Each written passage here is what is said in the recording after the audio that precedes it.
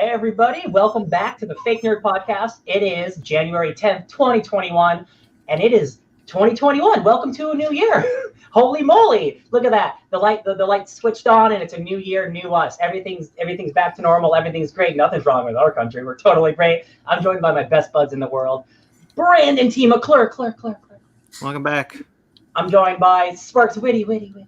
Hey, totally not crying this week. Who's crying? Is it you, Ben Magnet? I don't know, but I can't get past this damn level in my Sonic the Hedgehog 3 Tiger Electronic game. Ooh, you're like the Sonic super fan. You should get past it real easy. Yeah, I know. No, funny enough, because right before we started recording, I actually wrote an article about the Tiger Electronic games, and the link should be in the description below. Is it, Brandon? Yes, it is. And I'll take that opportunity to have the ball passed to me and talk about some things that the audience should know. Because we were gone for 3 weeks, we have a lot of links in the description. So if you guys want to check those out, we have three Downright Annoyeds that Ryan was on. Hot dog. Yeah, Wrath of the Titans, Christmas Carol, and the one you did today, Junior to the Center of the Earth. That is true. That is exactly what the movie I watched today. Yeah, man, I can't believe it's been 3 weeks. Hot dog. New Year. Yeah. Doing. I recorded 3 reviews of 3 movies, and I have different opinions on all of them. Check it out. I almost watched Wrath of the Titans too, but I ended up not. I feel bad about that, actually. Hey, man, it's waiting for you. Sam Worthington is waiting there for you. I have 3 links in the description below. One about Disney Plus, one about another one about Disney Plus. Oops. And one about how COVID could change the theater landscape in this new year. Those are up, as well as Ben said that he does have 2 links in the description. Because Christmas. Oh, link. Yeah, the Christmas one. I forgot about that one. Yeah, and your one that you put up today. Yep. We also have review specials for Wonder Woman 1984 and Soul. Those are up right now in the link below. You can check those out. Sure. The Mandalorian Season 2. You probably already watched it, but it's down there. We also have our holiday annual for 2020. That is in the description below. I know it's past Christmas, but hey, it's down there. It's still fun to listen to, even though it's a few weeks past Christmas. I mean, my tree may be down, my lights may be down. They're in the garage and hibernating for next year, but it's still fun to listen to.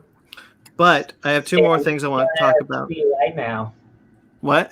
I'm staring at our tree right now. It's gorgeous. Okay. Mine's still up too. Before we get into it, I do have 2 more things I want to say because I was very busy for the show while we were gone. Feel very proud of that. 2 things I want to highlight, though, is that the Fake Nerd Book Club is now not only a video show, it is now also an audio show. Yay. So that is up right now. That went up on Friday, so you can check that out. That's going to roll out every other week, and it'll probably continue to be behind the video show because the video show will take precedent, but it is for audio listeners there if you want it. And then finally, Patreon. I've been saying it for months. I finally updated our Patreon. So I'm going to pull that guy up. Look at that, the website. There we go. We have 3 tiers now. One is our $5 tier, which is always going to be there. But I have finally gotten all 61 of our classic episodes, which includes Wonder Woman, the first Wonder Woman film, our first Doctor Strange review, Rogue One. Like, it's all there. A lot of fun reviews to revisit. And of course, you'll get your bonus episodes early once the COVID restrictions lift, because that's difficult to coordinate right now. And of course, the entire season of Miscellaneous. I'm hoping more news on that one soon. I've been pretty busy on it, so we'll see what happens there maybe this year. Then we have our $10 tier, which is a new tier, which is going to get you an exclusive shirt. Wow, $10 for a shirt. Well, it's quarterly, so $30, but yes. It is going to be a monthly subscription, but every 3 months you will get a new shirt. So right now we have our commemorative T-shirt for Mike Matola's Impossible Movie Trivia Challenge at LA Comic-Con. It's just a flyer on a shirt. These aren't going to be as expensive or as quality, I'll be honest, as the ones on TeePublic, but they're still fun shirts that are going to be exclusive to Patreon. You will not get them anywhere else from us. Hot dog. And once the 3 months are up, so come April, this shirt will be replaced with a different shirt, and you won't be able to get this shirt again. Would you look at that? Ooh. Ever again? It's the Disney Vault, baby. If nobody buys it, I'll put it back up after the first round of shirts. But if people buy it, yes. Getting vaulted. And of course, I've got shirts lined up for the next month, for the next year and a half. Oh, So wow. you got some excellent stuff coming your way. One I'm very excited about. You will also get the stuff in the first tier, and of course, and then our final tier, which replaced our ship in a bottle tier. Oh, It is the $20 tier, which will be the Because You Like Us tier. You get nothing extra, just charity, just knowing that you've given us an extra $10 a month. how sweet of you. That's just there if anyone wants to do that to us. We love you guys. We know you love us, but hey, You know what? that $20. I'll even spicy up the deal because nobody bought a ship in the bottle yet. The first person to do the $20 one, I'll still get them a ship in the bottle. I don't give a shit. All right, you hear it here first. The first person to subscribe to that $20 tier will get a ship in a bottle. Like a real cheap one, but you're gonna get a ship in the bottle. I promise. Yep. That's some of the stuff I've been doing this past year. This past 3 weeks. Sorry. It feels like a year, especially yeah. with all the crap that's been going on recently. But yeah, that's just some of the things I've been working on for the past 3 weeks. There will be more coming down the pipeline, but we got a lot to talk about this week, so I didn't want to overcharge us. But yeah, exciting stuff. Heck yeah, baby. Heck yeah. So who wants to go first for the week? I just talked a whole lot, so not me. Man, why don't you just go? Because I just said it. Wait, me? Yeah, Go why ahead. not? I mean, it's gonna be one of us. Might as well. All right, 3 weeks. Let's see, 3 weeks. Not a whole lot. Work, more work. Video games, on the other hand. So for Christmas, I got Hyrule Warriors: Age of Calamity, and I've been playing that pretty steadily. Nice. It is really fun. I'm actually, once I get close to being, I'll probably write something about it for the Fake Nerds, for the Fake Nerd website. Because one of the things Throw in that content, man. Just do it. And once I'm done with it, I'll keep like chucking shit over there. But one of the things that I really love about Hyrule Warriors is how much it makes me remember loving Breath of the Wild, and it makes me want to play Breath of the Wild right once I'm done with Hyrule Warriors. Like, I know, because Hyrule Warriors to me is like when you're on a really good Star Wars binge and you finish the prequels and you're like, no, I want to go back to the originals, and then you go right into the originals. Even though you know what happens.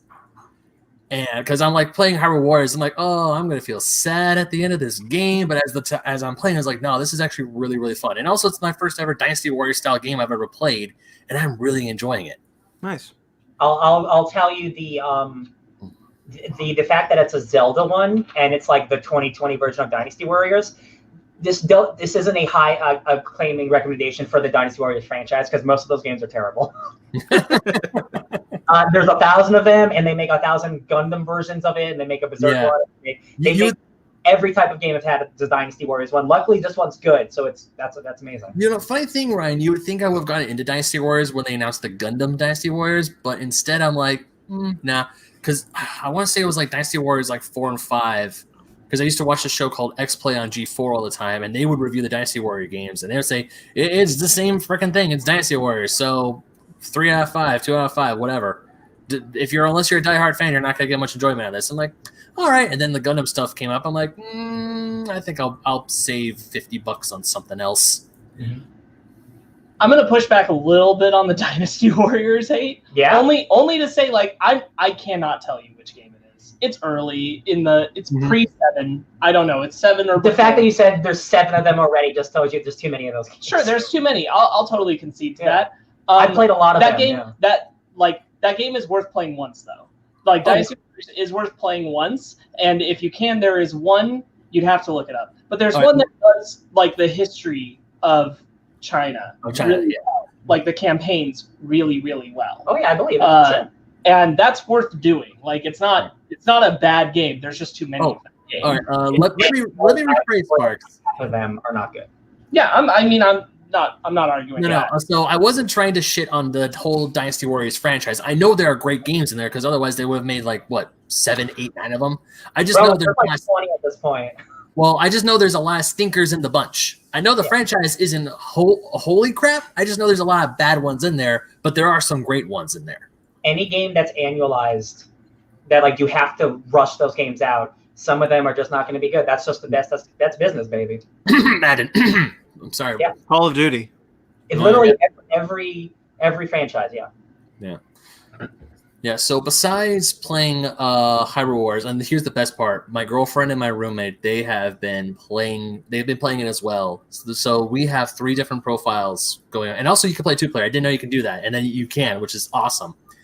So my roommate and my girlfriend are playing on my roommate's Switch, and he's playing by himself, and then they're playing on Fanny's profile on my Switch, and then I'm playing by myself. And both of them are a whole lot farther than I am because they have more time to play, obviously. But every time I come home and they're in the middle of Dynasty Wars, they're like, Ben, don't look, there's spoilers. I'm like, nope, can't look. That's always a fear, yeah. I get it. So apparently there's more characters than I thought that are unlockable in the game, and I had no clue. So I'm looking forward to unlocking those. Besides that, also I got a whole lot of Bloodborne done this weekend with my brother. Nice. Also, I picked up Nier Automata Game of the Yorha edition. Yeah, so I started playing more Nier Automata. I was borrowing it from Sparks, and then I finally said, you know what? I've had this game forever. I really want those DLC codes, so I'm just going to give him back the game, and I just bought the game myself. It should be here tomorrow. Nice. Love it. I'm happy about it. Yeah, so I can finally get back so I can finish Nier Automata, and it'll be my copy, and I don't have to keep reminding myself that this is someone else's. But yeah? And may I interrupt real quickly? I forgot about something very important about the Patreon. I can show you guys what the shirt looks like. Oh, yeah, let's see it. Yeah, so real quickly, here's a close-up picture of the shirt. Oh, nice. So it's the flyer of the LA Comic-Con. Adorable. Yeah. And it's going to look similar to this, which was made to me from my brother for Christmas, which is a comic book with the Fake Nerd Podcast logo on it. Nice. Cool. Okay, sorry about that. Man, that was a really good day. Comic-Con, yeah. Yeah, we played, the 4 of us and some friends of ours got to play a little bit of Dead by Daylight yesterday. Mm-hmm. True. But I have to say, one of the coolest things I did was, so obviously, we all know Bloodborne is really difficult. It's a hard game, and yesterday I beat Maria of the Astral Clock Tower 1v1 on my first go. And when I told that to my brother, he's like, dude, you got good. And of course I told Ryan, and Ryan's like, you got good. It's a really hard boss, and it's like a memorable boss because she's just, her moveset's really dope, and she's just super sick, and she just kicks your ass, and not you though, Ben. And that's like, man, you're a good gamer, bro. I'm not gonna lie, I kind of been riding that high for all day today. So Dark Souls, yeah, man. You beat a boss that sometimes takes hours, or you beat it first time, and you're like, running. I'm gonna go running. Yeah, because after I beat her, because we got to that part, we beat the boss right before it, and I'm thinking, okay, I can't summon my brother in, so I might just die. But then, because that's what he did, he just like died, came back, and then he's like, okay, I'm gonna ring the bell. I was like, you know what? No, hold on, I'm gonna try something. And I just fought her, and then I got into a groove, and next thing I know, I beat her, and he's like, hold up, you beat her on your first go? I'm like, yeah. There's been a lot of people in my internet sphere playing Bloodborne for the first time or again, and I swear I've like been on my PlayStation hovering over the icon. I'm like, am I gonna play it again? Is it right now? And I'm just like, I don't want to commit because I just don't want to start it and play for like 5 minutes because like that's a game I want to play, baby. Yeah. Because that's like once you get into it, the game gets harder and harder, and if you go away from it and then come back to it, you can't return. You got to be in it to beat that last boss or something. You know what I mean? So like, you're near in the end, baby. I love it. Yeah. I love it. Yeah. Speaking of other games, today I used some of my Christmas money and decided to treat myself. I should have brought them over because they're over there on my counter, but I'm not gonna get them. I got Legend of Zelda: Link's Awakening for the Nintendo Switch, and I got a game I've wanted forever, Super Mario Maker 2. Yeah. I got both of those today. I haven't put them in the Switch yet. I might do that later tonight. Who knows? But I'm excited because I've been wanting Mario Maker for a while. I want to try and play some super hard courses, see how bad I am at those, and also I want to make courses because I think that's really, really cool, and I cannot wait to try it out. Nice. Same. That it? I mean, do we want to talk about what else we got for Christmas? Because I got some cool shit for Christmas. It's okay. It's a long episode anyway. Yeah. I got a plan. Ryan or Sparks? Okay, sorry. Everyone but my family got me great, amazing things. So there you go. I'll go because I also didn't do that much. Cool. Let's see. I played video games with you guys. I think I played some Fortnite with you. You did? I definitely did. It's been 3 in weeks. 3 weeks. Yeah, I know it's little here or there. I mostly spend my time. So about a month ago, I spent most of my time in like 865 England because I was just so enraptured in mythology, real history. But in Assassin's Creed, it's mythology because I had a bunch of crazy shit. But it's because of Assassin's Creed. So I started playing my favorite Assassin's Creed game again, Black Flag, because I have an Ubisoft Pass, which has all the Assassin's Creed games on it. And I haven't played an old school Assassin's Creed game since the old games, since there's been 3 new ones over the last 5 years. Origins, Odyssey, and Valhalla, and those have all transitioned to being giant open world epic, Witcher-esque. The combat's completely different compared to the first games. Going back to this, it was man, I forgot how different those games really are because of the gameplay is like Arkham, the Arkham games, where you have regular combat and then you have a parry and then you have a thing to go around. I'm okay, it's the Arkham combat, cool. But then what makes Black Flag just the best game I've ever played is the ship combat. And the fact that there's no other game that has as good a ship combat as this game is mind-boggling, guys. It's so fun. I play this game for hours on end, listening to podcasts, just blowing pirate ships up and upgrading my ship. That's the perfect game. And then I realized there was a game that Ubisoft made called Skull and... Luna's so mad about it too, called Skull and Bones. Do you remember from E3, there was a pirate ship called Skull and Bones, announced 3 years ago. Where is it? Where is it, baby? That's the game I've been waiting for. I looked on Steam to buy 100 different pirate ship games, and just all of them, from what I can tell, were not what I was looking for. They were all either really old or really old school or turn-based. And I just want give me that pirate ship action. So then I downloaded Sea of Thieves, and Sea of Thieves is Destiny about pirate ships, but it's much more about being on land and doing stuff. The pirate ships kind of just getting to places. Mm-hmm. So that's not my bag, right? So I'm just playing more Black Flag. So I'm loving it. I'm not done with pirate culture yet. I'm loving it. I'm learning all about. I watched hours and hours of documentaries about different pirates and shit.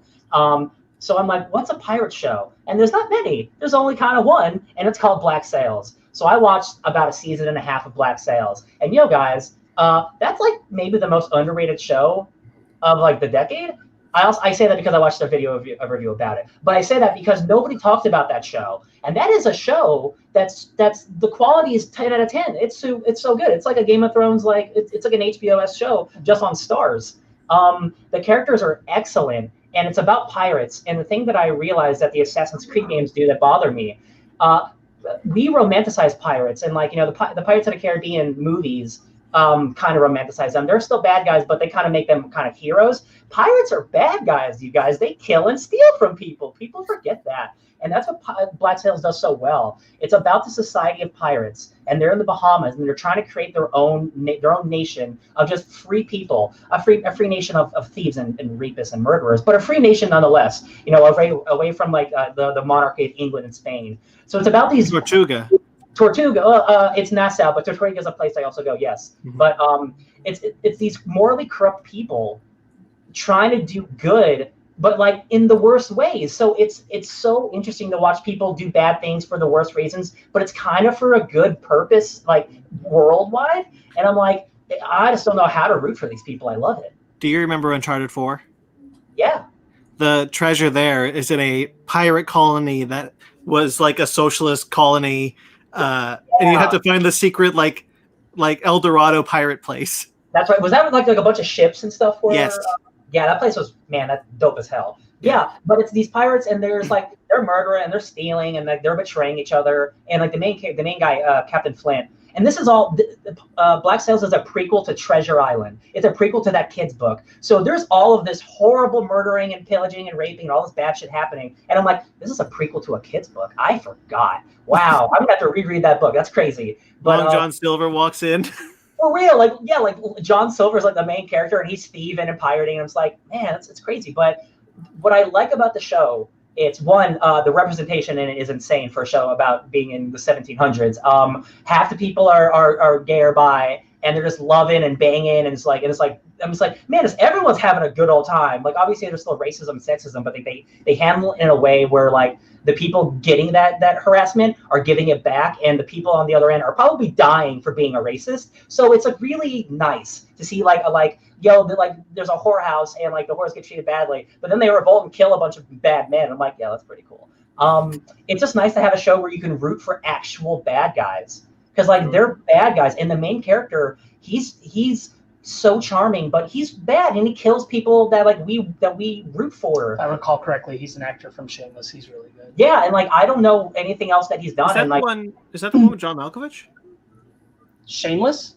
No, Black Flag, not Black Flag. The Pirate Show. He's not in it. I mean, maybe he shows up like in the next season or something, but he's not in it in the first 2 seasons. But it's just I really like all the characters, and again, like infusing the real historical stuff of all of these actual pirates and this actual like pirate nation, but then of course making like fictional stuff around it.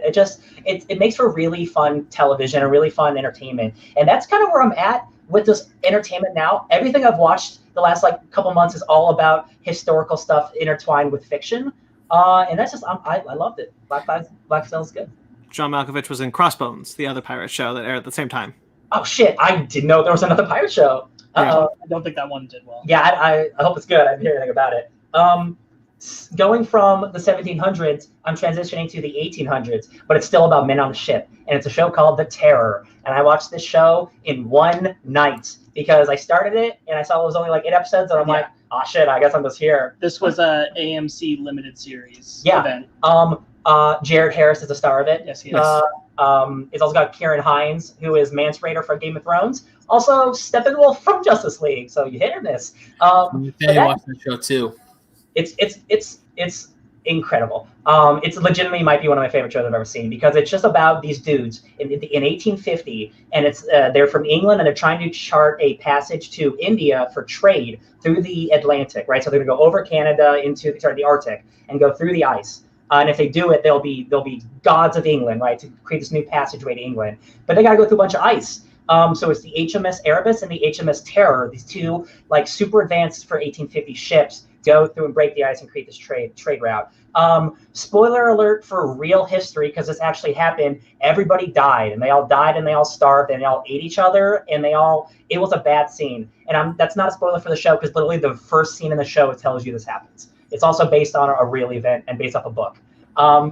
It also has a monster in it, which is really cool. So again, it adds that fake shit of Inuit mythology and Inuit like monster folklore in the Arctic. I believe George Takei is in the 2nd season. Oh, I haven't watched the 2nd season. I was going to start it soon. It's like right. It's an anthology. You're absolutely right. He is in the 2nd season. Yeah, that's dope. But yeah, that first season, man, it's just all about these men who. It's a sad it's just really sad, and like every episode gets worse and worse, and like there's not a happy ending. It's not that type of show, so you have to go in knowing that. But man, like the people who try to keep on hope until the very end, you just see them slowly lose the spark. It's like just truly excellent acting, man. It's like people like fake being sick and fake being drunk, and it's like all of these like things, and also living in the 1800s on a boat in the winter. Like it's just like tremendous acting, and it's just living on a ship.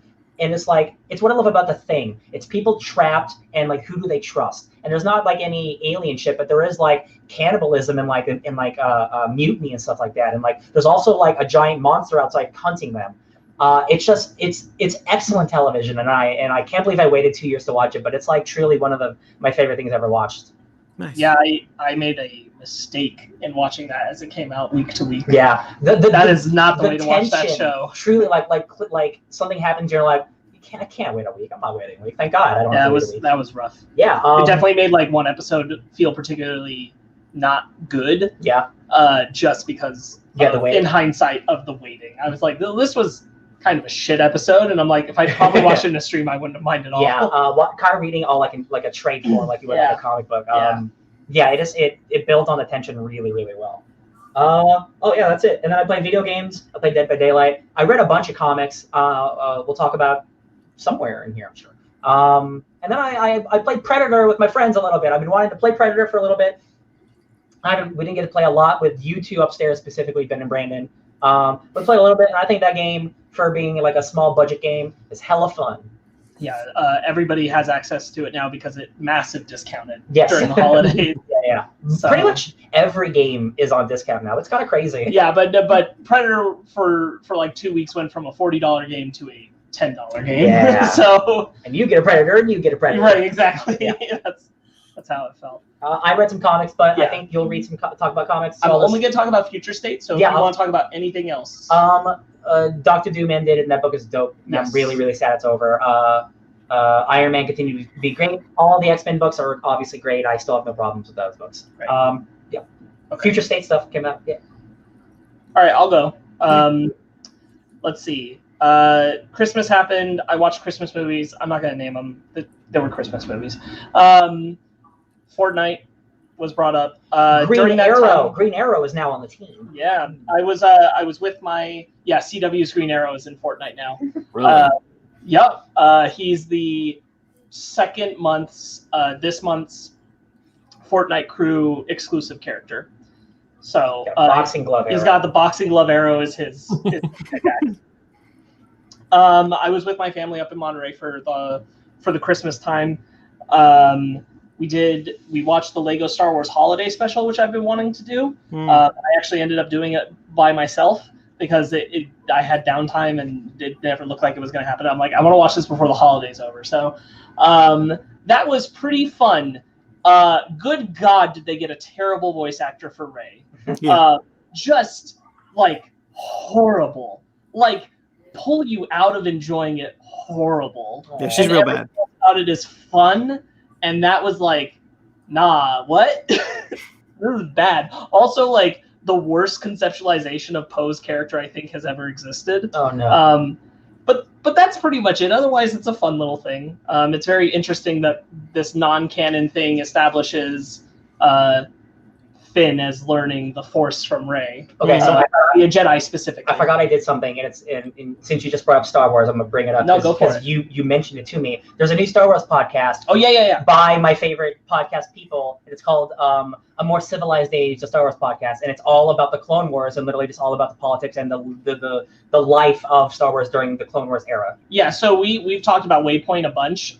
They're the best. Three of the hosts from Waypoint have joined with someone else to do this podcast. They just started very recently. Only 2 episodes in. And it's so that half of them have seen the Clone Wars and half of them haven't. So it's for them to go through the Clone Wars. So far, they've only watched episodes 1 and 2 of the films. And now they're going to dive into the Clone Wars show. They're really cool. You get a lot of different perspectives because it's people who love the prequels, hate the prequels, love Clone Wars, don't have any experience with Clone Wars, so there's a lot of opinions going around. Super recommend that. There were lots of card games, board games. We watched Wonder Woman 84. We did a thing about that. We watched Soul. We did a thing about that. I watched all of Auntie Donna's Big Old House of Fun on Netflix. Yes. That was very, very funny, and I needed it at the moment that I got it. So that was nice. Predator Hunting Grounds we brought up. That's actually been a lot of fun to dive into. I started playing the campaign for Star Wars Squadrons. Yeah. I am bad. So it's gonna take some time for me to get better. I will say though that already the controls are better than Battlefront's. Oh yeah. So I'm grateful for that. Like while I am struggling, I'm not struggling. I'm struggling because I have to get used to it, not because I think the controls are bad. Yeah.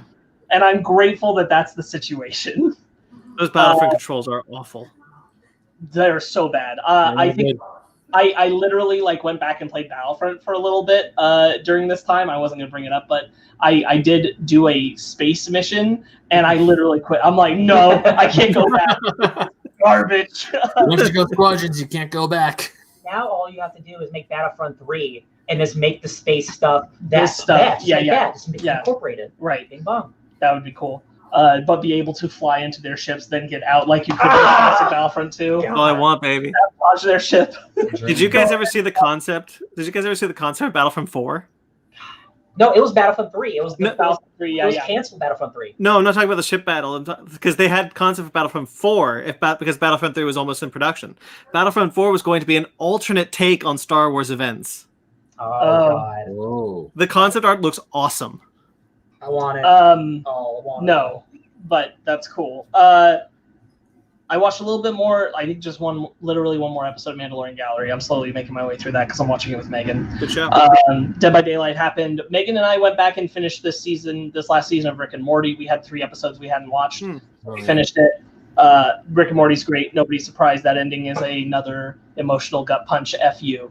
So there you go. Clone Wars. Why do I have Clone? Oh! You're watching Clone Wars. It's because I'm watching Clone Wars. That's right. Megan started watching Clone Wars, and now we are doing it in the correct chronological order, which I have to say makes a massive difference. I've never done it before. I have only watched Clone Wars, honestly, once all the way through, and it was as it came out. But watching the chronological order, I'm like, oh, yeah, there's like an episode in season 2 that's supposed, like the middle of season 2, that's actually supposed to take place before the movie because it leads directly into the movie. Ridiculous. Maybe I should do that. Yeah, it makes a big difference.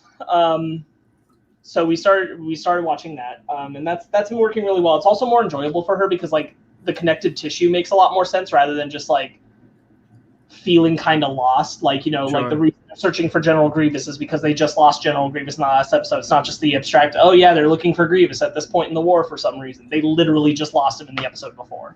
Yeah, I never thought about all that. That's interesting. Yeah, it's only the first 3 seasons that are jumbled. Once you get to season 4, everything's pretty much as it was released is correct. But seasons 1 through 3 are totally jumbled around, especially around the film. There are 2 episodes of the show that take place before the movie, which is weird.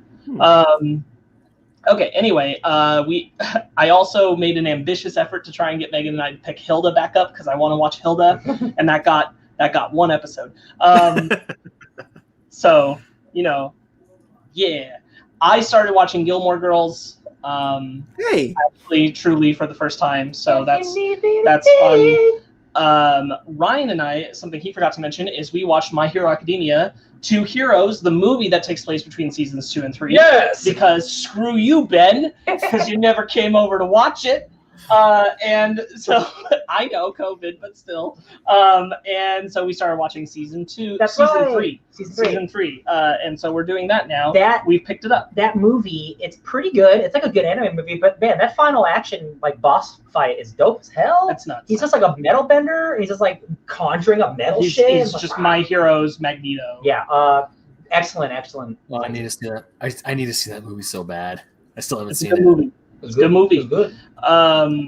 And we watched 1 episode of Haunting of Bly Manor. Oh, wait, 1 whole episode. I think we have 2 more, maybe 3 more left. Hot dog. That was a good episode. Yeah. I really enjoyed it. Mm-hmm. And Megan and I started Queen's Gambit. We're about 3 episodes from the end of it. Has anybody else watched Queen's Gambit yet? Not yet. I've seen bits of it. Fanny's watched the whole thing. Okay, it's good. It's not great. I'll admit that I don't understand the massive fanfare about it that's happened. The first episode is very hard for me to enjoy because it starts you in what would be the present tense of the show, and then it flashes back to her as a kid. And the problem is that the kid is supposed to be like 12, 13, and the kid who's cast is clearly like at least 15. You know, like, but then you have Anya Taylor-Joy who's playing a barely 20-year-old version of her a little later, and I'm like, I cannot connect that these two are supposed to be the same person. Yeah. You either should have cast her to be young, like cast a younger actress, or created her to be younger, or just had Anya Taylor-Joy play her, especially because in the third episode, I forget, when she ages up while she's still there at the orphanage that she starts the story in. So it's like, and she has a best friend who is the same actress and doesn't look like she ages in that time gap at all. And I'm like, this makes no sense. Like, just have it be Anya Taylor-Joy the whole way through, or get a really and there's another flashback moment to an earlier time period with her mother where they do have a girl who looks more age appropriate, who is the younger version of her. And I'm like, she should have just been the girl throughout the whole first episode. It's a minor thing, but because it's the beginning of the show and it's a whole first episode through her being a young girl, I'm like, I am having a hard time construing this being the person that I'm watching for the rest of the show. Conceptually, that did not jive for me. There's some things about it I don't like. It's based off a book written by a man in the 80s, so that's not surprising. But like, there's a lot of implications about the use of drugs and how they help or hinder talent that I think that they hit too hard on. It's a beautifully shot show. She's really fantastic in it. There's good characters. More or less, it's kind of a story I feel like you could have told in a 2.5-hour movie. You didn't need a whole series for at this moment. But I heard it's a sports anime. Sports anime. That's not quite. But like people, but I get it. But like people said that, I'm like, that makes me more interested. There's definitely 2 episodes that I would say are like a sports anime. Yeah, because like the premise alone, like I don't care about chess, but what I heard it was about like, oh, they're always like coked up and banging, and there's like a bunch of kids like just like playing chess, also like being teens. I'm like, that sounds kind of all right. That's not how I describe the show. No, okay. But anyway, that's enough about the Queen's Gambit. I'm gonna kind of jump through into this. What I'll say is that I started on, if you're following me on Instagram at SparksWitty, then you know that I've been doing reading every day since the new year started. It's a commitment that I decided to make to myself. At the moment, the way I'm making sure I hold to that is just by making sure I read a single trade's worth of comics in a day. That's just a good way to get through it. I have gone through Charles Soule's Darth Vader, the Thrawn comic, Vader Dark Visions, which is fantastic. We have a long episode, so I'm not going to talk a lot about it, but you all need to make the time to read Vader Dark Visions. I will probably end up making it a book club if you guys don't. I started reading some old pre the Legend stuff, Star Wars stuff that takes place before Episode 1. That's supposed to be part of it. I based it around what is collected in the Epic Collection for Rise of the Sith Volume 1, which is just before The Phantom Menace. And so it's all these stories with like young Ki-Adi-Mundi, which I really enjoyed, and all this kind of stuff. A lot of it I'm like, yeah, this is really dope. I see no reason not to make this headcanon. I don't care. I watched 2 making of behind the scenes for Episode 1 and Episode 2. And I recommend watching those on YouTube if you haven't. It's called The Beginning, and then I forgot what the second one's called. From Puppets to Pixels. And what I like about these 2 documentaries, you don't often get with movie documentaries, is when you see what's movie documentaries, it's a very positive light. Like everyone had a good time on the set, everything worked, everything's super cheeky. With these 2 documentaries, they're both an hour long. It shows you the mistakes that George Lucas is making, and it's showing you the good stuff, like the good and the bad. And I found it really enlightening, and it shows you, one, how boring movies are to get made. Like really, like people are on set for 10 hours a day doing the same scene. I'm like, man, making movies is really magic. It's super magical. But like, it was so sad seeing Frank Oz look at like a CGI Yoda and saying to George, "Oh, you don't need me anymore." And then George going, "No, Frank will always need you." And then it's him like looking at like this Yoda flipping around. I'm like, oh yeah. That's why I like The Director and the Jedi, the Last Jedi director's feature. That is a good one. You're right. And I guess Star Wars is just good about making unbiased looks at movies. Yeah. Except for the Rise of Skywalker one, yeah. Oh, I haven't watched that one yet. Well, I'm not gonna watch that one. Since we're talking about all that, some Star Wars stuff, I don't know what happened. I couldn't tell you. I don't think there is a specific thing that happened. I listened to the Force Center podcast episode talking about the last episode of The Mandalorian Season 2, because I just wanted to hear Ken's opinion, honestly, Ken Knapsack's opinion. Yeah. And then I listened to Ken Knapsack's, the Force Center's discussion about the Rise of Skywalker. And again, like I just wanted to hear some opinions there. And now I've gone through a decent chunk of the beginning of the Force Center podcast's backlog back when Force Awakens was coming out. And I'm probably just going to listen to the entire podcast over time. And I'm reading Ken's book again.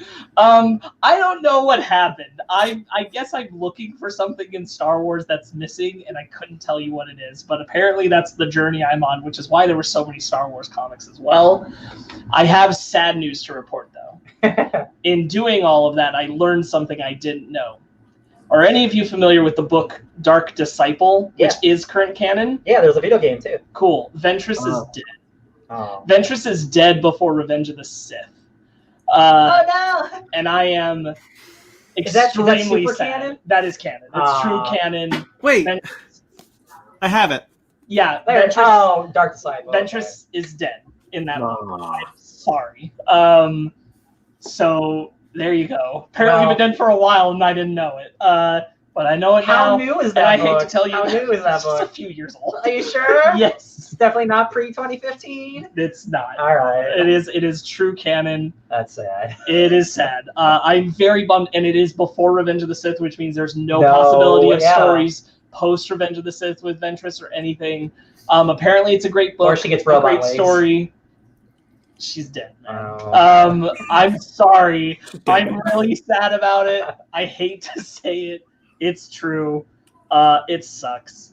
So anyway, it's the worst death we're gonna hear about on the show today.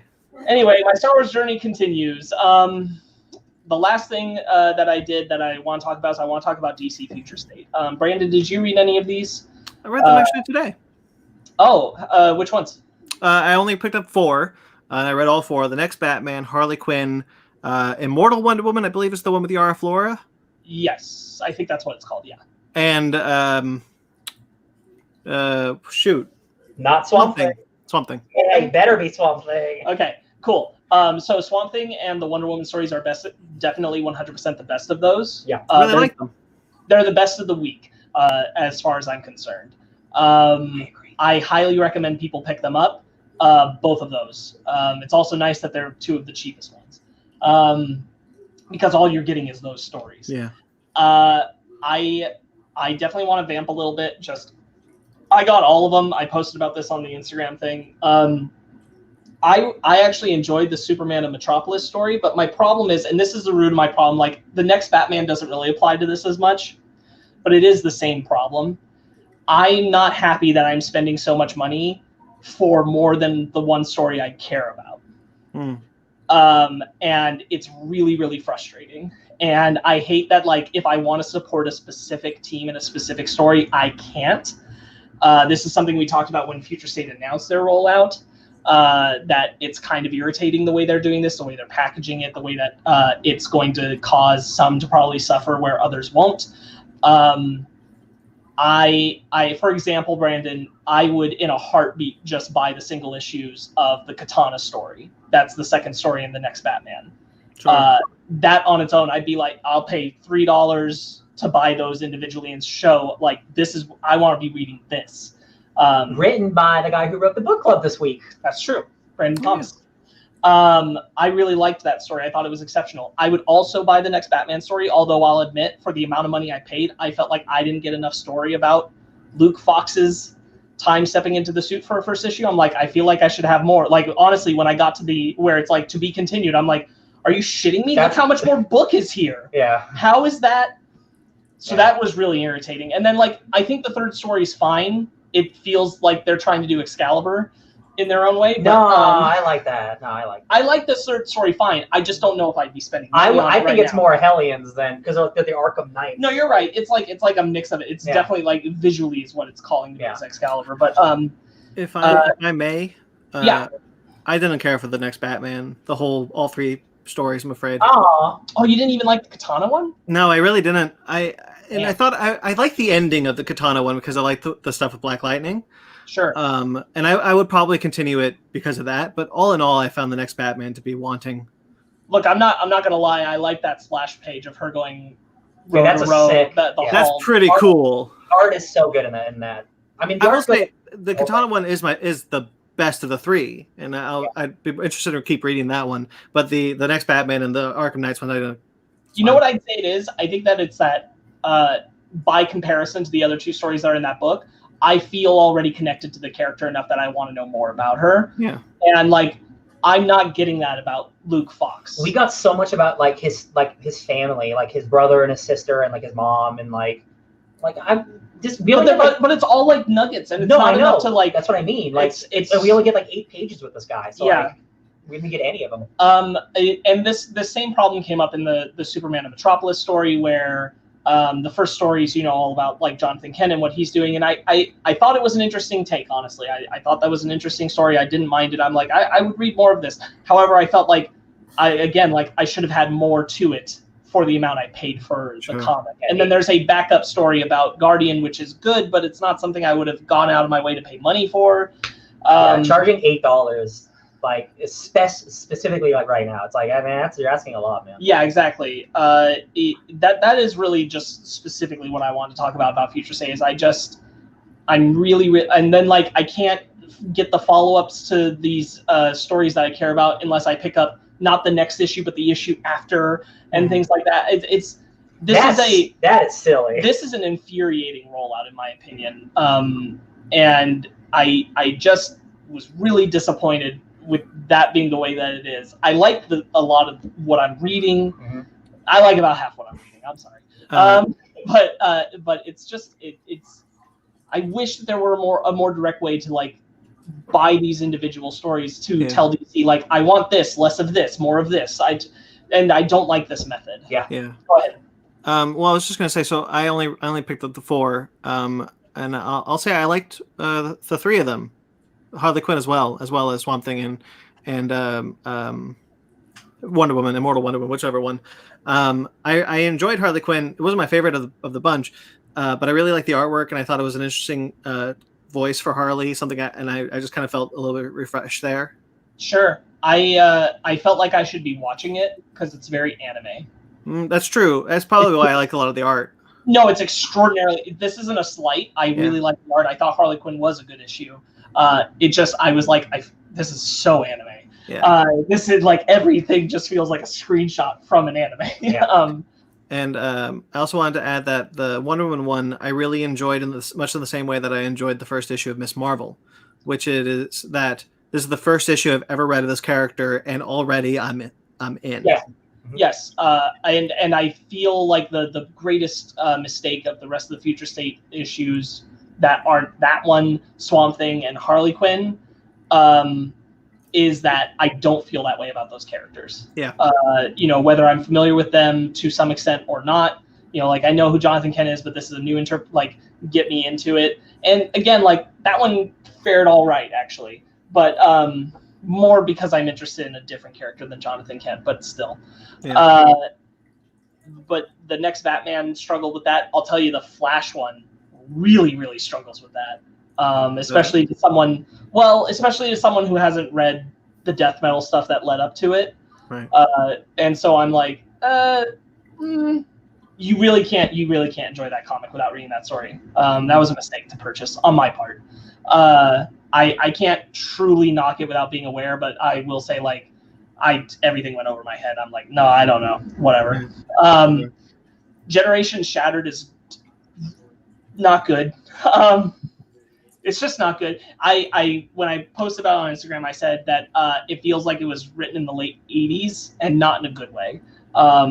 It feels exactly like it's going beat for beat of like Crisis for Infinite Earths, and I don't mean like the event is the same, but the way that the characters talk about it, the way that it puts the team together, I'm like, this just feels old hat, like exactly like I get the bit is that the guy's grabbing the wrong people who are supposed to save the universe, but yet all the characters feel just like wafer thin, like you're supposed to be familiar with that time period and that's all you need because you're supposed to have been reading. And I'm like, that works for Crisis because at the time those were the characters of the time, but this is jumping all over the place, and like I'm not getting anything about any of these people. It just feels like confetti for fun.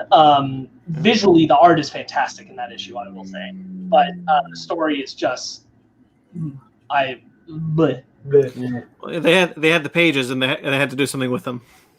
I get that. Like it's bad. It's just like there's no ambition put into it from what I can tell. There's nothing groundbreaking. There's this one bizarre moment where it's like we need to grab a genius IQ now that we miss grabbing Brainy 5 from the future. I know exactly where we should go. Cut to 1993. We're gonna grab Steel. I mean, he's smart. I know he's smart, but you got a whole multiverse right in front of you. Oh yeah. I'm like, Steel? Steel's where we're going? Okay. Big ol' hammer. Which that's part of the problem with the issue is that I can feel it's like I can feel the creator's hand guiding me to like the weird matchup of who the team is made up of, and I'm like, this is okay. I don't want to trash on it anymore. That's it. I don't think I really did anything else. Oh, I did one more thing. I got engaged. Yeah, you did. You did. Congratulations. Yeah. Thank you. And I thought I was the one who got a kick-ass ring for Christmas this year. Apparently, I was wrong. Yeah, that's true. You were wrong. It's definitely more valuable than yours. To the audience, Ben did not get engaged. That was the Lord of the Rings ring that he is talking about.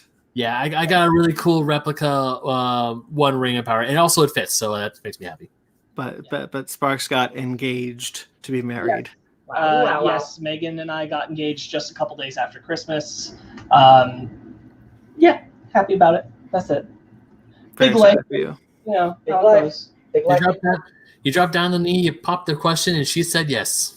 I slid onto one knee in a fashion where she didn't notice that's what I was doing. Yes. Surprised her. Surprise! I mean, because when I found out, I wanted to like just bug you with questions like, "How'd you do it? Where'd you do it? What was the plan?" Because I had no clue. He could just send you the video.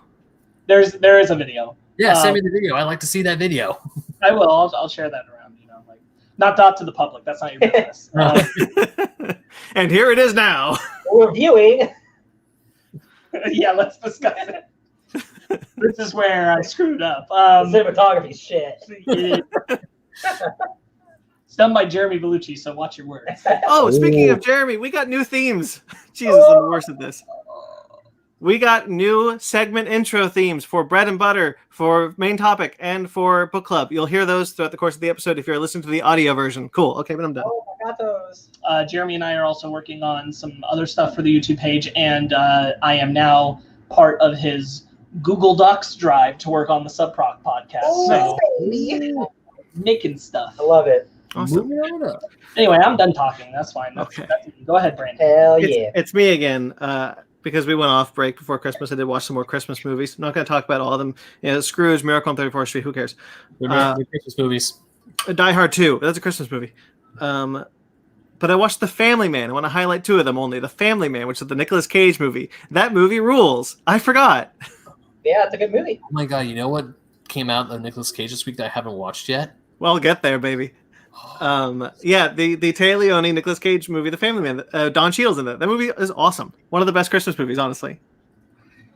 And I watched. Okay, so I asked my girlfriend one day, "What do you think happens to the letters what do you think happens to the letters to Santa that get mailed? Not the ones that get handed to your parents and they open and buy you whatever you want, but the ones that the kids put in the mailbox. What happens to those?" Ben, I think you know about this because you work for the post office. I don't. Okay, well, there's a documentary called Dear Santa about that. And it just came out this year, and it is wonderful. It is about a non-profit organization that the post office does to answer the letters to Santa that get mailed. They have a place that they call the North Pole. People who work for it are called elves, and they ask people to help fulfill these letters. Awesome. And it's really cool. That's actually nice. That's really cool. And it's something that the post office does. They've been doing it for 105 years. Wow. That's why. Ben, what'd you get for little Sally Sue? That's not my department. Oh, you're the worst, Santa. Yeah. I don't work with letters. I work with boxes, okay? No, but what it is, it's a completely volunteer thing because it's nonprofit. So people can, in California, you have to do it online, but in Chicago and New York, you can do it in person. People will come on off the streets to this event and pick out letters that they want to fulfill. People give people like bunnies and puppies and all sorts of toys, and they donate things. It's a really wonderful, like gives you hope and humanity type documentary. That's awesome. And it's done completely earnest. So they're like, the letters to Santa get mailed, and the elves help with the help of the post office. I'm like, oh, that's cute. I love it. Anyway, so those are the two Christmas things that I wanted to talk about. I watched Anchorman. Movie's great. Wolf Walkers, which is the new Apple TV Plus original animated movie from the Irish studio who put out Seek Out the Kells. And Song of the Sea. Song of the Sea, and The Breadwinner, which was nominated for an Oscar a couple years ago. Nice, yes. But yeah, this is their new movie. The animation is gorgeous. It's kind of like pencil fluid, like someone is constantly drawing the frames in front of your eye. It's awesome. Yeah, really like that. Since you brought up animation stuff, I wasn't gonna. Did anyone else watch Burrow yet? The short that was attached to Soul. Oh, I just watched that. Yeah. Super cute. 2D animation, beautiful. Yeah, beautiful. I really like that. Speaking of shorts, I watched Canvas, which is the Netflix animated short.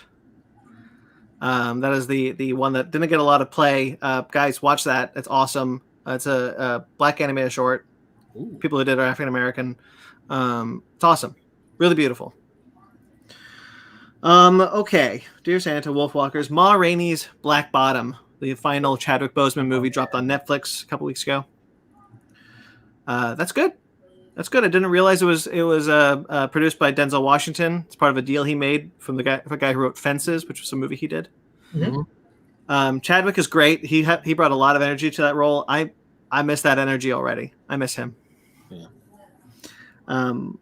Death to 2020 is fun. It's a thing on Netflix. Hugh Grant is in it, and he's a lot of fun to watch. No. Midnight Sky is the new George Clooney movie that's on Netflix. Mm-hmm. Beautiful movie. George Clooney directed a beautiful, okay movie. Oh, And that's too bad. It's like, it looks pretty. I think the ending's pretty good, but it's kind of a dull one. But it's beautiful. Then I watched Uncle Frank, which is the Amazon Prime original with Sophia Lillis and Paul Bettany. That's right. Paul Bettany plays a gay professor who's the uncle of Sophia Lillis. That movie's really good. I really like that one. What If, which is the Adam Driver, Daniel Radcliffe movie that came out a couple years ago. It's called What If now, but it was originally called, I think, The F Word. But that's really charming. Daniel Radcliffe is a very charming actor, and in a romantic comedy, it just works. Then I watched 2 new foreign movies. Thank you to Mulan. I tweeted about this. Thank you to Mulan for being so disappointing that I had to expand my foreign movie palette. You should. I wish it wouldn't take a big Disney release for you to do that. You should watch one of the foreign Mulans. Okay. I've heard. There's one in particular I've heard is really good, but there's 2 out there that have come out in the past 2 decades that are, solid. One of them is higher praise than the other, but they're both better than the Disney one. But yeah, I needed something to fill my satisfaction, and I watched a clip. Ryan, you retweeted a clip from Rurouni Kenshin, the live-action Rurouni Kenshin movie, which was a fight sequence that looked awesome. So I was like, I think I need to watch these. Hell yeah, awesome. So that's what I did. I watched the 3 live-action Rurouni Kenshin movies. There are 3 out right now. There's 2 more coming this year. Wow. But basically, the 3 movies do tackle most of the anime. And by the looks like the manga too.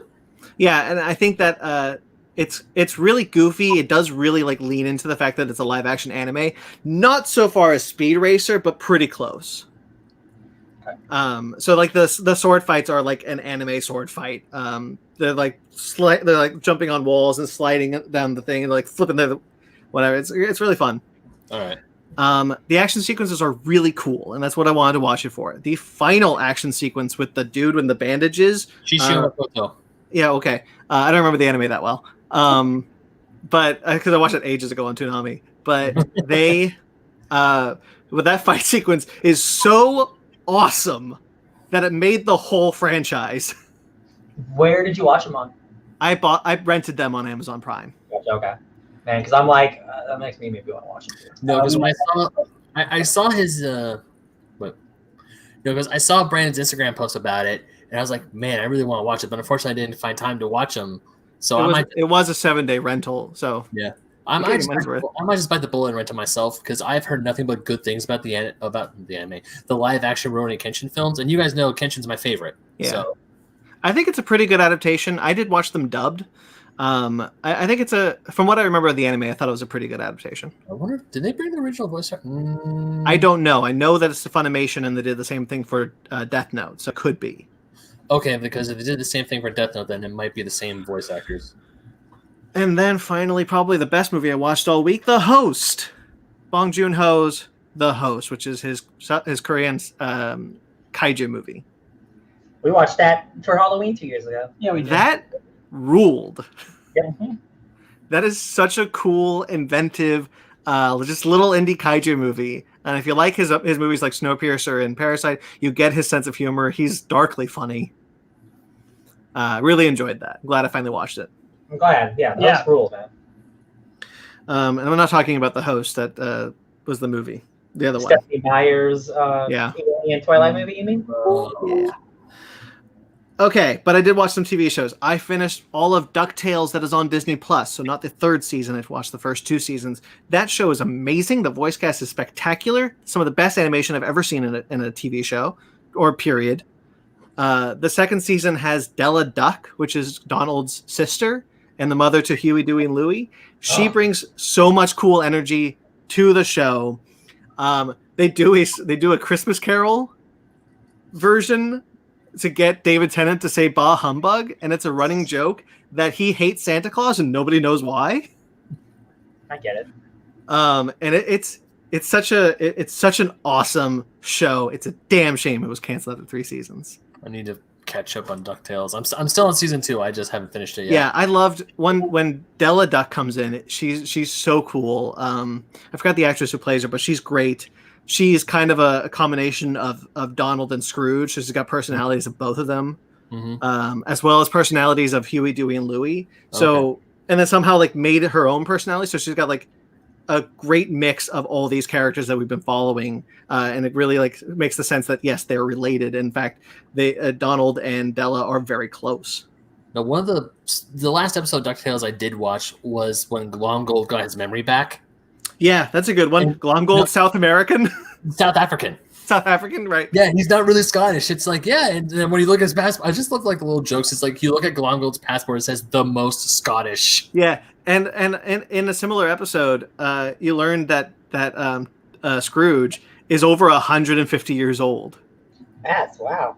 Oh, even it's wild. Even in the first season when they go visit Duck Manor in Scotland and he sees his parents again. Yeah. Like, oh, he's like, what up, Sonny? I gave them identity.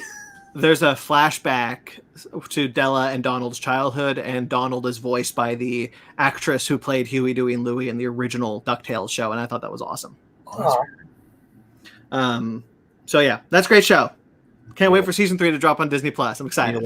I need to watch it. Okay. Cobra Kai season 3 dropped on January 1st. I watched that whole thing. That's a great season, and it is exactly what I want that show to be. I'm really excited about that show right now because they've teamed up. They're going to fight John Kreese. John Kreese is on the show? No, the Cobra Kai instructor, John Kreese. I'm joking. He has a line where Johnny is like, I don't want you. I hate you. He's like, and he goes, Johnny, you summoned me. And it's like, I like the idea that the show is playing off of the fact that John Kreese is actually a demon who is summoned by Cobra Kai's revival. And that's not actually what's happening because it's a real show, but I like the idea of how they're playing that. Emotional demon. So now he's the true bad guy, and we're done with the Danny is really the bad guy of the franchise bullshit. So yeah, that's really, really good. I like where that's going. Season 4, hell yeah. Elizabeth Shue was in the season. She comes back up to the first movie. She played the girlfriend in the first movie, and she shows up in the season. She's got a great arc. Get ready for Hilary Swank. That I'm thinking it's happening. Hilary Swank could come back. I'll watch the whole series. Yeah. I did watch all of Hilda season 2.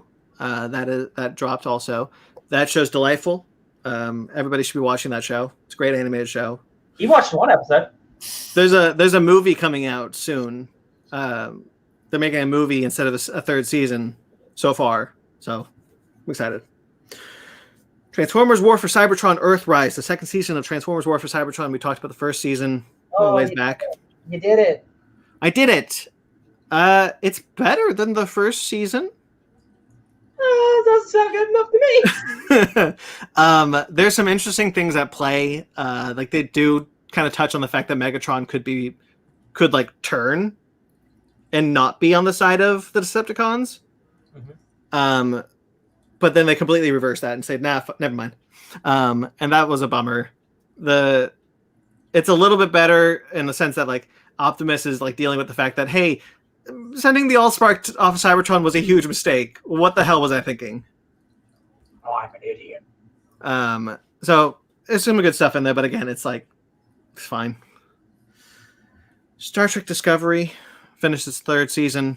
And it got another new captain. For those of you counting at home, 4 captains in 4 seasons. We did it, guys. It's a record. we got Jason Isaacs in the first season, Anson Mount in the second season, Doug Jones in the third season, and now the main character, I forgot her name. Michael Burnham. I forgot her actor name. Well, she's now the captain of the Discovery. It was a cool new setting to go into the 32nd century, way past anything we've ever seen before in Star Trek. It's really contrived that they had to be like, what if this future sucked too? So whatever. And there's even a part where they're just like, maybe capitalism is how the Federation will survive after all the dilithium in the galaxy blew up, because that's what we did. And I'm like, you idiots. No, that's anti-capitalism. What are you talking about? Star Wars, Star Trek, what? It was so weird that they're just like, other places in the Federation have done it already. Why don't you guys? And I'm like, oh no. Well, it was nice while it lasted. But Oded Fair carries that show for me because they got rid of the best character halfway through the season. But Oded Fair is Dadmiral Snack online. Well, Snack, I'll take it. He's Admiral Vance. He looks good. He's rocking that silver fox. He's a great actor. Great new presence for Discovery. I hope we see way more of him. Good. Yeah, that's Discovery. It's another fine season to another fine show.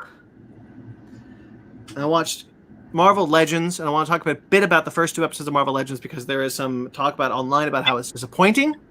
Oh, I watched those too. I just didn't think that they were worth mentioning, but go ahead. I wanted to say, I get it. He's gonna tell you. I wanted to speak on the fact that people are talking about like this sucks. This is the new entry in the MCU. It's like we talked about on the show. Marvel Legends is a clip reel about where characters are before the next time we see them, and how anybody missed that is beyond me. Look, I will admit that like the press release or whatever the official description of what Marvel Legends is going to be does play vague to the idea that you're going to see like behind the scenes conversation or like how they conceptualize the character into the films. Like a big deal. It didn't seem like it was just going to be a clip show. I knew that was the majority of it, but I thought we were going to get like, when we went to go design Wanda, we interpreted her as and when we were thinking of how to bring Vision into the films, I was expecting that kind of stuff, and you don't get any of that. It is literally just a clip show. That's awful. But like I expected that, and here's my kind of like argument for Marvel Legends. It's not for us. It's for my girlfriend. You know, it's for the people who don't remember any of these movies. I only get why people are upset because like the description made it sound like they were going to talk more about them, like the next look into something from like script to screen kind of deal. But sure. Okay. It is for people who like are MCU illiterate. Yeah. Not us. Like breathe it.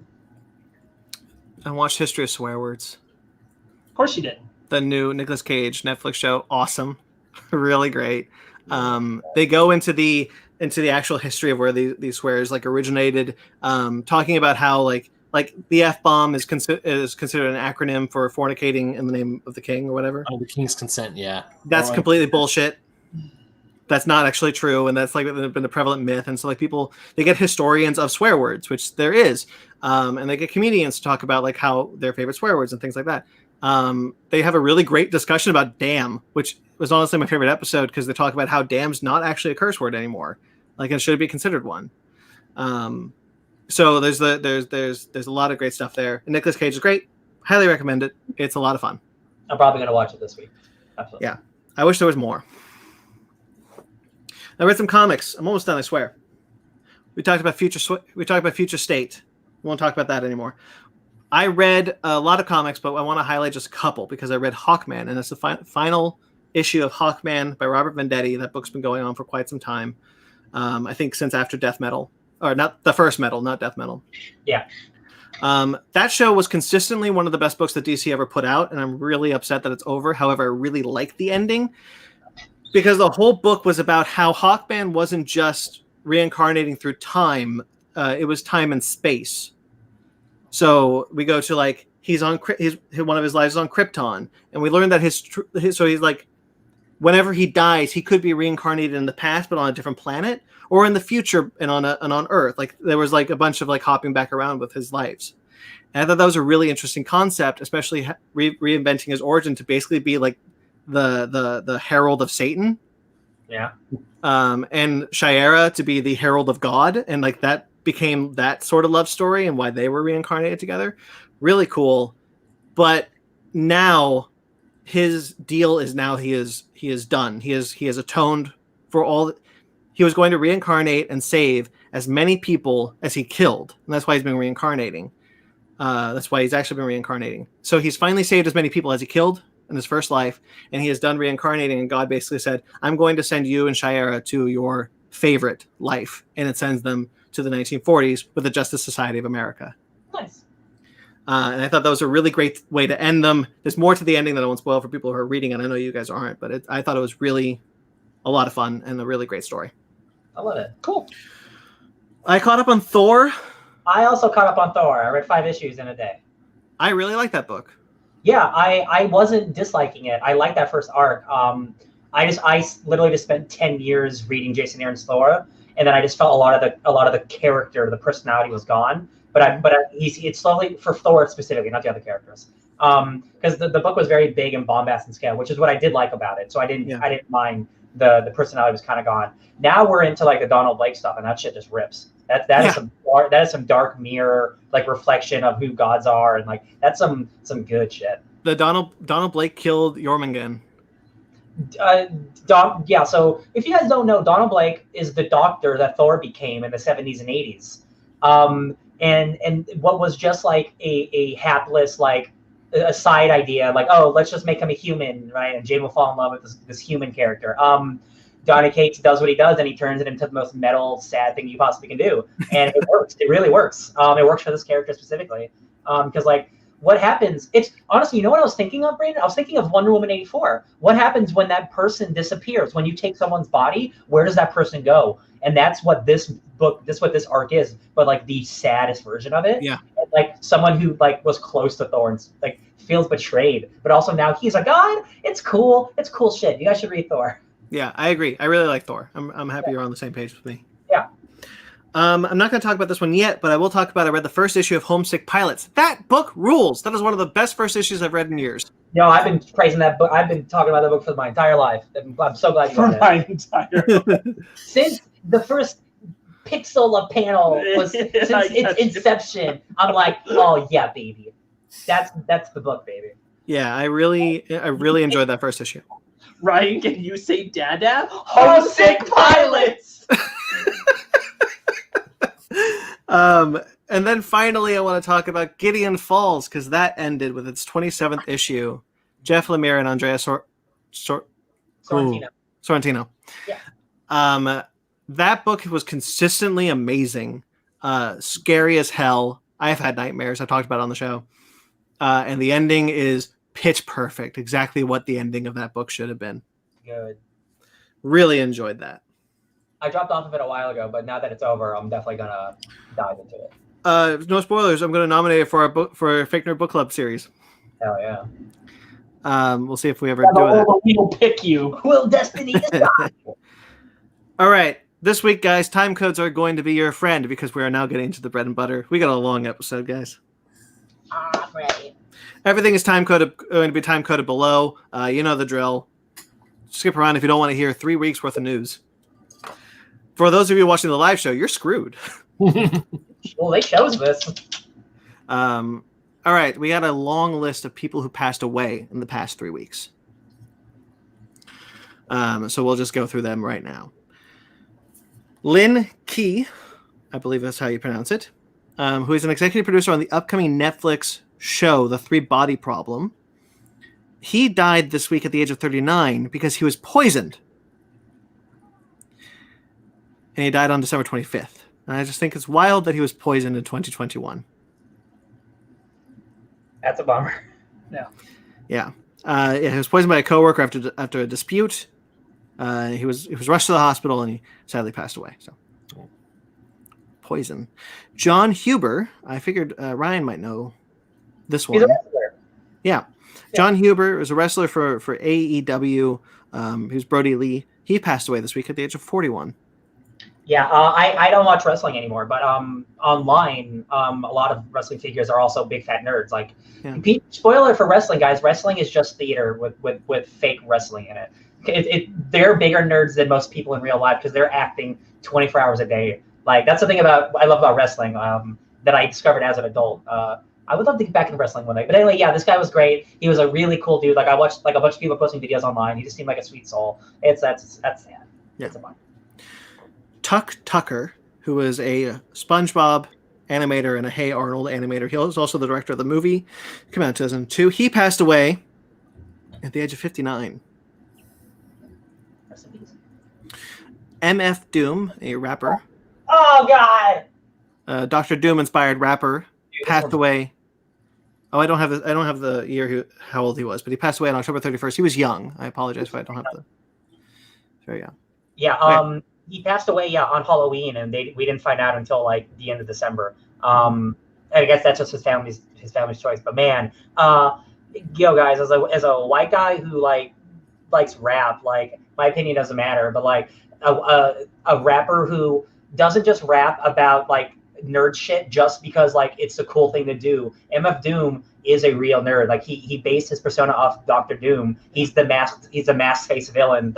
Doom. What I love about him specifically was he decided to wear a mask because he wanted the music to represent the identity. He didn't want his face to become famous, so he put on a mask. But what's funny is he became more famous than he could possibly imagine because he picked up Doom's mask. It's really funny, but I've been listening to his music like all week at work, right? And there's so many of his lyrics, again, like they just throw out random Reed Richards references or Dr. Doom references, just for fun, not because like it's a cool thing to do, right? It's just like, yo, man, it's what I'm into. The dude's so good, and like it's just a bummer, man. Like we still don't know why he passed, but again, he was hella young.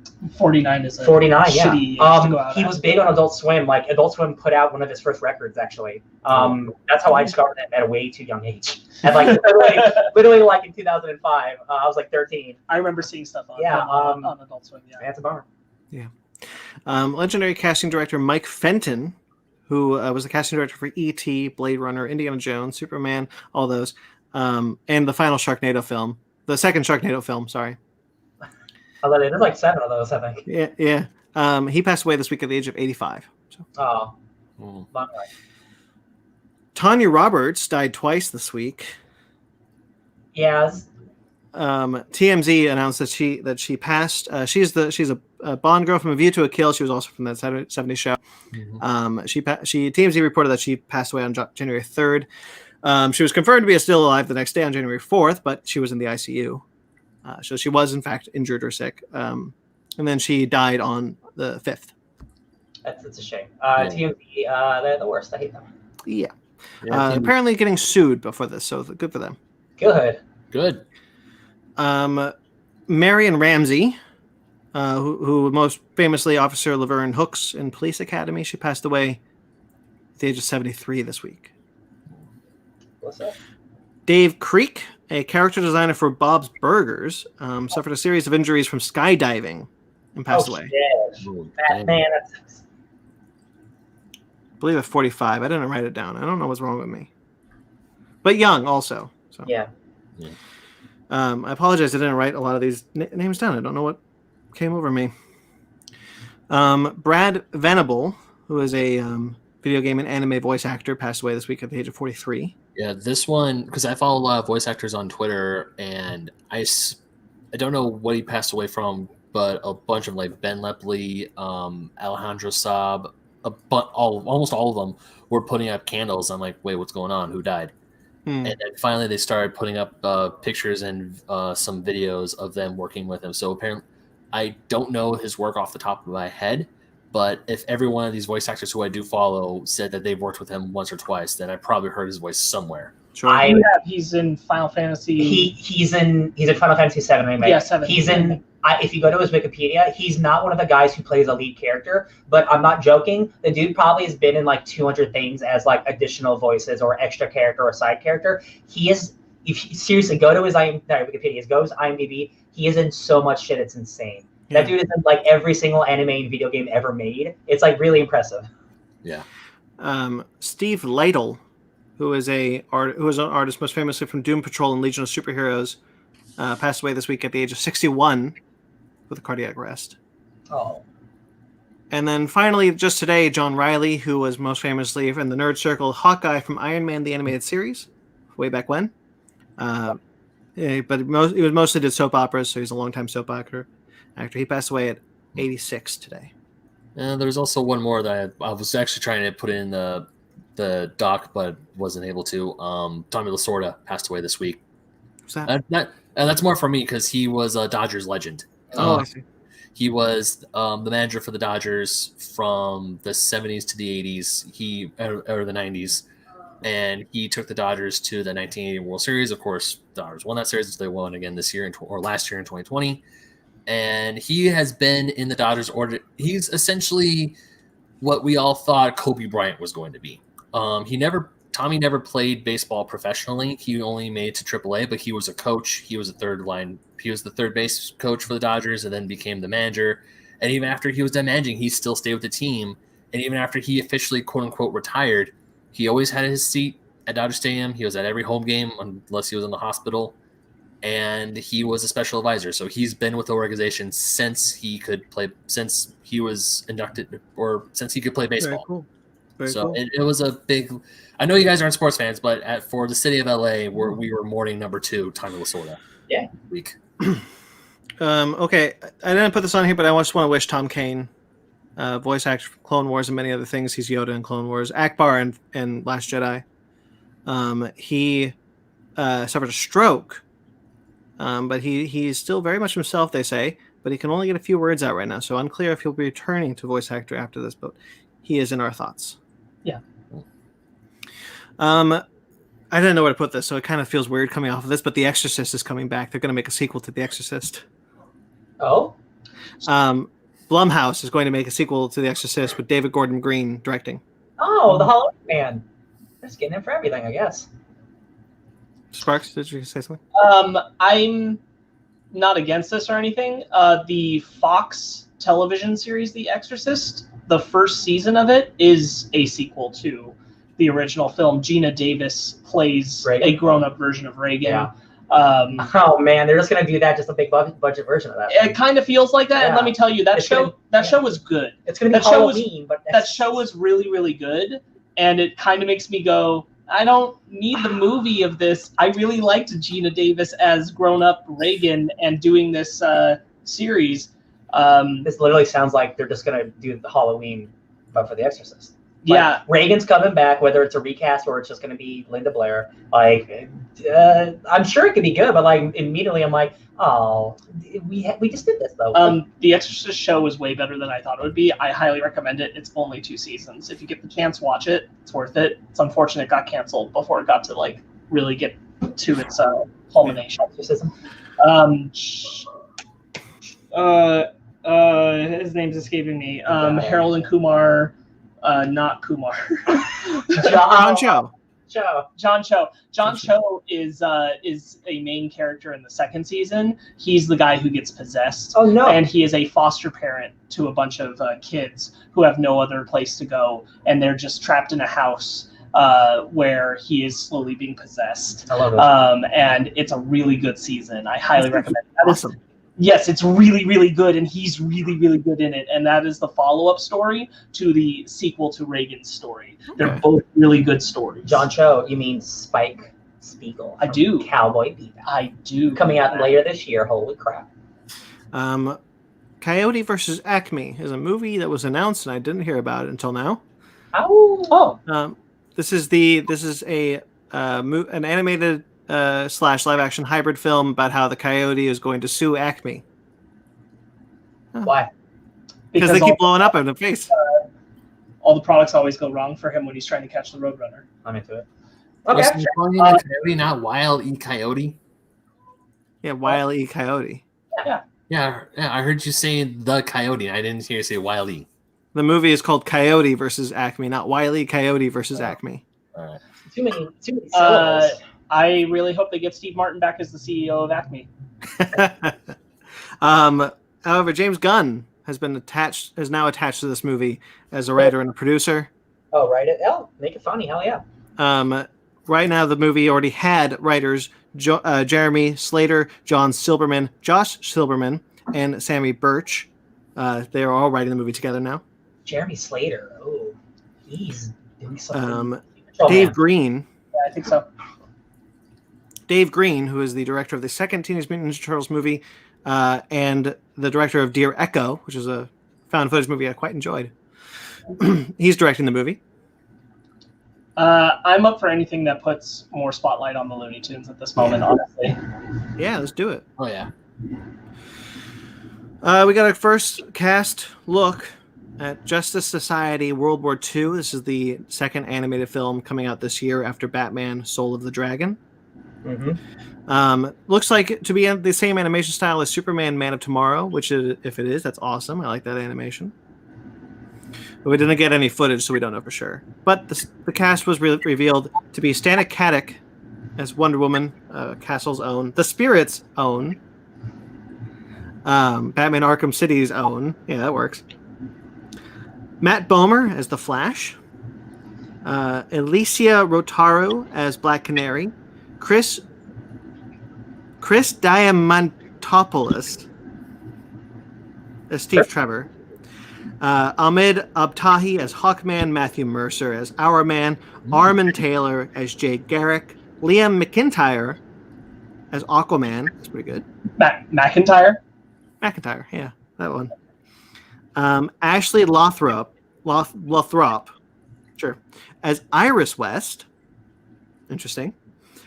Jeffrey Arend as Charles Halstead, or the Advisor. Keith Ferguson as Dr. Fate, and Darren DePaul as Roosevelt. Cool. President Roosevelt. This looks like no plot, but of course it is. It is the Justice Society fighting World War II. Cool. They said that still that they put out didn't sell me on it. I thought it looked kind of bad, but maybe it needs to be in motion to look better. If it is the animation for Superman Man of Tomorrow, I really like that animation.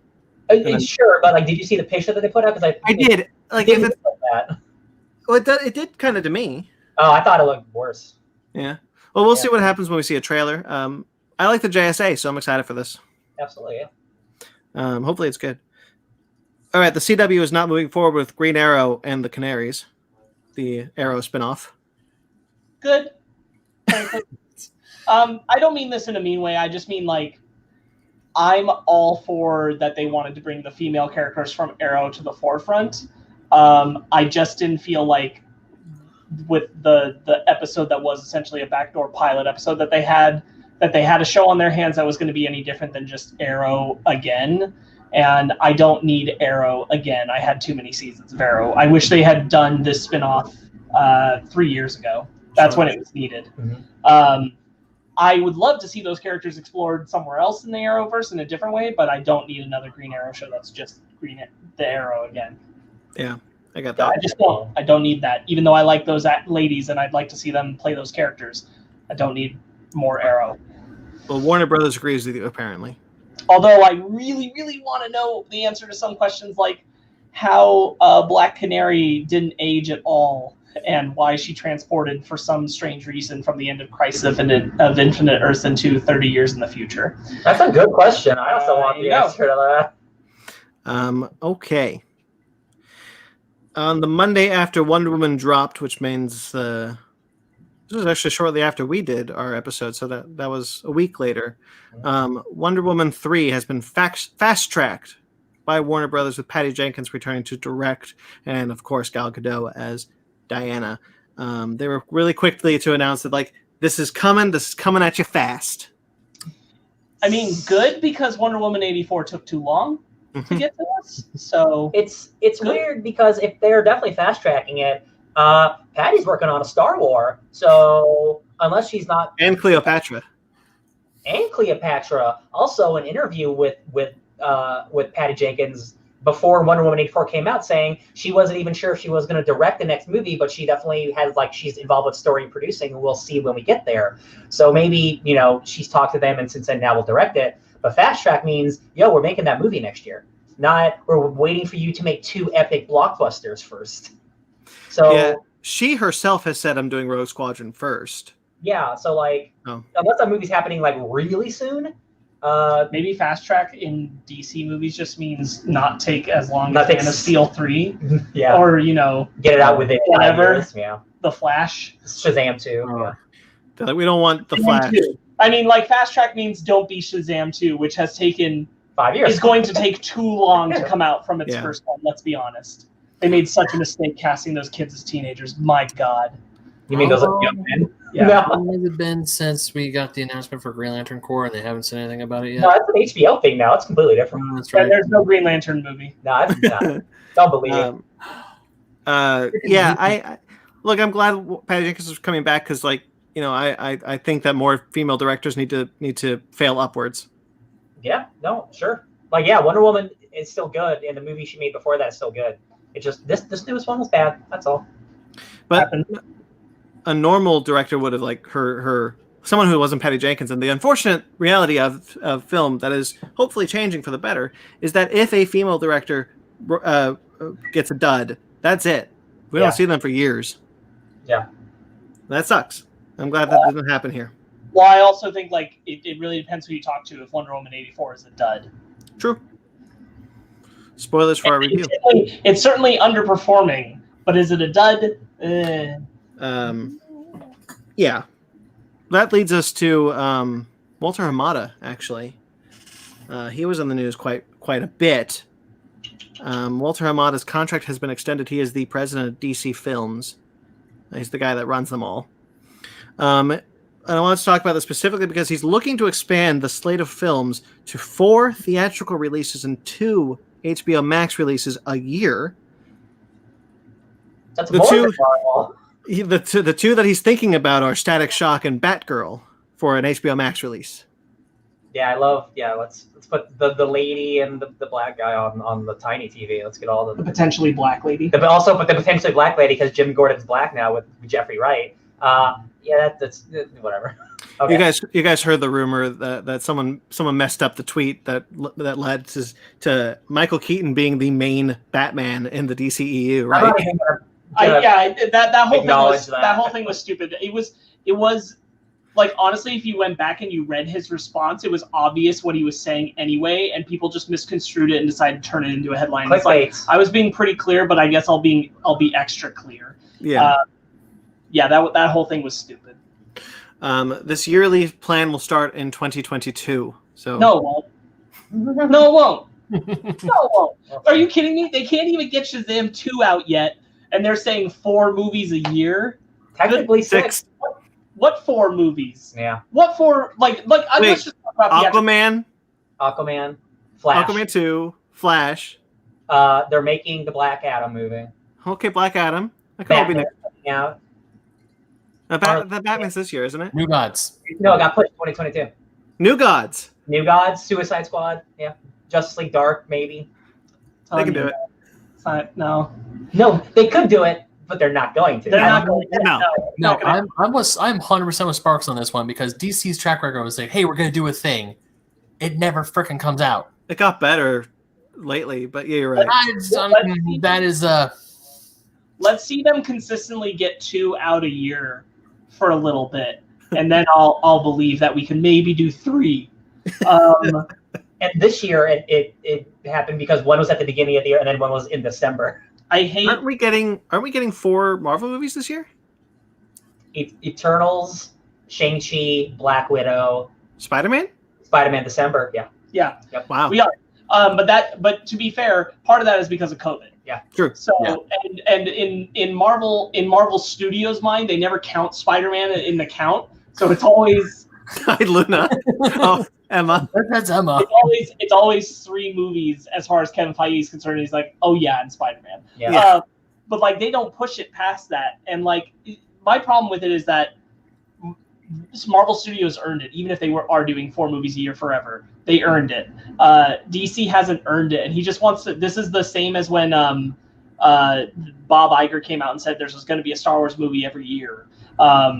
This is the same idea where it's like, man, we just got to hammer that out, hammer it out, and hammer. No, just like focus on just making good things and getting them out. That's all I care about. Like, don't go in like, we got to pump out 4 movies this year plus 2 on HBO Max. Every single film we make, we got to look for that HBO Max spinoff. That's the next thing. One, I know, and I hate it. I hate it.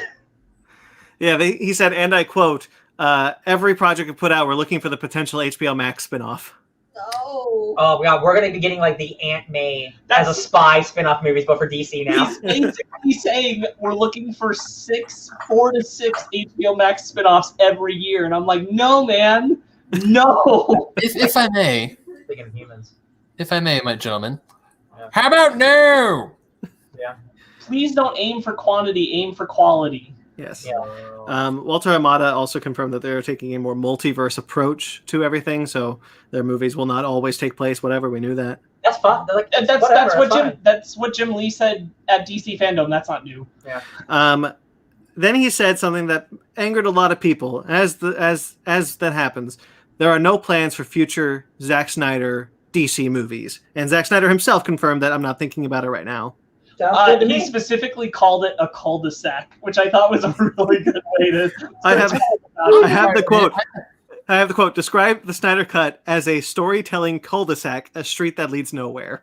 Do you know why I love that? Because it's not just the way he said it. It's because you can go down there, but you always got to turn back out. There's no destination down there other than like a pit stop. You just gotta live there. Oh, that's so good. I'm sorry, I thought you said this was bad news. I'm like, I'm not okay with Zack No, Snyder. so what happened was this spawned the hashtag Restore the Snyderverse. Oh, that's where that bullshit came from? Oh, frack. Yeah, well, okay, because I saw that. I didn't pay much mind to it because I'm like, you know what, that's not my thing. I'm not going to go into it. I just want to stay far away from that side of Twitter. I just thought, oh, they're at it again. I didn't know. Warner brought this on themselves. You give them an inch, they're going to take a mile.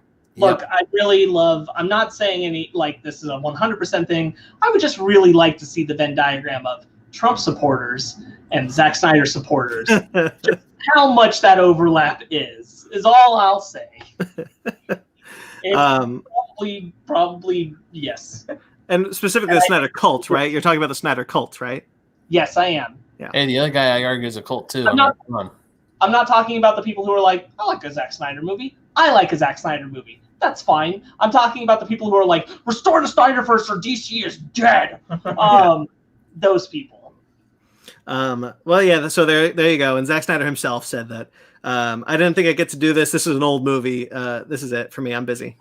But he still couldn't leave it at that. He still had to say, who knows? We'll see at the end of it. Which, stop it. Yeah, stop exactly. It. Emma. There I go. I thought we slid off the thing. Or a cat would walk in front of it again. That was weird being high just then. Okay. This leads us to Ray Fisher, guys. He's back. Ray Fisher update. The Ray Fisher updates are back. They didn't leave at all. Instead, lots of things came out with Ray Fisher that he had some words to say. He refuses. Because of the extension in the contract for Walter Hamada, he is now refusing to work at Warner Brothers under Walter Hamada, so no more DC films for Ray Fisher. Ooh. I don't know how many he had in his future, if I'm being honest, but... Well, I want you to believe that it was Flash, but that's definitely off the table now. Yeah. And supposedly a Cyborg movie someday. No. Oh, God, I remember that was teased in the very beginning. When he was hired, they said, we're going to do a Cyborg movie. But this is the first time that he's ever publicly attacked Walter Hamada. He's kept his attacks to Jeff Johns, Toby, and whatever, and Joss Whedon. That's not true. A while ago, he said that the 3 parties most to blame that he's saying are trying to sweep this under the rug are Joss Whedon, Jeff Johns, and Walter Hamada. He did bring up Hamada. Oh, that's fair. Okay. Well, anyway, he said Walter Hamada is the most dangerous kind of enabler. His lies and WB's PR failed September 4th hit piece sought to undermine the very real issue of the Justice League investigation. I will not participate in any production associated with him, A over E. Stick to your guns, man. I mean, there's a million other studios to work for. I'm sure you're going to be just fine. If he feels like they have done him that wrong, then good. Yeah. Stand by it. He also then said, it's weird how these reactionary announcements from Warner Brothers Pictures, this is about the extension again, always forget to mention that Walter Hamada was working directly with Jeff Johns and Toby Emmerich on Shazam during Justice League reshoots. More soon, A/E, #Walter knew. Shazam. Cool. Yeah. Then it was reported that he is no longer in the Flash film. He's been rumored to be in it since the announcement of the Flash film. It was reported that he has asked himself to be removed from the movie, which he had some words to say. I strongly suggest that the Wrap amend this article immediately. While I appreciate the reporter's undying desire to do WB Pictures and Walter Hamada's bidding, it is factually inaccurate. I did not publicly step down from anything. If Warner Bros. Pictures has made the announcement to remove me from The Flash rather than address in any way Walter Hamada tampering with the JL investigation, that's on them. The idea of removing the role rather than recasting it is only being used to try to avoid public backlash. The WB Pictures PR team has struggled to regain control of the narrative ever since they failed to bury me in the JL investigation with their September 4th hit piece. Unsurprisingly, was written by the same reporter. More on WB PR and Jonathan Fuentes later. The fact is, the Justice League investigation led to WarnerMedia and its affiliates parting ways with Joss Whedon. Jeff Johns will be following suit. Had Walter Hamada gotten his way, none of that would have been possible, and the cycle of abuse would have continued. My team and I are still in deep conversation with WarnerMedia regarding all these matters, and Flash or no Flash, we fully intend to see this through. I'll keep you all posted, but in the meantime, thank you for your continued support. A/E. So if it is the case where he wasn't told that he was off the project first, and it was just like announced, that's how he found out. That is shitty. That's always shitty. Well, like in any time an actor finds out like through the news that they're off the project.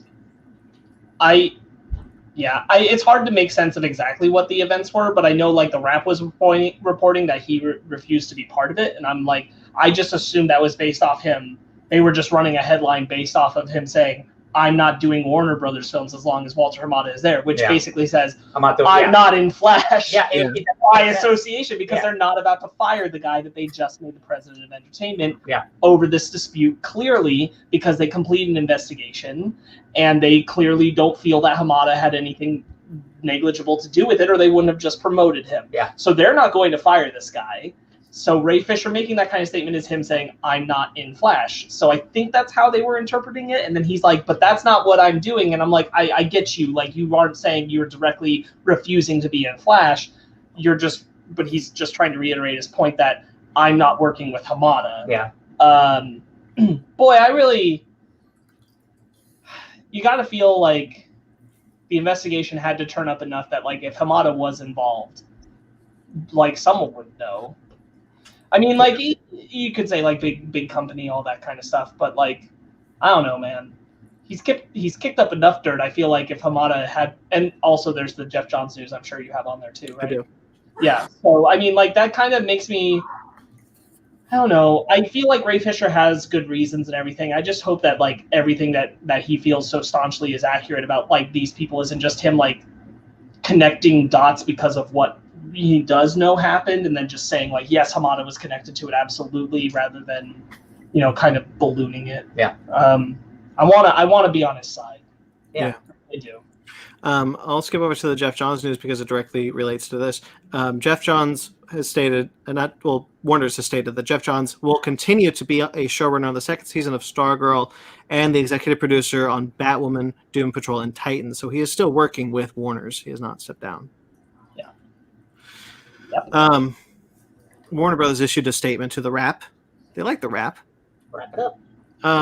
The investigation was conducted by an outside law firm and led by a former federal judge. More than 80 people were interviewed. We have full confidence in its thoroughness and integrity, and remedial action has been taken. The investigation has concluded, and it is time to move on. Warner Brothers. So that pretty over A. So that pretty much says that, like, as far as Warner is concerned, Jeff Johns and Hamada did nothing wrong. Yeah.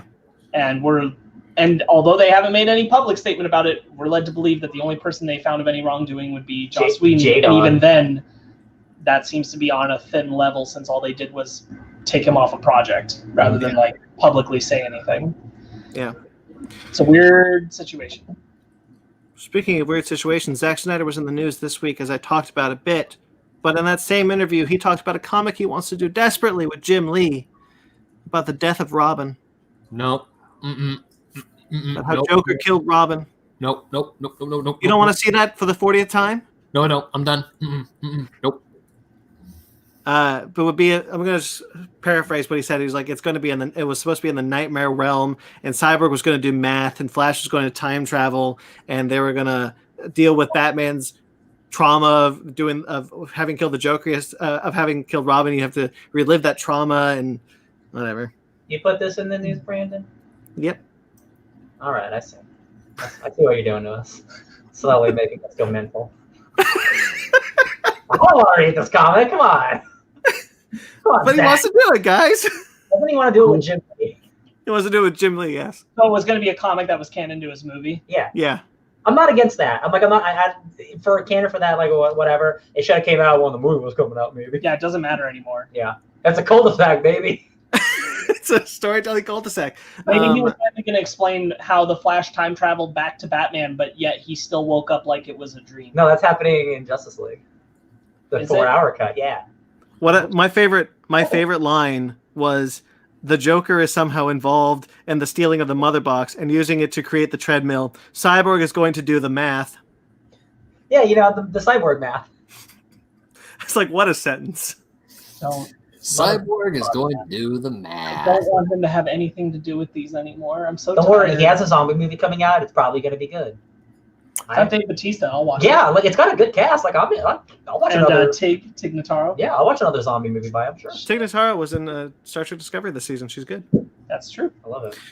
And so is David Cronenberg. That was weird. That's so weird. Okay, Disney news. We're done with Warner's. Bye, Warner's. Bye. Bye, Warner. Get the fuck out of here. Disney news. Encanto is the next animated movie that was announced at Disney Plus's thing. Yep, Stephanie Beatrice from Brooklyn Nine-Nine and the Lego Movie 2 is apparently being eyed to play the lead. Oh, nice. Good for her. Yeah. I like that. She's got spunk. And The Little Mermaid has cast Noma Demesweni, I apologize, in an undisclosed original role for the new movie. Undisclosed original. If you don't know who she is, you've seen her in like everything. I can't name a thing, but she was just in that Hugh Grant show. I'm recently. so glad that you said, well, if you don't know who she is, you've seen her. and then it all left my head. It was just, I was like, and don't worry, she's been in, and it was just bailed. It's like, go. All right, anyway. Oh, God. John Rhys Davies has hinted that he's in Indiana Jones 5 as Sala. That would track because he's in every other one. Look, that'd be cool. I just don't believe it till it happens. Sure. Yeah. All right, here's the real meat. The Marvel Cinematic Universe was in the news again. We're running, guys. We're back. We're getting back into the MCU. 5 days. Speaking of 5 days, WandaVision. Grey DeLuise Griffin, who is a voice actress, Azula from Avatar: The Last Airbender. Mm-hmm. She has a voice in the show. Oh. She's in the show. She was also Catwoman in Batman Arkham City, so that's cool. She has a good voice. Yeah. Mm-hmm. So she's somewhere in the show. That's cool. Interesting. She could be a bit like a cosmic voice or something. Moon Knight. Oh, yeah. The cinematographer from Moon Knight let it slip that Oscar Isaac is, in fact, in this show. Sick. And just like Tatiana Maslany, no one will confirm it except everybody but Marvel. Yeah. Justin Benson and Aaron Moorhead are attached as directors, and they will begin filming in March. Yo, these dudes are so excited. they're big fat comic book nerds. They made a couple low budget sci-fi movies that I haven't seen, but people really like. Like on Twitter, they're like, "Yo, I was 8 years old when I read my first Moon Knight comic, and now I'm signing contracts to make the Moon Knight show. I'm shitting my pants right now." And I'm like, oh, I love it when like a nerd gets to like have their dreams come true. It's so cool. This is going to loop back around to Marvel Cinematic Universe news, so watch this. Star Wars news. Kevin Feige's Star Wars movie has a writer. Michael Waldron is attached to write the new Star Wars movie coming from Kevin Feige. And in the same press release, they let it slip that a Loki second season is in development. So see, right back around. So this Kevin Feige Star Wars movie, is he just producing it? He's not directing it, right? Okay. No, he's producing it. Because I'm like I'm coming to the big screen. I'm like, you gonna direct it yourself, Kev Dog? Because we keep calling it Kevin Feige's Star Wars movie. That's because he's the person we know is attached. No, I know. It's just I forget he's like building the crew. It's cool. So the Loki first season was written by Michael Waldron, and so I guess they liked what he did. So on to Star Wars. Cool. And then back to Loki because it's the first one we've heard about getting a second season. Yeah. I don't expect. At least the implication early on was that most of them would be limited series. Yeah. I'm certainly of the belief that WandaVision is a one-off. Yeah. Falcon and Winter Soldier, I could see the potential for another, but I don't think it would be soon. Hawkeye similarly. Hawkeye similarly, but Loki kind of makes sense because Loki can kind of just whatever it does in the show, kind of for at least this moment and the foreseeable future, is its own entity. Yo, he did. Yeah, he did. Well, this is the alternate timeline version. Yeah, it doesn't even matter. Yeah, you're right. All right, guys. Yeah. I have Quibi news. Oh boy, you got to make it a quick bite though. Yep. Quibi is back. They literally tweeted, "You have awakened me from my slumber." Because Roku has bought them. God. Roku. Cool. What a mistake. Wow. Roku did a summoning circle on Twitter. Said, "Let's see how this works." Quibi said, "You have awakened me from my slumber." And now Roku announced that they have purchased the entire Quibi library for less than $100 million. Oops. And it will stream them for free on their Roku ad-supported streaming service. How does that get them any money? $100 million. I mean, it's not that much in terms of like $4 billion Disney prices, but like it was Jeffrey Katzenberg being like, "Just take it. Just take it." Take it. Yeah, it makes sense. Sounds about right. There you go. Get yourself a Roku. Quick buy. But no, you just need the streaming app. True, but I bet we're all running to get Rokus now. All right, MGM. No thanks. So yeah, Quibi's back, guys. They not only did they purchase the library that already aired, they have purchased the stuff that didn't air. So like the Steven Spielberg After Dark series. There's still like a bunch of shows like I'm seeing announcements for, and I'm like, how is this still happening? Yeah, so we're back Quibi. You know what? I feel like they just resurrected him just to die again. Yeah. Well, Roku's not going anywhere. It's been brought back to purgatory. Yes, like, it is constantly. Here's like 25 shows that like maybe some of you will watch over the next 10 years. Like that's the library. Oh, you didn't want to watch me when you had to pay for my service? Watch me with ads, bitch. Like that. I already do that. It's called watching Scott the Woz on YouTube. Oh my god, do you think there's an ad after every episode because they're only in like 10 minutes? 10 minutes? 100%. Oh, horrifying. Yeah. Okay. MGM is apparently looking to sell their entire library. They've been in debt for like 1,000 years, I feel like. Mm-hmm. Yeah, this is not surprising. They think they think it's a $5 billion offer because they've got James Bond, I guess. Yo, do they know how much Star Wars went for? Marvel. Yeah. Yo, listen, I get James Bond, but he's kind of like an outdated sexist guy. Do they know that they made back the money for the entirety of Star Wars off of The Force Awakens alone? Yo, cut that $5 billion down to like $1 billion, then maybe someone will talk. Maybe. Did MGM own? Who owns the rights to Tom and Jerry? Is that MGM still, or that's Universal? That's okay. MGM, I think, probably did produce the original show, but I think Universal has the rights now. like we said, MGM has been in debt for a very long time. They've been bleeding assets. They can't even produce James Bond on their own anymore. Right, Sony's been co-producing it. Their studio is just like a tiny little level of an office building that's not even mentioned. Yes. I feel like the last 3 James Bond movies, like every time, like the production and before and after have been like, oh, MGM is like dealing with this shit now, and I'm like, I feel like this has always been happening. Yeah. MGM did not recover well after the recession. Yeah. Brandon, you might answer this. Are MGM Studios and the MGM Hotel in Las Vegas, are they connected in any way, or are they like... I don't know if they're directly connected. I think they were at one point. I want to say yes, because the MGM in Vegas... But I don't know. Still the MGM, but... Anyway, so they're looking to sell their IP because they think it'll help other people's streaming services. So it's probably going to Universal or Warner's. Yeah. No way, Warner's won't buy it because they're selling everything to get out of debt. So Peacock, James Bond coming to Peacock. James Bond on The Office. It's gonna be so buy him. Or Apple TV Plus was said to be interested in the new James Bond movie. So, oh yeah, a very quick tangent about freaking Warner Brothers and HBO Max. I saw someone tweet out about how the news that a few Batman films are leaving HBO Max, and they were just going on a Twitter rant about, I was like, why am I paying money for this service when it's supposed to stay there? Why is these going away? I was like, yeah, we've been saying that since the beginning, buddy. You're a little late to the party, but good on you for calling them out. They're not wrong though. No, they are not wrong. They are not wrong. Brand new service, and you're telling me that I can't watch the Warner Brothers Batman movie? Want to go on there and watch Lord of the Rings and Harry Potter? Yeah, Sorry. like that's. I don't think if they're at fault for someone like going to the service that will have it and it not being there. Like I in 2020, I understand that anger.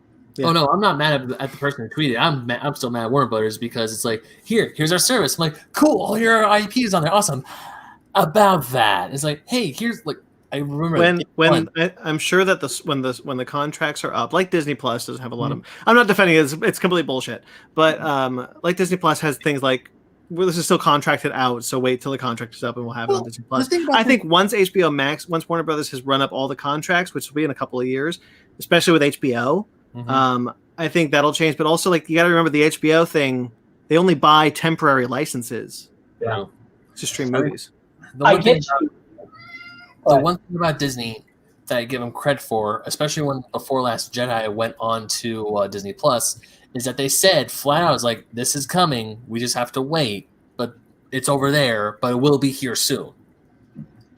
I think the thing is when you are a person who had the DC Universe app, where they had all of these DC Warner Brothers owned things on there, and then you go to HBO Max and those same things can't be on there, it's confusing and doesn't make a lot of sense. Yeah. Oh, like when we were trying to watch all the Warner Brothers. DC. That wasn't that hard. Stop making that sound harder than it was. I mean, it's a good example. If you are buying an app that says specifically we are going, like, it's really no different. If you are buying the DC Universe app that says we're going to have all the DC media content, or you're buying the HBO Max app which says we're going to have all the DC media content, it should have all those things. And it's crazy that it doesn't. The whole they're big one of the big deals, like, we got Crunchyroll. Nope, sold to Sony. Yeah, that last one. Paramount has acquired Monty Python Spamalot. This is just for me. I'm so excited. Monty Python Spamalot has been in development from Fox since before the merger, and then Disney was like, "No, we don't want this." Now Paramount's picked it up. Eric Idle's going to write the script. I'm stoked. I love that play. Because you saw the play, right, Brandon? Twice, once in Vegas. Nice. I've only seen it once. I would love to see it again. Yeah, it's awesome. Oh, it is hilarious. It's good. Good. I'm a huge Holy Grail fan, so Spamalot is freaking adore it. What'd you say, Sparks? I said it's good. I don't know if I need a movie of it. I've wanted a movie for years. Let me have this.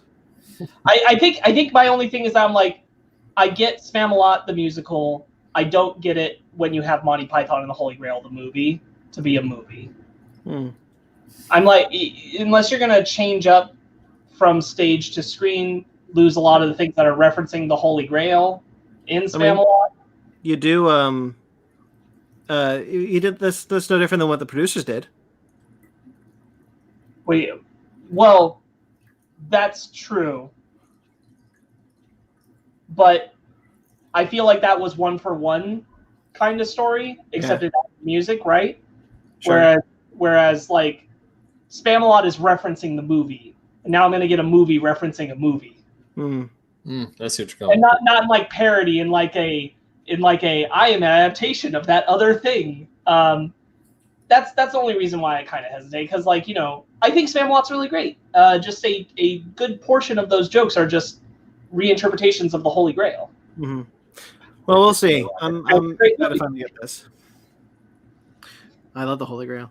Okay, Jodie Whittaker. There's some Doctor Who news. We don't talk about Doctor Who often on the show, but when we do, it's good news, I guess. I don't know.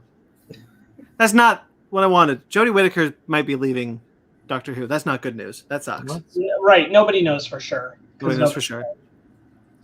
If Jodie Whittaker talking last year is to be believed, no, she ain't. But we'll see. Maybe something changed. Her last 8 episodes. She's getting 8 episodes this season because of COVID. They're saying it's her last, so who knows? I don't believe it personally, but we'll see. I mean, every Doctor. I mean, she's had how many seasons now? No, I don't believe it, because last year she literally has a quote where she said, "You'll have to pry the franchise out of my cold dead hands right now." Yeah. When someone asked her about her leaving, and I'm like, that. I don't know if she changed in just a few months from that statement to I'm leaving next year. Yeah. That's the only reason I don't believe it. And then we're going to talk about an audio play, an audio adventure, because I think this looks awesome, or sounds awesome, I should say. Torchwood Absent Friends will be reuniting John Barrowman, Jack Harkness, and David Tennant, 10th Doctor. Ooh. In an audio adventure with Gareth David Lloyd returning as Yanto, for all you Torchwood fans from back in the day.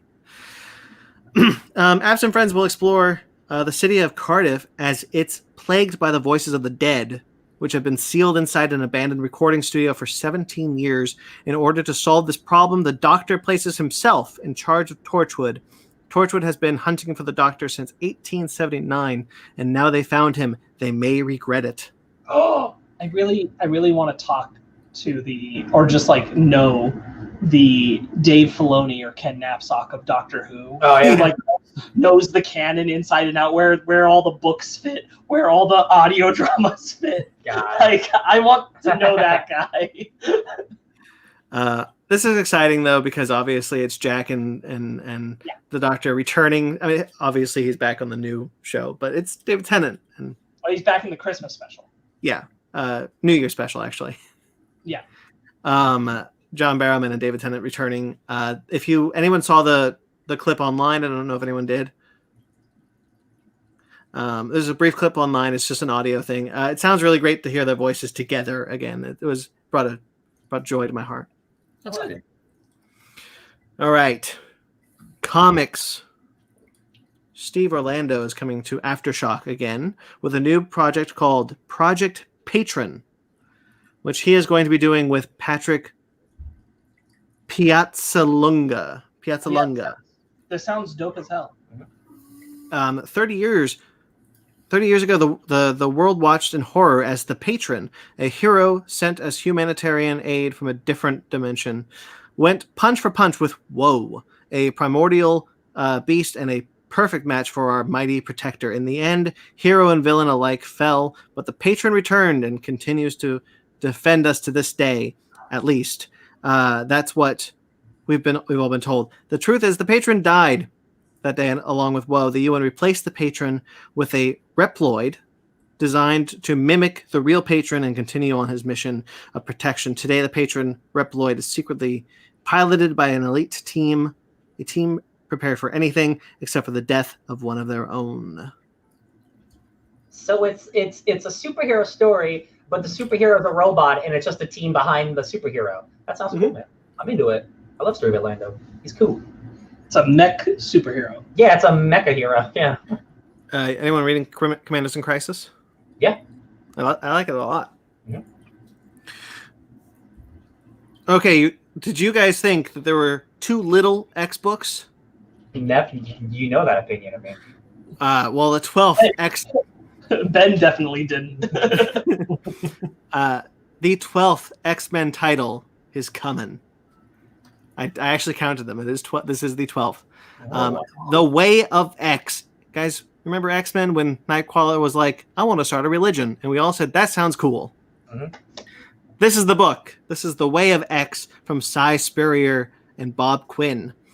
Mutant kind has built a new Eden, but there are serpents in this garden. Some mutants struggle to fit in. Some mutants turn to violence and death when the children whisper of the Patchwork Man, singing in their hearts. Only one mutant senses the looming shadows, snared by questions of death, law, and love. Only Nightcrawler can fight for the soul of Krakoa.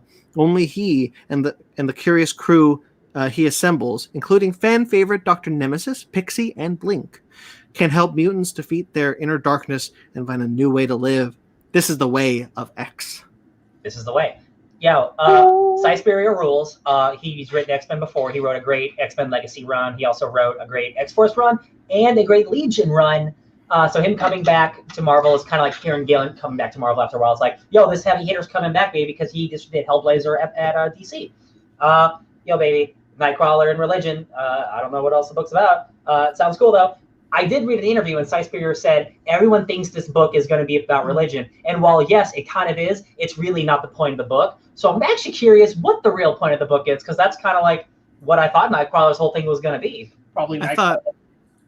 I thought we'd get a Moira book by now. That Moira book's still happening. I wonder if that's a thing where more time has to pass and more events have to happen before she reveals herself.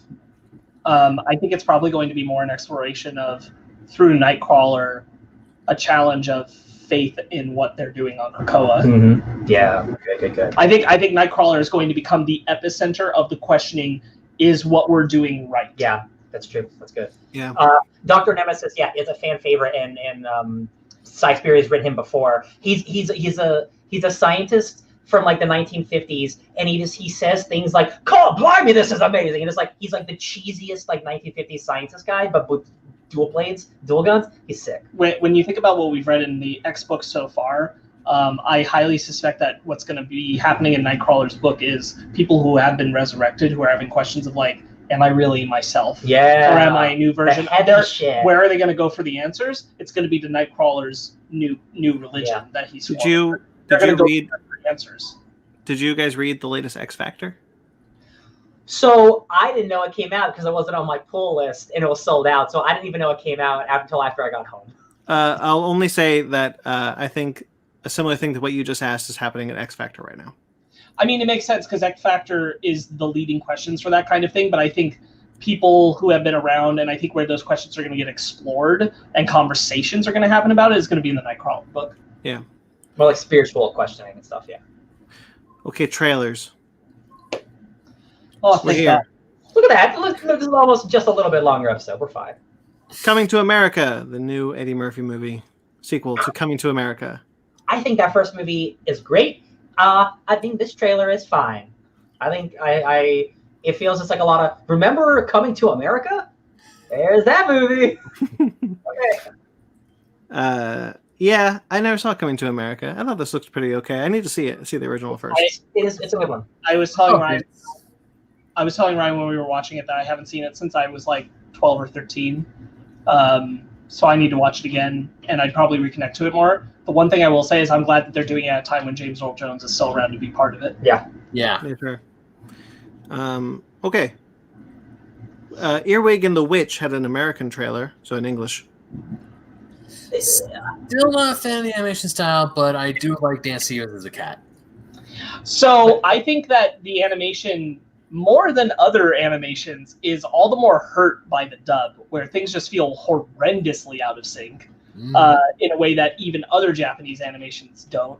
And I'm like, well, this is just a basket of bad. Let me be clear. Like, I think the story is cool. I just can't I'm having trouble getting past how ugly it looks and how much I wish it was in a different animation style. Yeah, I'm really actually digging. Like, now that I know what it's about, and like because I don't remember if the trailer had. I dig the music. The like subtitles, like when we watched it. It did, but it was like all funky and we couldn't. Oh no, yeah, you're right. It didn't. But like, yeah, now that I know what it's about, like I'm more into it. Yeah, but just like, it's ugly, and it just feels like you said it. It looks like video game, like a CG video game cutscene. You don't expect one of the leading animation studios in the world to have a movie look this bad. And again, like we're going to talk about Lupin next week. Yeah. Like you have that movie that is doing that same style, but they're doing it with so much more detail and flair. And it's like, it should at least look like that if it's going to be this, but it doesn't. And I'm like, I have a really hard time accepting it because the story sounds cool, but the whole process feels phoned in from the studio. And the beginning of the trailer is like, it's obviously from the greatest studio in the world, Studio Ghibli. They made all the greatest animated movies. It's Miyazaki's son. Look how great this looks. And then it's like, oh, this looks like it came out 20 years ago. Yeah. This is like the next big movie from Ghibli. And I'm like, is it? Right. I told you guys what happened with the last movie he directed, right? Which one was that? I forgot the name of the movie, but it was the first movie that Miyazaki's son directed. Yeah, for Ghibli. It's not that good of a movie. It's apparently Ghibli's lowest rated film. And, is this Arrietty? I don't know if it is I don't think it is Arrietty, but I like Arrietty. I'm just asking. I know a lot of people don't like Arrietty. No, I don't think it is. I think it's after Arrietty. But Hayao Miyazaki walked out of his son's own movie halfway through and straight up told the press that his son was a bad director. Oh, man, it's not genetic. Cool. From Up on Poppy Hill? I think that's the one, yeah. Tales from Earthsea. It's not Tales from Earthsea. Oh, yeah. Maybe. Well, we'll get the chance to watch it because in February 3rd it's going to theaters, and then February 4th it'll be on HBO Max. I mean, I'll have the opportunity, but I don't know if I'll take it. Yeah, I don't know if I will either. Here's my thing. I haven't even watched all of the other movies yet. There's still ones I haven't. I'd rather spend my time watching one of the great Ghibli movies. True that. Yeah, I actually got a good chunk of Ghibli movies done. Oh yeah, I did do that this year. Holy shit. Forgot about that. Oh yeah. What? Really? You really have to mock me for that? Come on. It's not mocking, it's loving. I actually forgot that I watched a bunch of Ghibli movies I never saw before. Ben, to be fair, in my mind, immediately what I pictured, because I watched episode 1 of Phantom Menace while I was high this week, was the one pod racer that they introduced who goes, that's immediately where I went with the sound. So I started watching Tangled the series this week. Yeah. And there's an episode where the king and Flynn have to go steal the royal seal from the kingdom next door. Yeah. And it's written for me because when they open that curtain, it's a real seal, and he looks like a dweeb. Oh god, that show is so good. That show is really good. Yeah, have you gotten to James Monroe Iglehart showing up yet? Yeah. Nice. Yeah, I'm very early, but yeah, I like that. I like that show quite a bit. He's so good. Oh, I love that show. The Wanting Mare. There you go. Yo, this is like real sad sci-fi. Super sad sci-fi. I'm totally into it. Not sure what it's about, but I'm into it. I told Ryan, oh, it's The Fountain, but on a real lifeline. Yeah. Yeah, I had to read the description on the YouTube video. It's like, it takes place over like 35 years, and it's just like, in like a near future, and like a sad drama happens. And I'm like, cool, I'm into it. Yeah, it looks like, this is a science fiction film. Cool. Also trying to be super artsy. Got it. Maybe they're trying to get an Oscar. I don't know. Nah. This film really feels like we're sci-fi, but we're also art. Yeah, Look you know what? Things are. We don't get enough of that because sci-fi is allowed to be artsy. Oh no, it totally is.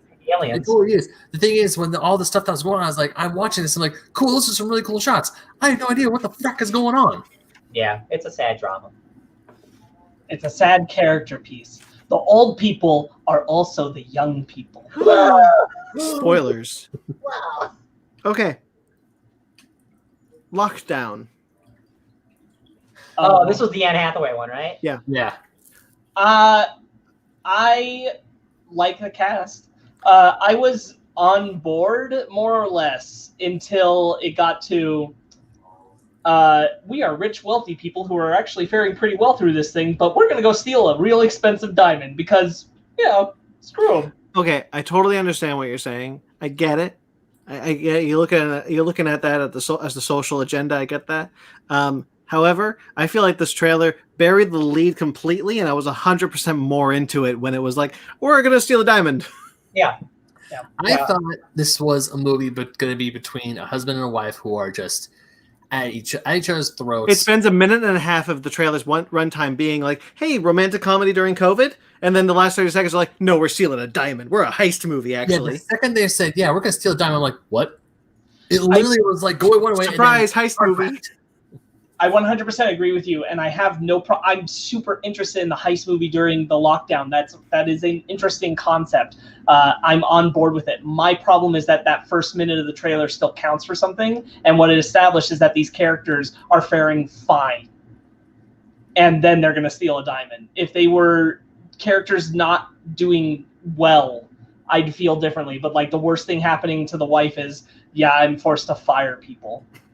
Which is shitty. I'm not belittling that, but it's not, I gotta go steal this really expensive diamond shitty.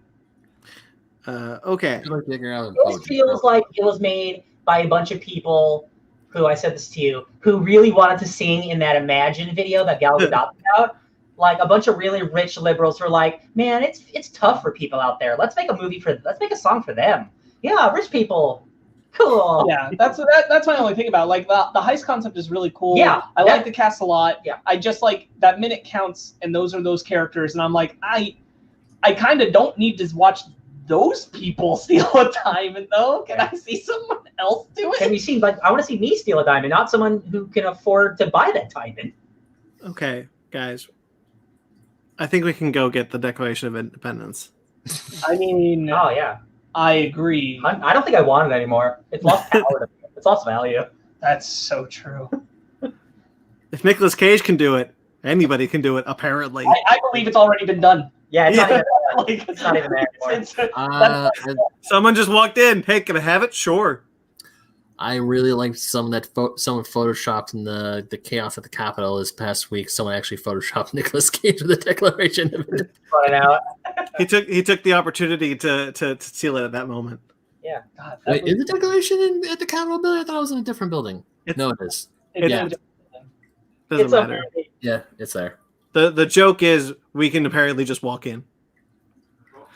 Okay. Malcolm and Mary. This was Zendaya, John David Washington. It's one of the first movies filmed during COVID. I am a big fan of these type of movies. Not all the time, because it looks like it's going to be like an emotionally draining drama. But I just really, really love a movie where two actors could just act. And it's just they're in a house talking to each other. Mm-hmm. And that's when actors really get to show how good they are at their jobs. And like these two guys, Zendaya and John David Washington, are obviously great actors. Zendaya is so good. And like I just feel like she's like a superstar. She might be a superstar, you guys. Like she's super talented. Mm-hmm. I'm like, oh man, like it's in black and white. It looks artsy. Like I'm into it. She will be. Yeah. She isn't already. She will be. Yeah. I'm into it. I'm into it too. I think it looks really good. I like John David Washington a lot. It does have my thing, my pet peeve of having actors, the male being very much older than the woman. I agree. It bothered me too. Yeah. How old is John David Washington? John David Washington is 6 years older than I am, and Zendaya is 24. Okay. Yeah, it's a over 10-year gap. It's a little much. I mean, it's a pet peeve. Every movie does it. I hate those Jennifer Lawrence, Bradley Cooper movies for this. Not every movie does it, but a lot of movies do it, and it's just a trend we wish we would change because, like, there are younger black actors of maybe less notable profile who could have played that role, and it would have been fine. That's true. Yeah. John David Washington, I still want to play T'Challa. So. Yeah. Yeah. I can see not going to happen, but I wish that would happen. Yeah. Okay. I just threw this on here. Fall Guys is getting a Dune crossover. Doom.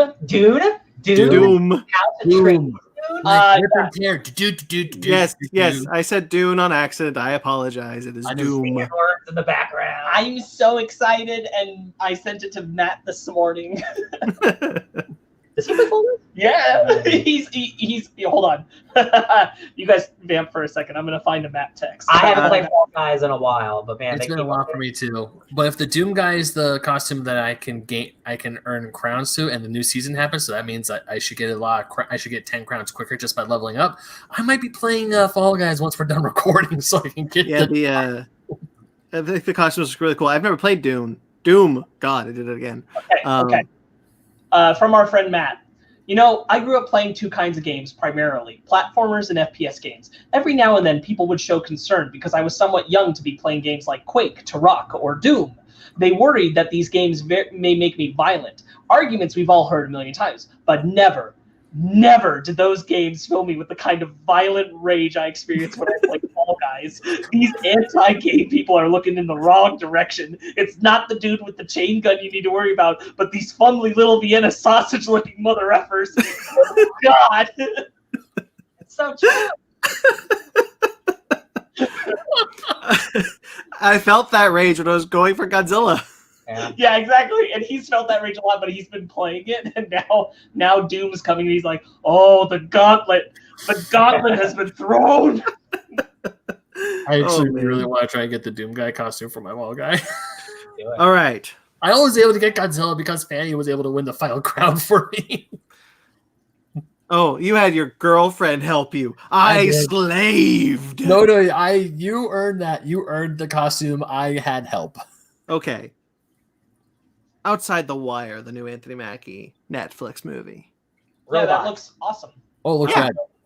Reminds me of Metal Gear. I like see, here's the thing. I hate real war and real like military politics, but like fake sci-fi war and sci-fi politics, I eat that shit up all day, baby. So like I hope this isn't like bad. It looks cool. I like robots. Yeah. Same. Space Sweepers. I thought this looked awesome. This looks like the most expensive thing to have Sweeper in the title ever. God. I am not worried about Space Dandy. Space Dandy is good. Space Dandy is good. Or sorry, I'm not. My bad. Cowboy Bebop. There you go. Cowboy Bebop. I was like, I like Space Dandy. I am not worried about Cowboy Bebop on Netflix now. Yeah. No. Yeah, there's like scrapyard salvage people in space, but it's like they got a bunch of robots. It's like the weird future. It looks the CGI looks incredible. The tone is so fun. Yeah. I'm very into it. Yeah, me too. I'm glad I accidentally saw that on Twitter. I saw it on Facebook, and I was like, man, this looks rad. I have to say, Netflix's plan to help assuage its debt of appealing to international markets is really working for me, because if they keep getting material that comes from different places that is this solid looking, I'm all for it. I'm like, I want to be more on board with this kind of stuff. Like, go for it. Go man, go. I really hope that Godzilla Singular Point is good. Me too. Oh yeah. Mm-hmm. That's this year. Hot dog. Okay. What studio that's making that again? I forgot. It looks 2D though, so there's a plus. Hey, Godzilla anime. Fool me once, shame on you. Fool me twice, I kill you. Okay. From the makers of Powerpuff Girls comes Kid Cosmic. Yeah, it's a Netflix, right? Yeah. Many of these trailers I'm a big fan of, including this one. I love the style of it. Yeah, me too. I think just the name Kid Cosmic. That's such a good name. Sounds really fun. Mm-hmm. Yeah, I'm really excited for this one. What is this going to be? The 5-minute documentary about how you all got killed at this battle? Because I'd watch that. I like the old man. Hey, what's going on out there? Oh, I'm just trying to get her head back. The old man whose powers is to make more of himself. What's happening? Yeah. Okay. I put this one on here because I was feeling nostalgic because I just finished Cobra Kai season 3. More Than Miyagi, the Pat Morita story about Mr. Miyagi himself. Pat Morita super deserves a story about like this. This seems oddly tonally depressing. Yeah. It seems like we're trying to solve his murder. Like at the end, like what happened to Pat Morita? Like, oh my God, it's so dark. Yeah. Like usually with these things that I get, like if somebody's passed away, you want to remember them in the good and the bad. But this, like again, like the entire tone was like negative in a way, and I'm like, not at the beginning. It spins downward, and then it never. Usually these trailers like go back up, and this one just never did that. It just like it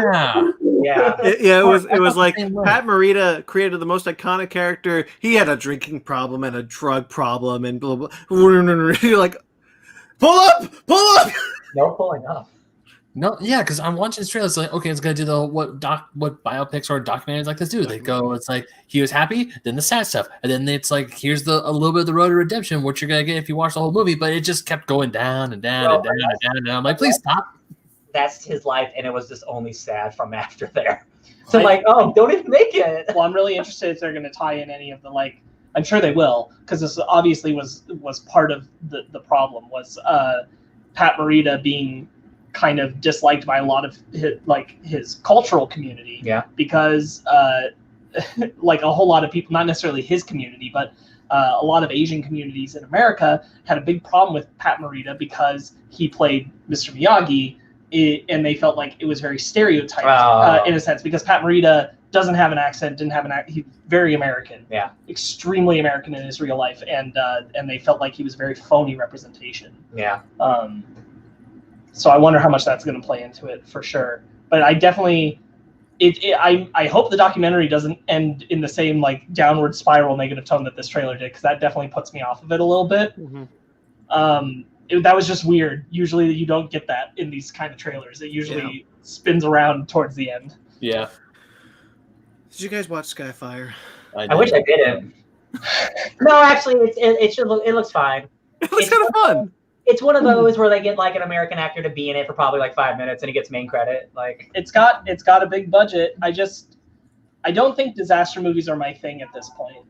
Like I think I've seen the best of them. Yeah, I don't know if they can get better anymore. I agree with that. Yeah.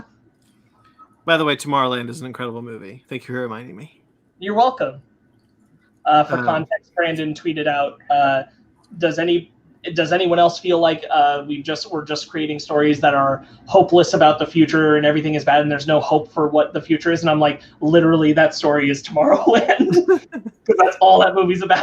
Well, because I just finished Star Trek Discovery, which had a contrived way to make a future bleak. Star Trek Picard has a bleak future for everybody involved in Next Generation. And then I'm reading the next Batman, which is another story. Which is why I was disappointed in the whole thing. It's just another story where a paramilitary force take over Gotham and make a fascist state. I was like, I've seen this a million times, and there's nothing here that I haven't seen before. I'm kind of bored. So, but like, it's a bleak future. Why isn't Batman's futures ever good? Because he just wastes his life being Batman. Well, because then he wouldn't have to be Batman, right? But like, so reading all that, so I'm like, can I read one story? Can I watch one story where the future is fine? Yeah, read All New Wolverine's future arc, Old Woman Laura, where she actually helps prevent a bad thing happening, and the future is really dope. Nice. Okay. Yeah, I have to admit, future still ain't good in this one either. Well, it's just like Star Trek Picard. Star Trek is meant to be hopeful. Yeah. Oh, totally. And so they're like, what if we did that, but the opposite? Well, that's again the people behind it who just like. Yeah. They don't make Star Trek how Star Trek should be. Anyway, that's it. Skyfire. That ends it. So now we are going to be talking about our top 10 from 2020, a year riddled with strife. Some say we're still in it. But we're going to talk about what our tops were. We do this every year when we come back from hiatus. So here we go. Who wants to go first with their top 10? Are we individually blowing through them all? Or? Last time we did it round robin. We did one past one. Should we all do more fun? Should we all blow out our honorable mentions first in that order? No, we'll do that last because I'm not ready. Oh, okay. Well, then we should do honorable mentions first because they're not as good as the thing, so they should not. I don't have a whole lot of stuff to say about my honorable mentions either. Yeah. I was just gonna name them. Yeah. If you guys want to do that, that's fine. But we didn't last time. All right. You go first, Ben. Okay, I go first. Honorable mentions that I really enjoyed in 2020. Onward. Fall Guys, Among Us, Mario 3D All-Stars, and the documentaries High Score and Console Wars were all things I highly enjoyed. They were solid. They were good. I mean, for me, there's some few problems here and there. I know I wrote about Console Wars and about High Score on oldschoolgamermagazine.com. Fall Guys is still fun, but I always find myself falling. Oh, okay, that was a bad joke. Going away from it and then coming back when there's like a new skin and a new costume to get, and then just going back into other games. All Stars was just a straight up port. There was nothing new, and actually, I do have a bummers list, and I'm just gonna knock it out. One of my bummers is how Nintendo handled Mario's 35th anniversary. I actually originally at first I was like, okay, this is awesome, but after watching the completionist about it, he's actually really right, and Nintendo kind of messed up. The only thing we got in game wise was 3D All Stars, and that's only for a limited time. It's only until March. The same thing with Mario 35, the free-to-play battle royale game where you play the first Super Mario Bros. And it's you against 34 other people. That will go away at the end of March. It's not here to stay. It will be gone. So if you have it, if you downloaded it on your Switch and then it's past the date, it's going to be gone. It's dumb. So, because for Mario's 30th, we got Super Mario Maker, an amazing game, a true celebration of Mario. Whereas now it's like, here's 3 All-Stars. It's not HD. We just made things a little crisper, and that's it. Yeah. So, sure. Don't get me wrong. Me being able to play Super Mario 64 and Galaxy and Sunshine on a newer system, hell yeah, this is great. Those games are really expensive to get. But they still could have done something a little bit better. I did not do a bummer list this year. Neither did I. I didn't either, but it would only be one. And we recently reviewed it. I don't think I need to say it. Yeah. Yeah. So, I think I don't need 84 more reasons to explain why I don't like that movie. I wrote bummers / stuff I hate. So that Mario 35 was a bummer. Can you run through it? Because I don't want to spend too much time in Artemis Fowl, Mulan. They suck. Oh man, I forgot Artemis Fowl. That was. You're right. That was pretty bad. It was bad. You want to go next? Yeah. I'll do honorable mentions. The Last Kingdom. I got to put it on here because the newest season came out this year, even though the show's been on for 5 seasons or whatever. I watched all of that show in a span of a month, and that's like one of my new favorite shows. I think it's great. It's all about the Viking invasion of England. Last Kingdom's great. It's on Netflix. Check it out, baby. Invisible Man. That movie came out 1 year ago. I forgot it came out in January until people were putting it on their list. I'm like, right, that movie is really good. That movie's sick. Remember that scene in like when they're having dinner? And then, like, the Invisible Man cuts that lady's throat and puts the knife in her hand. That's sick, you guys. I watched that. Invisible Man at number 9. That's good. Hey, there's a lot of things. You wait. We'll get there. Yeah, we'll get there. We can still talk about it more. Don't worry. Animal Crossing, I didn't put that in my top 10 because that's something that I just came back to kind of for the seasons. Even though during the pandemic, at the beginning, it was really nice there for like a solid month. But it's not something I return to as much. Miles Morales Spider-Man. That's another really, really great Spider-Man game. If that was the first Spider-Man game, I'd probably put it on my top 10, but it's another one of those. So it's a really, really good one of those. Bill and Ted Face the Music. I was surprised how much I really like that movie. I think it's a lot of fun. I don't think you need to like those movies or seen those movies to enjoy this one, but you can. It's just a nice, fun piece of entertainment. That's my honorable mentions. Okay. In no particular order, The Invisible Man is also in my honorable mentions. Glow, which I watched this year, but season 3 specifically came out this year, was a fantastic season. That show should not have been canceled. It's bullshit, but that show is fantastic. Pixar's Soul is in my honorable mentions. Freeform's Everything's Gonna Be Okay, which my friend Kayla Cromer is in. I'm obviously a little biased, but I also think that show is really, really good for what that show is doing. I think it's fantastic. I do think more people should watch it. It's not long. Netflix's His House is in my honorable mentions because I really, really like that movie. It just didn't quite break my top 10. And finally, Freeform's Motherland Fort Salem, because that show is a kick-ass female witch show, and I'm so glad that show is coming back for another season. So that's that. My honorable mentions. Witches are dope. Okay, I got it. Wizards. This is the third show from the Trollhunters franchise that dropped this past year.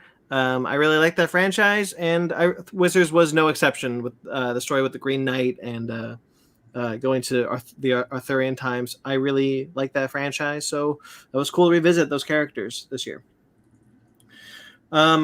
I will highlight one specific episode of Hilda that is in my honorable mentions, which is episode from this season about the origins and the deer fox that she carries around.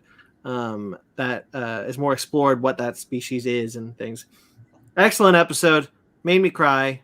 One of the best animated episodes I've seen. I wanted to put DuckTales on my list, but I couldn't because I didn't see anything from this year. I did a lot of that where I'm like, I watched so much of this show that came out in 2018. Yeah.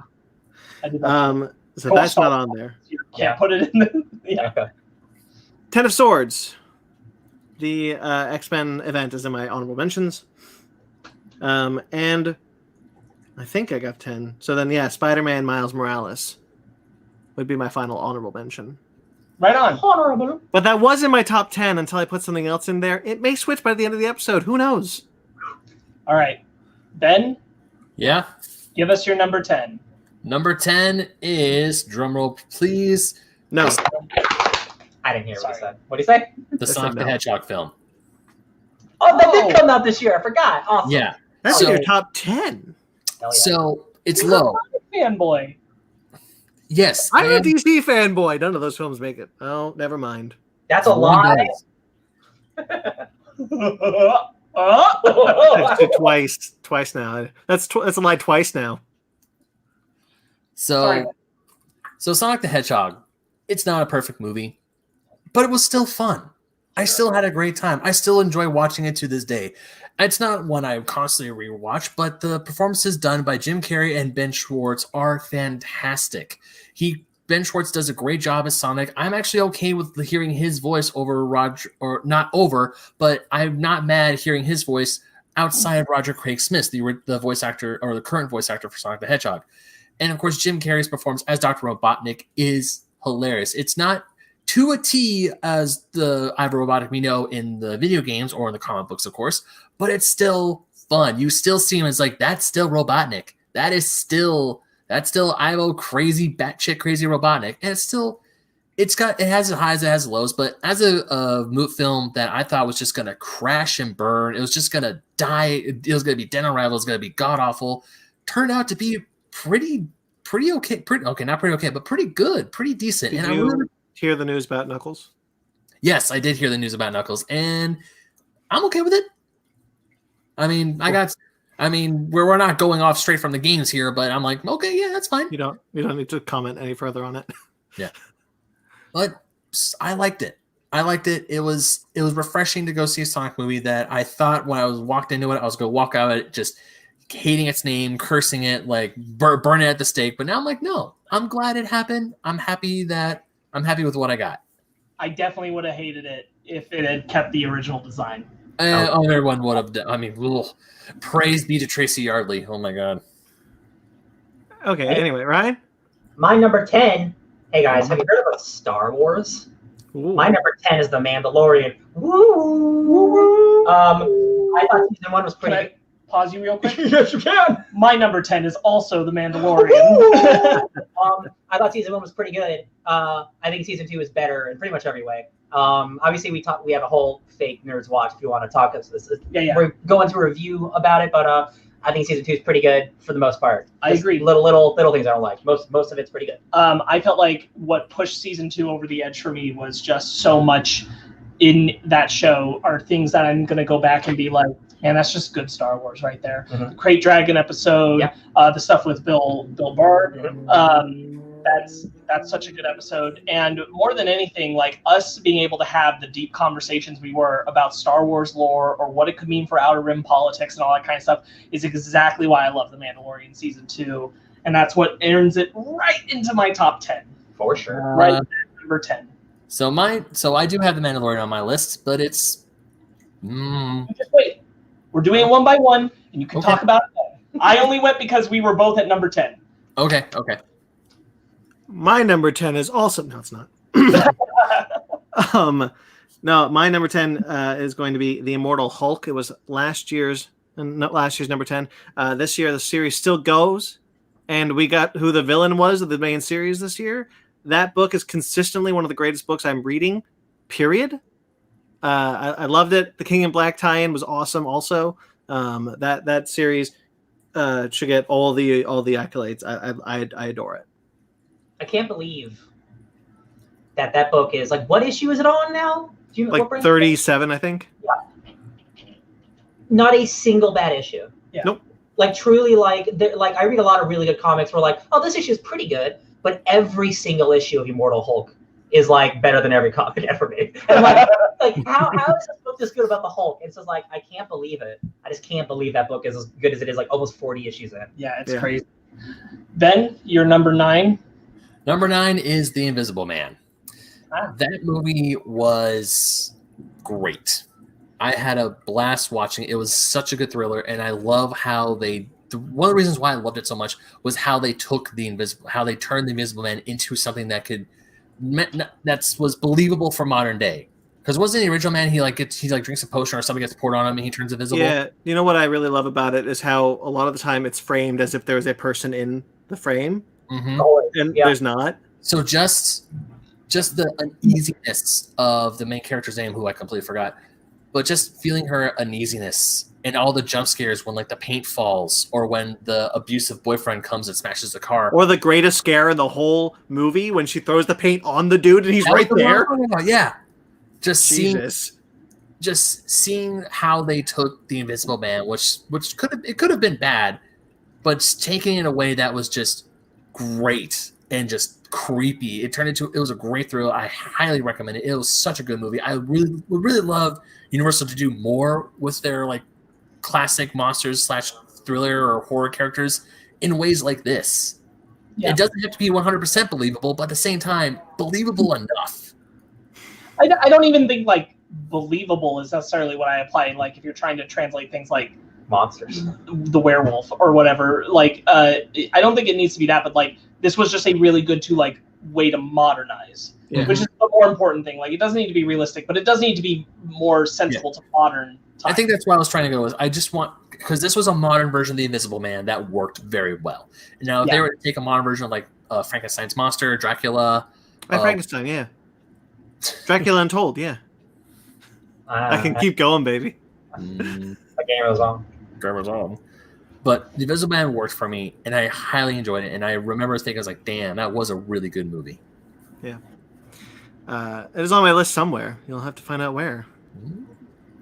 Number 9 for me, Harley Quinn and the Birds of Prey. Hey guys, I became a fan of Harley Quinn this year. Not just because of the movie. There's also a television show that came out that I forgot to mention. Was the second season this year? Yes. Both seasons were this year. Jesus. No, just the second. I checked.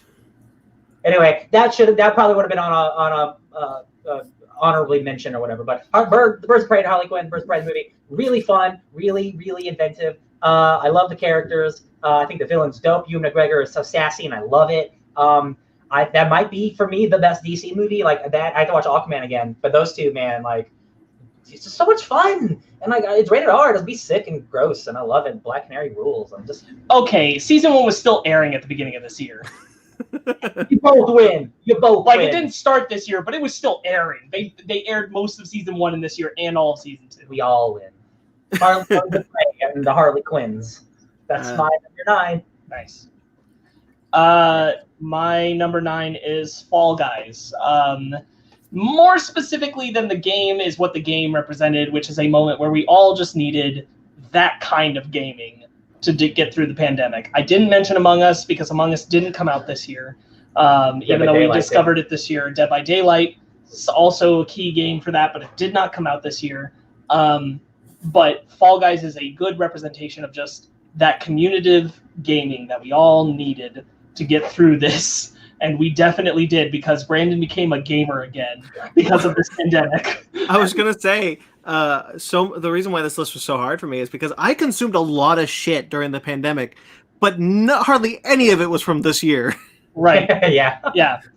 But like you can tell how much community video gaming was important because Brandon completely reinserted himself back into video gaming with us. Awesome. So, right, and that's great. And, like, Fall Guys was a big part of that as well. And I think Fall Guys was just a really cool game that came in at exactly the right time. And I wouldn't trade the 2 or 3 days that Brandon and I spent playing Fall Guys to get Godzilla for the world. Me too. I tried desperately. I gotta tell you, desperately, to figure out how I put Gamera on my top 10. I tried so hard. And you just couldn't do it. Couldn't do it. Couldn't do it. And I was so upset. But that made this list so hard for me is because like I said, so much of what I loved wasn't necessarily from this year. So I will continue on with Superman Smashes the Klan. Oh, I forgot. God damn it. That is an incredible comic book. Threw me off my feet. I loved it. The last issue and the trade came out this year, so I just barely got it in.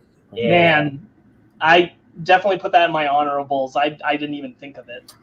I think I remember saying that during when we reviewed or when we talked about Superman Smashes Klan, it was going to be one of my best of the year, and I completely and totally forgot about that. Son of a bitch. You're right, though. Great comic. Great comic. Amazing comic. So not Gamera, sadly.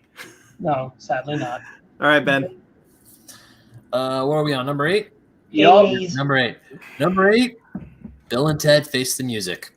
Excellent. So I've had some time to think about Bill and Ted Face the Music, and I know you were pretty soft on it.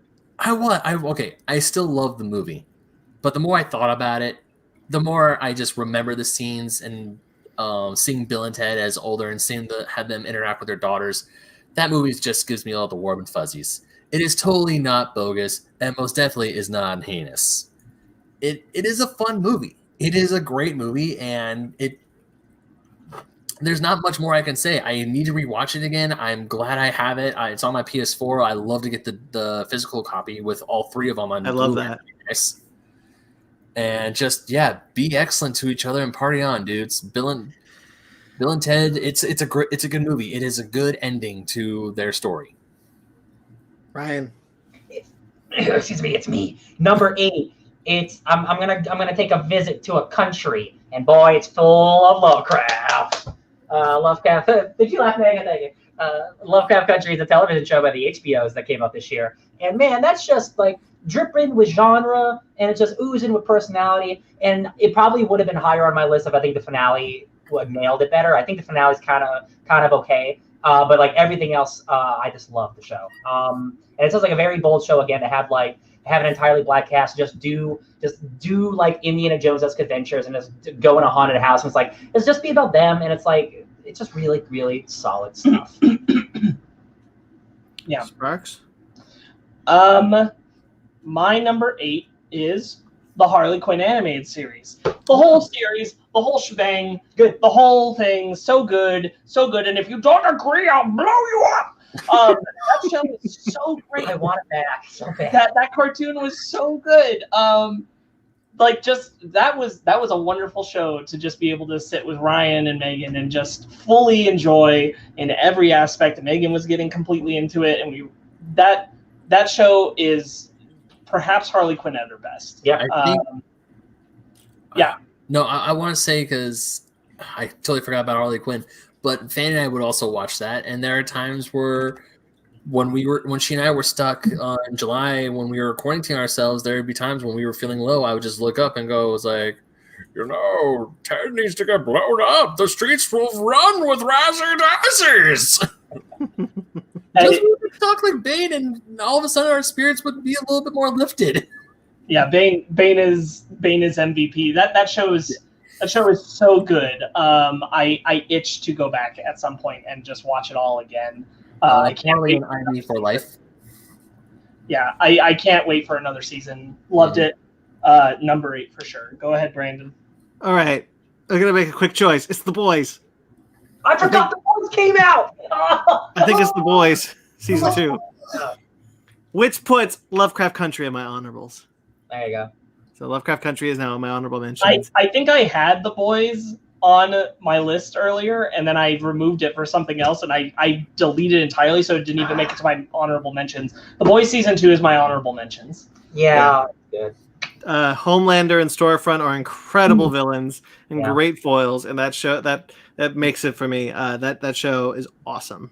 Also, that Girls Get It Done moment that is so kick-ass. Yeah. Love it. Love that show. That show's great. yeah, so it's the boys, and Lovecraft Country is my honorables. It probably would have made my top 10 if I was hotter on the finale. Yeah. But, okay. Anyway, Ben.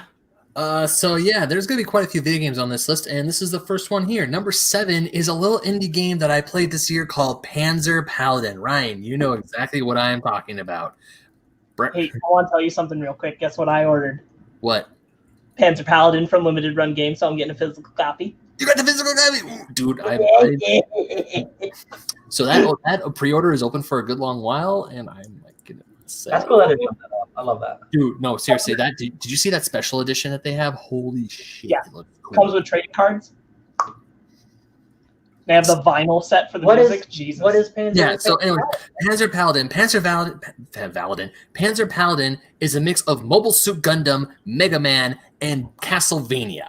Because you have to beat up demons in your mech suit with swords, spears, and knives. That you're not going to go pew, pew, pew, pew, anywhere. It is straight. Think of like the one cool scene in the last 2 Transformers movies when Optimus Prime wields a sword and F's shit up. Think that. But in an 8-bit style video game, and it's really cool. The music is great. The platforming is tight. It gives you challenge. And also, the weapon creator mode. Oh my god, do you know how many awesome and crazy batshit things people have made? After Panzer Paladin came out, Final Fantasy VII came out. Guess what people made? Including myself, the Buster Sword. People made Keyblades. They made stuff from They even made a weapon based off the pilot, Flame, the android, the rescue android who pilots the mech Grit. They turned her into a weapon, and you could beat people. Do you know how many bad guys I've beaten up with a fish? Oh, too many. A lot. Yo, man, I made a soul sword, magic soul sword in that game. Panzer Paladin is a fantastic game. It is so much fun. The music is good. Story you gotta go fight demons, and it's challenging. It gives you a good challenge. It's not super hard where you go like, but there are times where it's like, okay, calm down, memorize the patterns, and then you get it. It's a great game. If you love old school Mega Man games, this is one that you cannot pass up. So Panzer Paladin was just like, hell, I was sold the second I saw that trailer, and I was like, hell yeah, I'll pay for this game, and I'll probably gonna pay for it again because I want that physical copy. Ryan. My number 7 is the comic book Iron Man by Christopher Cantwell and Kafu. I read issue 5 today because it came out this week. This is definitely the best Iron Man book to come out legitimately in like a decade, like for real, like probably since the Fraction run, which started in 2008. Bendis' run was really good, but that's still very much Robert Downey Jr. as Iron Man. And for the better part of a decade, everyone's written him Iron Man as Robert Downey Jr. And this is the first series where I really feel that Tony is a character. He's not just like being silly and witty because that's what people think he is. Like he is a really troubled dude with a huge ego. And he just wants to help people, but he's an asshole. Tony Stark's a big asshole, and that's kind of the thing that people forget. Like it's okay to have your heroes be like antagonistic to people, and that's what I love. Like Hellcat, Patsy Walker is like the main like second character in this book. And she's basically like his like angel on his shoulder to be there. Like, Tony, you need someone to keep you in check, like literally, because you're just a monster. And it's cool because he's gone back to basics, so he's just got his like old 70s outfit, and he's trying to be like more low key. But then like the thread is Korvac, who is like an 80s cosmic villain. So it's this huge cosmic event where he wants to steal the power from Galactus, but it's old school Tony Stark from like the 70s, and he's like, I cannot handle this. It's just really, really good. It's really, really good character stuff. And again, as like the Iron Man guy, it's so nice to have like a real character book again. Because again, like I love Infamous Iron Man, but that's not Tony Stark, that's Dr. Doom. Right. And that's the best Iron Man book for the last couple of years. Iron Man, it's a great book. You bringing up Christopher Cantwell made me want to say like Dr. Doom and pretty much almost everything put out of Marvel Comics in the main lines are all in my honorable mentions. I couldn't get much more specific than that, except for one I'll bring up later. But like, I bet it's on my list. Marvel Comics is killing it. Marvel Comics is killing it, guys. There's such good stuff there. Anyway, mine. Bet it's not anywhere on anyone else's radar, but the Owl House. Nope. From Disney. The Owl House is a fantastic cartoon. Oh, bye, Brandon. The Owl House is a fantastic new cartoon. It is truly at this moment the pinnacle of how far young audience garnered animation has come. Owl House is a bisexual lead character created by a bisexual showrunner, both female. Like this is a major milestone, and that's not the only reason why it's important to bring up, but it is a big reason that it should be talked about more. It is a fantastically witty show. It comes from a writer. The creator, she was a writer over on Gravity Falls, and it shows that it is a similar humor, but it is expanding this whole wonderful magical world that she's created. It has this tense romance between two ladies, and I love it that it's a Disney show that's doing that. That is wild. I'm so thrilled that we're here, and that show is so cool and has so much going for it. I can't wait to see it grow. The Owl House really impressed me. I watched it very quickly once it was available on Disney Plus because it was so good and I couldn't get enough of it. So the Owl House, 100%, number 7. Hey guys, am I back? Yeah, you're back. Yeah, you're back. Good. I kind of regret not putting Deceased on my honorable mentions now. Gideon Falls. You're not a real fan. You're a fake fan. It's okay. It's whatever got the bumps. Gideon Falls ended last year, 2020. That book was consistently an incredible book from Jeff Lemire and Andrea Sorrentino. Beautiful art, beautiful story, horrific story. Spooky story, creepy story, like whatever you want to say. It got it all.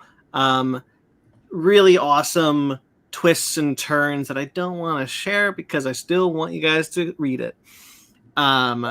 Great book. I'm gonna miss it. Consistently one of the best comics I've ever read. Hell yeah. Nice. Gideon Falls. Mr. Awesome. Bean. So apparently I'm like half and half on video games. So this next one is not a video game. It is a movie. It is Birds of Prey and the Fantabulous Emancipation of One Harley Quinn. This was walking out of that movie. What I remember while I was thinking, the whole movie was fantastic. I don't remember. I think I gave it a 9 or a 8.5 or something. I should have re-listened to the episode when we reviewed it. But I do remember going on my friend Inga's show, Adults Talking Anime Plus, and I told her that she needs to go see Birds of Prey. And she's like, oh, really? I heard that wasn't good. I was like, oh, no. Birds of Prey is a fantastic film. All the negative reviews are from a bunch of white idiots who don't know what the frack they are talking about. This film is fantastic. This film is great. Ewan McGregor chews up the scenery. Margot Robbie is amazing. And all the Canaries just kick ass and take names literally. So, yeah, this is the best DC film out of the entire DC pantheon. Don't fight me on this one. I know you guys aren't, but it's just that damn good. I will. I like Aquaman more. Okay. Okay, anyway. Oh, me. That's my number Ryan. 6. Number 6. We're back to Christopher Cantwell. Oopsies. Dr. Doom. Hey, guys.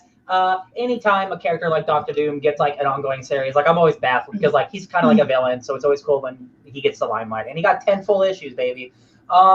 This comic was just obviously a great look into Victor's who he is as a person, what he feels he wants to do as a person, like going forward with his life. You know, he was a villain, then he became God, and he literally saved the universe and then rewrote the universe in his image, and then that all went bad. So now he's just kind of cruising, right? And then something bad happens on the moon, and he gets blamed for it. So now the whole world's after Victor Von Doom, and he's gotta make his name right. And then King shows up, and it's all silly. Man, I read the last issue today. Oh, have you read it yet?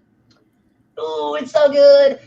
King shows up again, and this was like a nice little little nugget at the end of or like a cherry on top of the cake, like, hey Victor, baby. I'm gonna let you know for the rest of the year, you're always gonna know what I read. Yeah. Okay. You're always gonna know. Just go to Instagram. Gotcha. What do you read? But yeah, like this is definitely Dr. Doom has been lucky. He's been given a lot of really, really good miniseries over the years. The book club I was going to pick for this week was the Ed Brubaker Books of Doom book, which is basically like the biography of Dr. Doom, which is like the last miniseries he had, but that was like 15 years ago.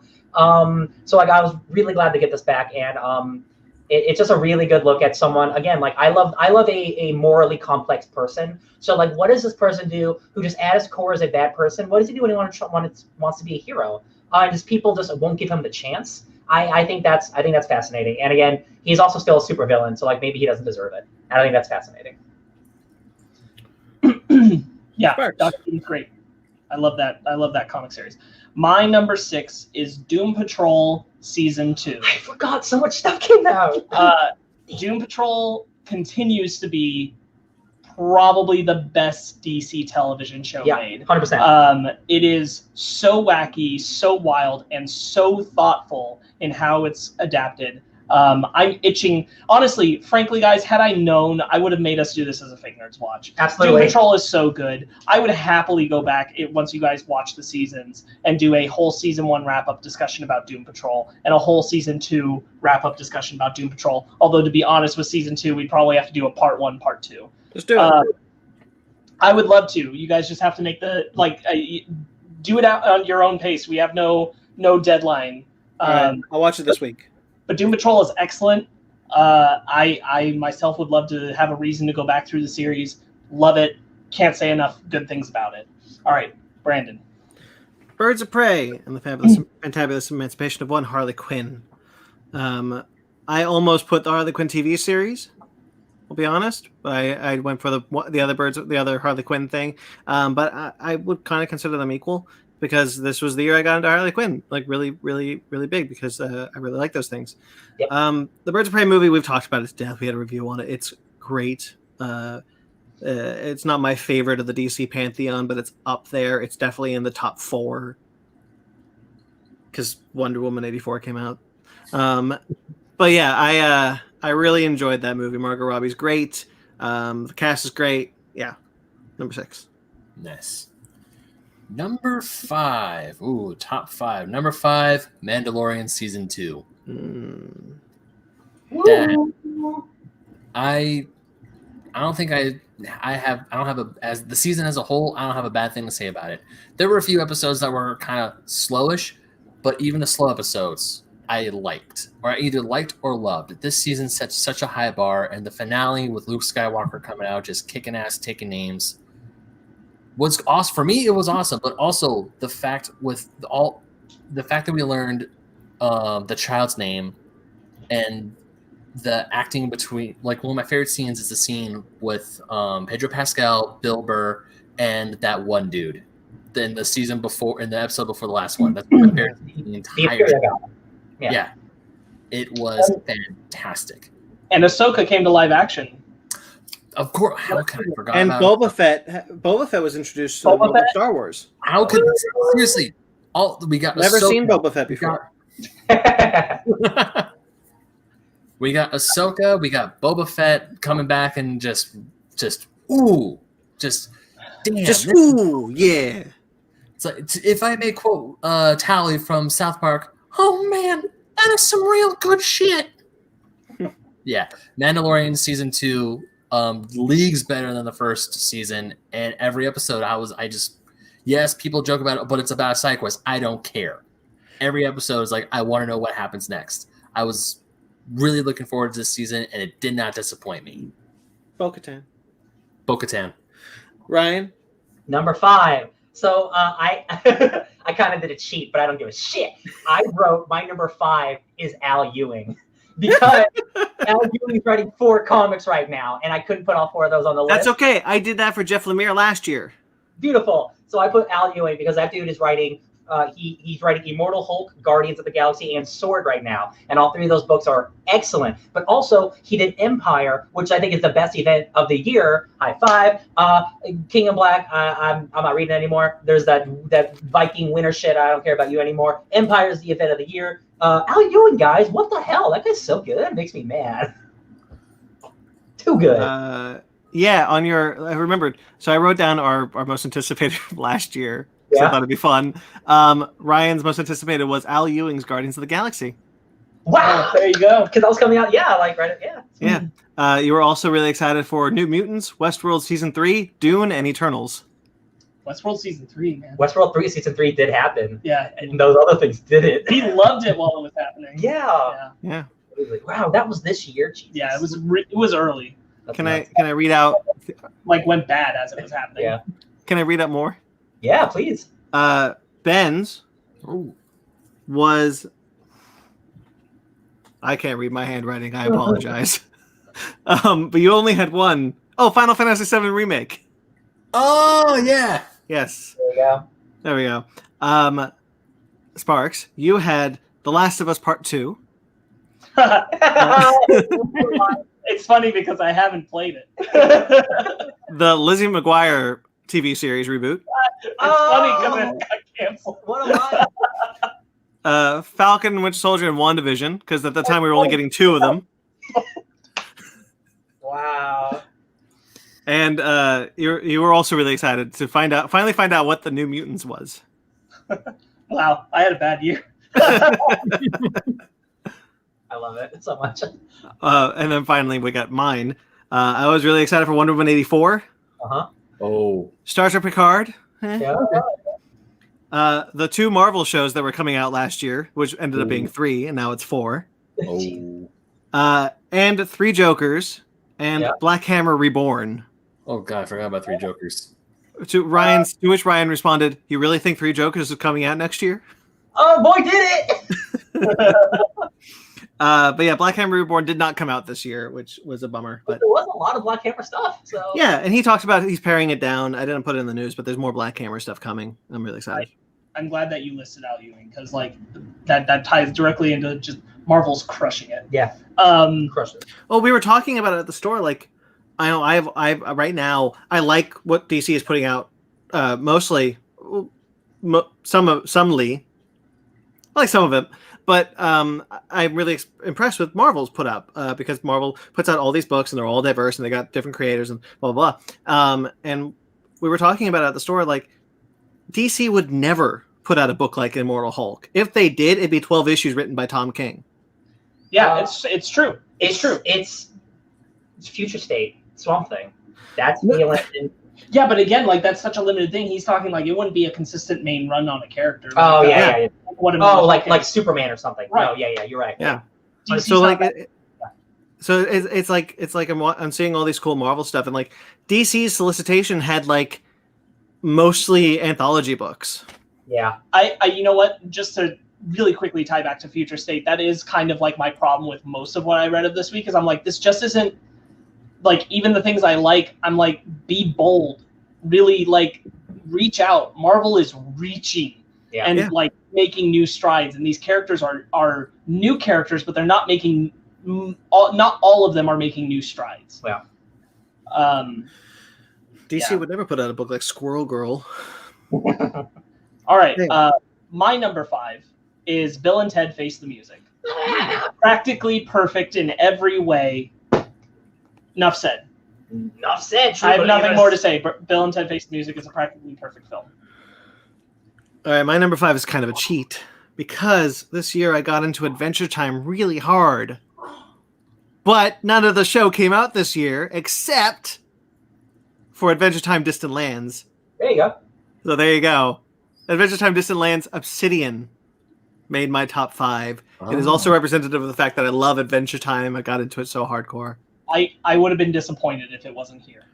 I loved that short film. It was short. The episodes are like 10 minutes long. So it's like 4 times the length of a normal episode. Yeah, it's a mini movie.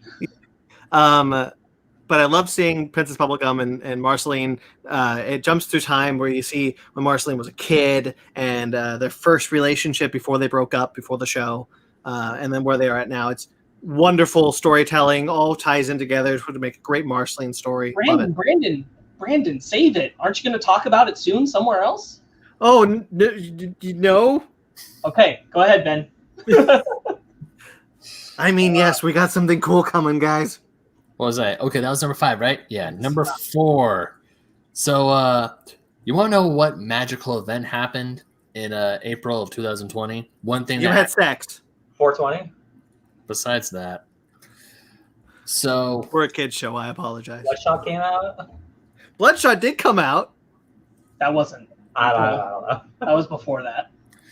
2 video games came out on the same day, and 2 very different games with 2 very different what's the word?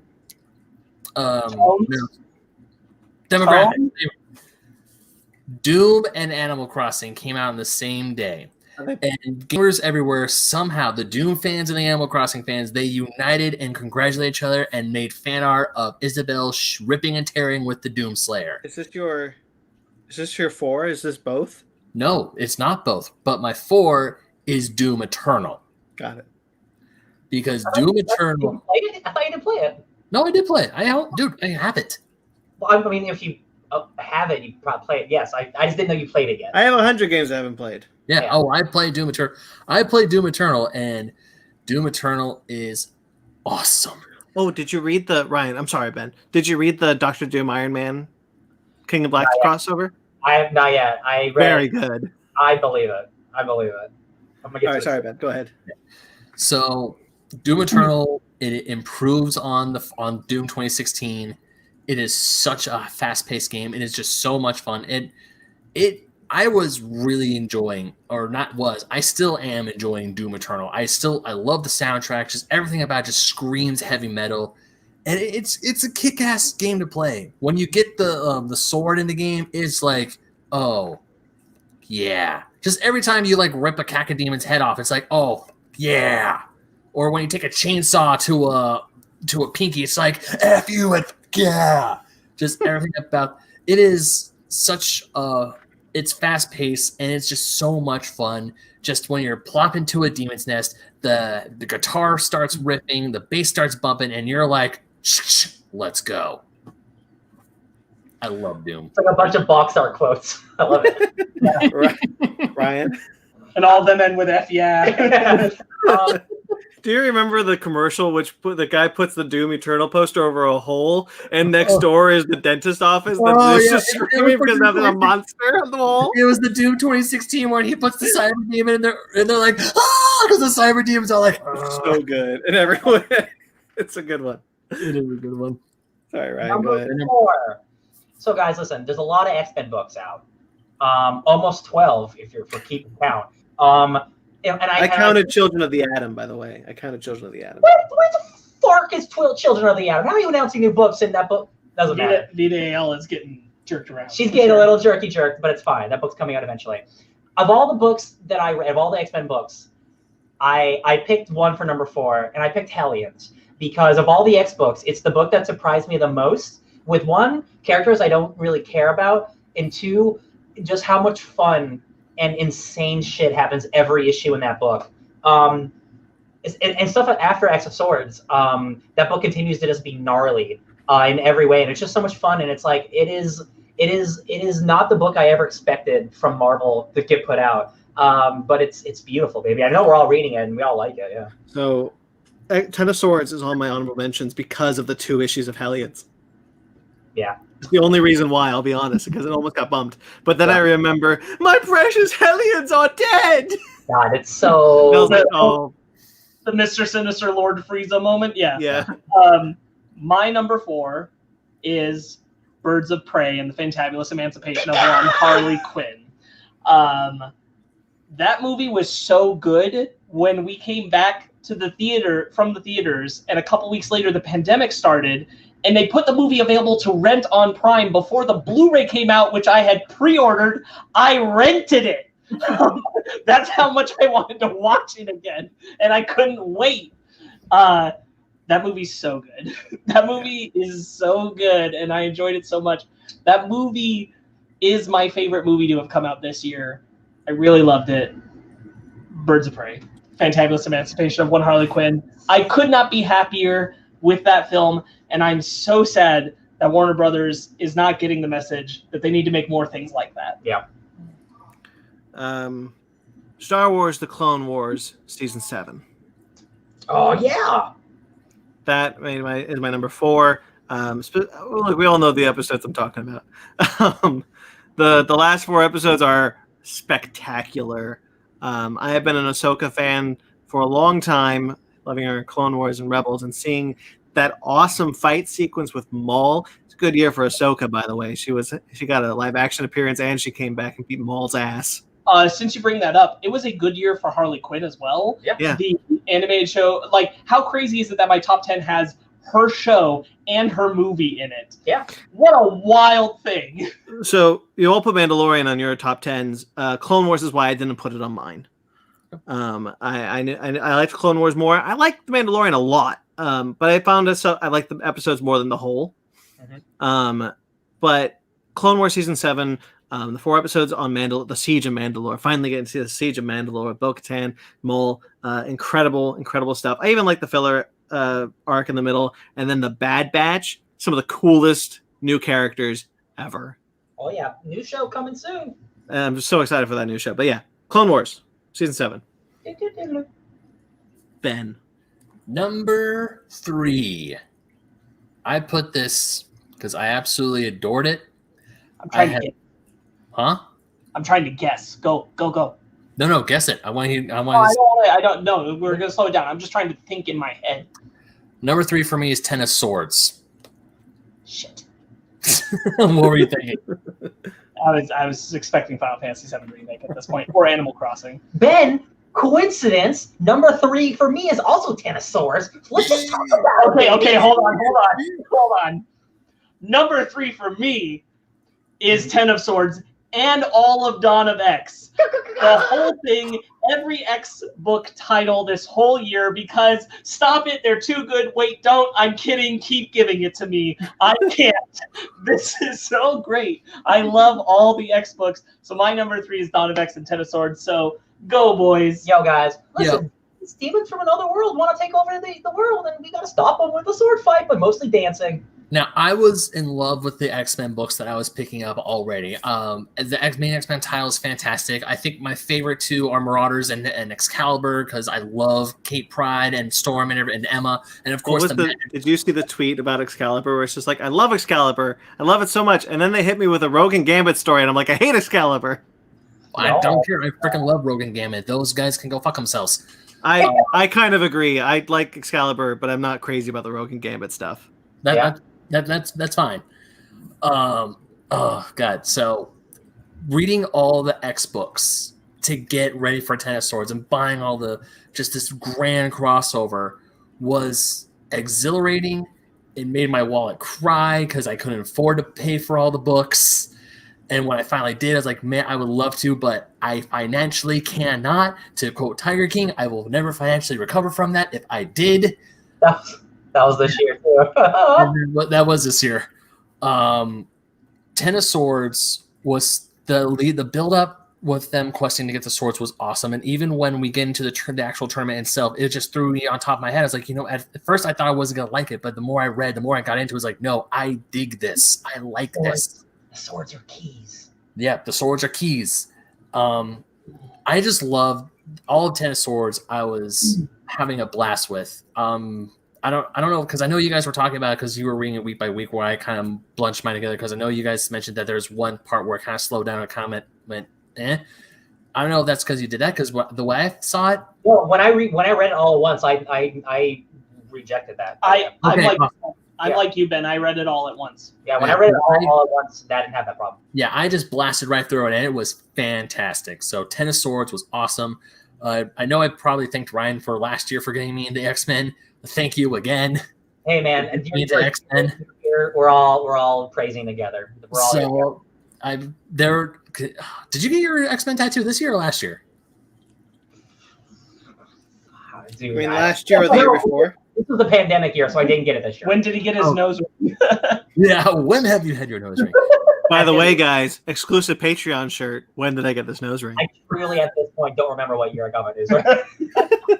No, Ten of Swords was fantastic. I just love talking about it. I love reading about it. And if people come up to me at work, it's like, hey, what's good to read? I'm like, X-Men. All of X-Men. Ten of Swords is great. Just go for it. And it's super nice because the X-Men books are so good, but also they're selling super well. So like quality and quantity, like it's all working together. Like this is like capitalism sucks, but when it works well, like, yo, you want good X books? Buy them. You're buying them. Here's more of them. Like, so it's something Ryan and I have talked about a bit with the Marvel comics, is that I love a lot of what they're putting out. However, there is one problem I definitely have coming out of Marvel right now, which is that there is great communication happening amongst the X writers. And that communication is not being shared in the rest of Marvel because they are clearly not tuned in to what's going on in the X books. It's funny because which is a big bummer because it's clearly working so well in the X books. This little weird experiment of how many titles can we have that are in super close continuity building a story together turns out a lot, as many, and pretty well. I forgot it. I forgot. That's right. Okay. It was funny because he mentioned that the X writers aren't talking to. Oh yes, because everyone that's not in the X office, they don't talk to each other unless you're Al Ewing. Because now he's becoming an X writer with Sword, but before that, in books like Immortal Hulk and stuff, and in Empire, he was the only person doing really good Krakoan shit that's not actually in the X books. And I've read, Fantastic Four and King in Black, and it's like, oh, that's not what Magneto would say, but whatever. I ain't mad about it. Whatever. Yeah, it's just interesting. That's like, oh, can you all just get on the same page, guys? Because you got it. You got to go, and it's clearly like there's a whole faction of Marvel Comics, and it's the Dawn of X books, and it's like that are just killing it. It's like the leading Marvel stuff too, so you'd think they'd want to talk to each other, right? And and just bring out all the umbrella together. But every X book impressed me so much this year. I was so pleased. I never felt like I guess I should drop this one. Just never reached that point. Just fully enjoying it, and that's wonderful. That's just wonderful. I would have probably dropped Excalibur if I wasn't so committed to reading the whole thing at this point. Yeah, that's fair. That's just not how it's hitting me. Yeah. It's all working for me in a groovy way. So it made it to all our number threes. My number three, for sure, all of it. Go ahead, Brandon. X. Well, it did not make my number three. In fact, my number three is Tiger King. No, I'm kidding.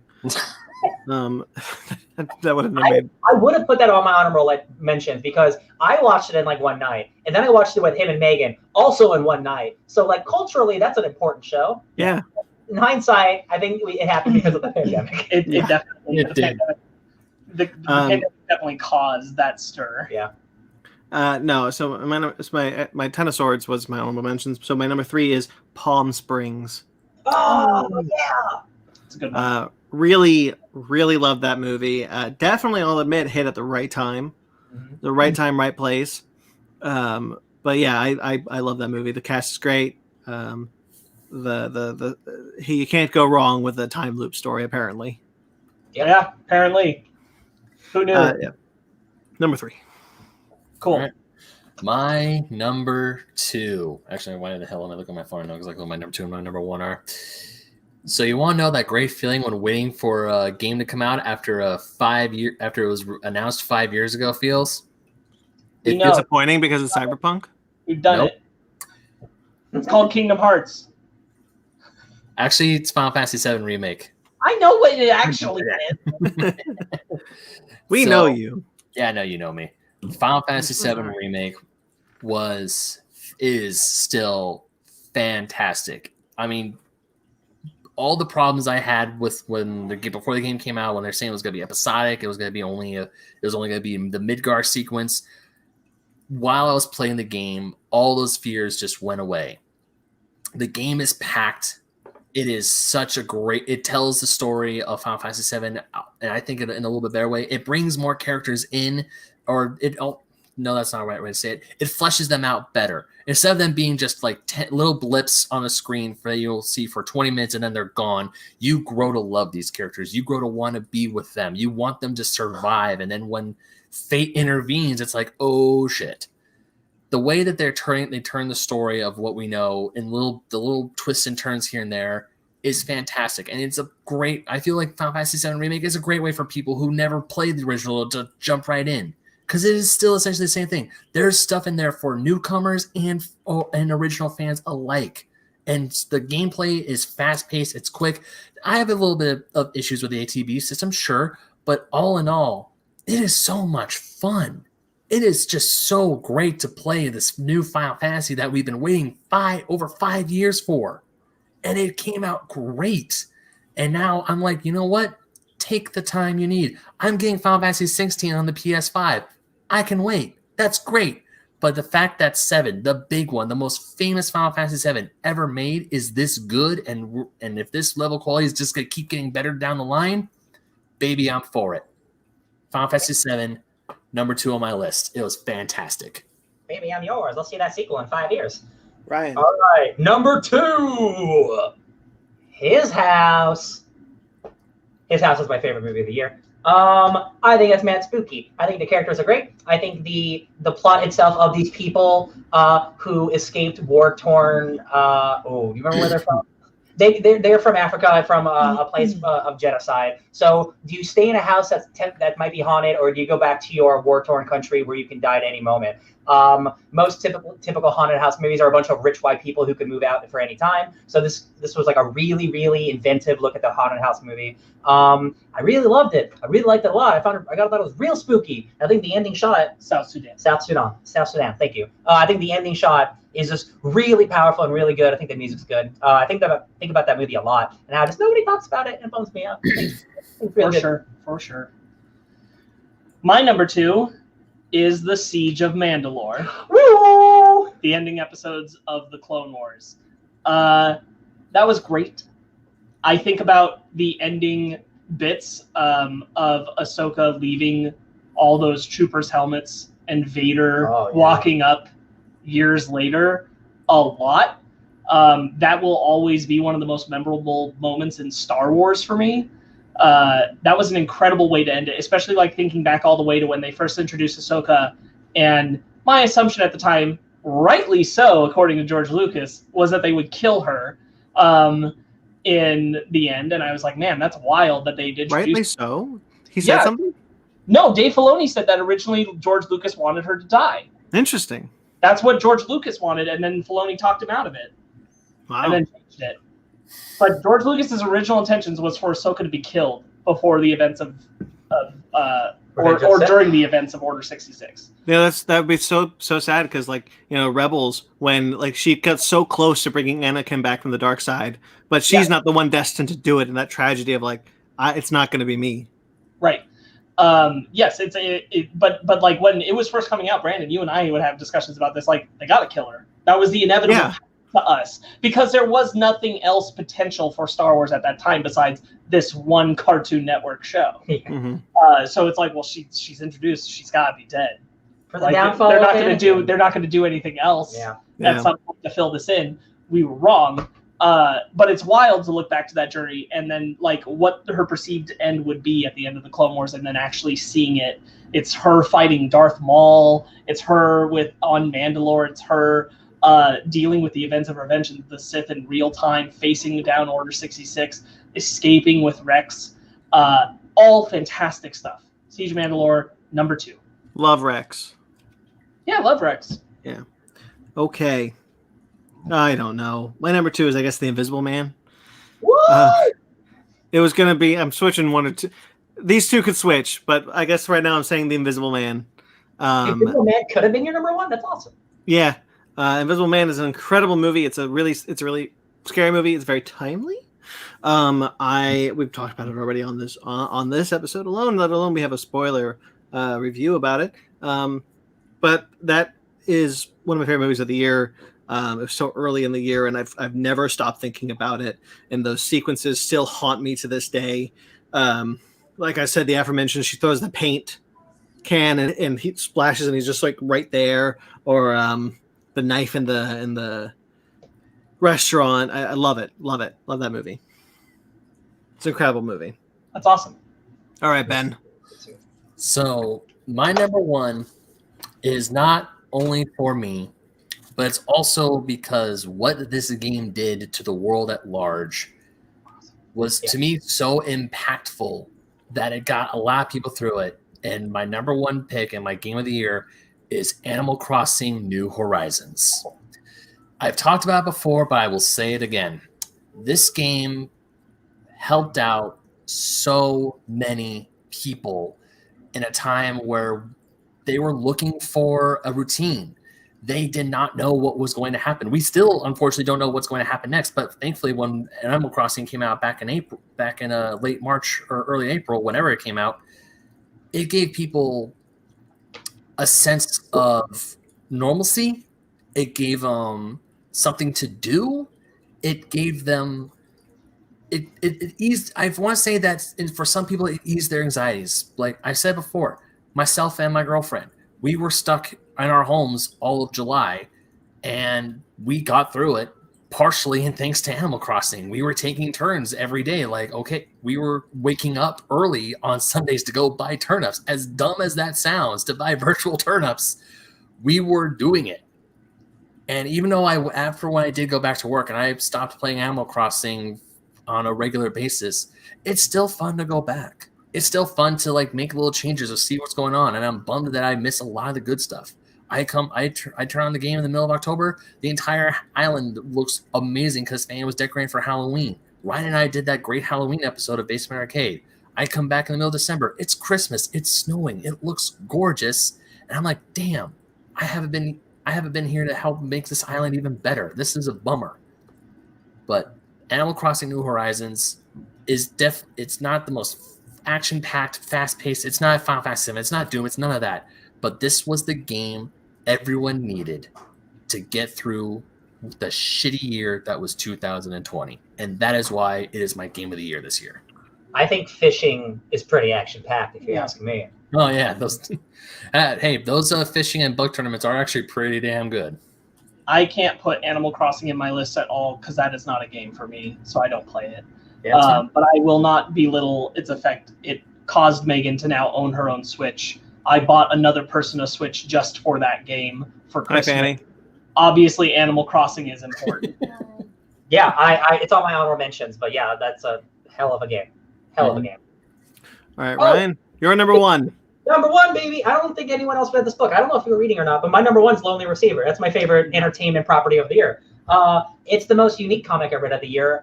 It's the most deeply emotional comic I read of the year. It feels like an A24 like dark romance movie about a woman who her AI breaks up with her, and this is in the future where you can have relationships with like technology. Like if I bring up Spike Jonze's Her, the Joaquin Phoenix movie where he falls in love with AI Scarlett Johansson. It's a deeply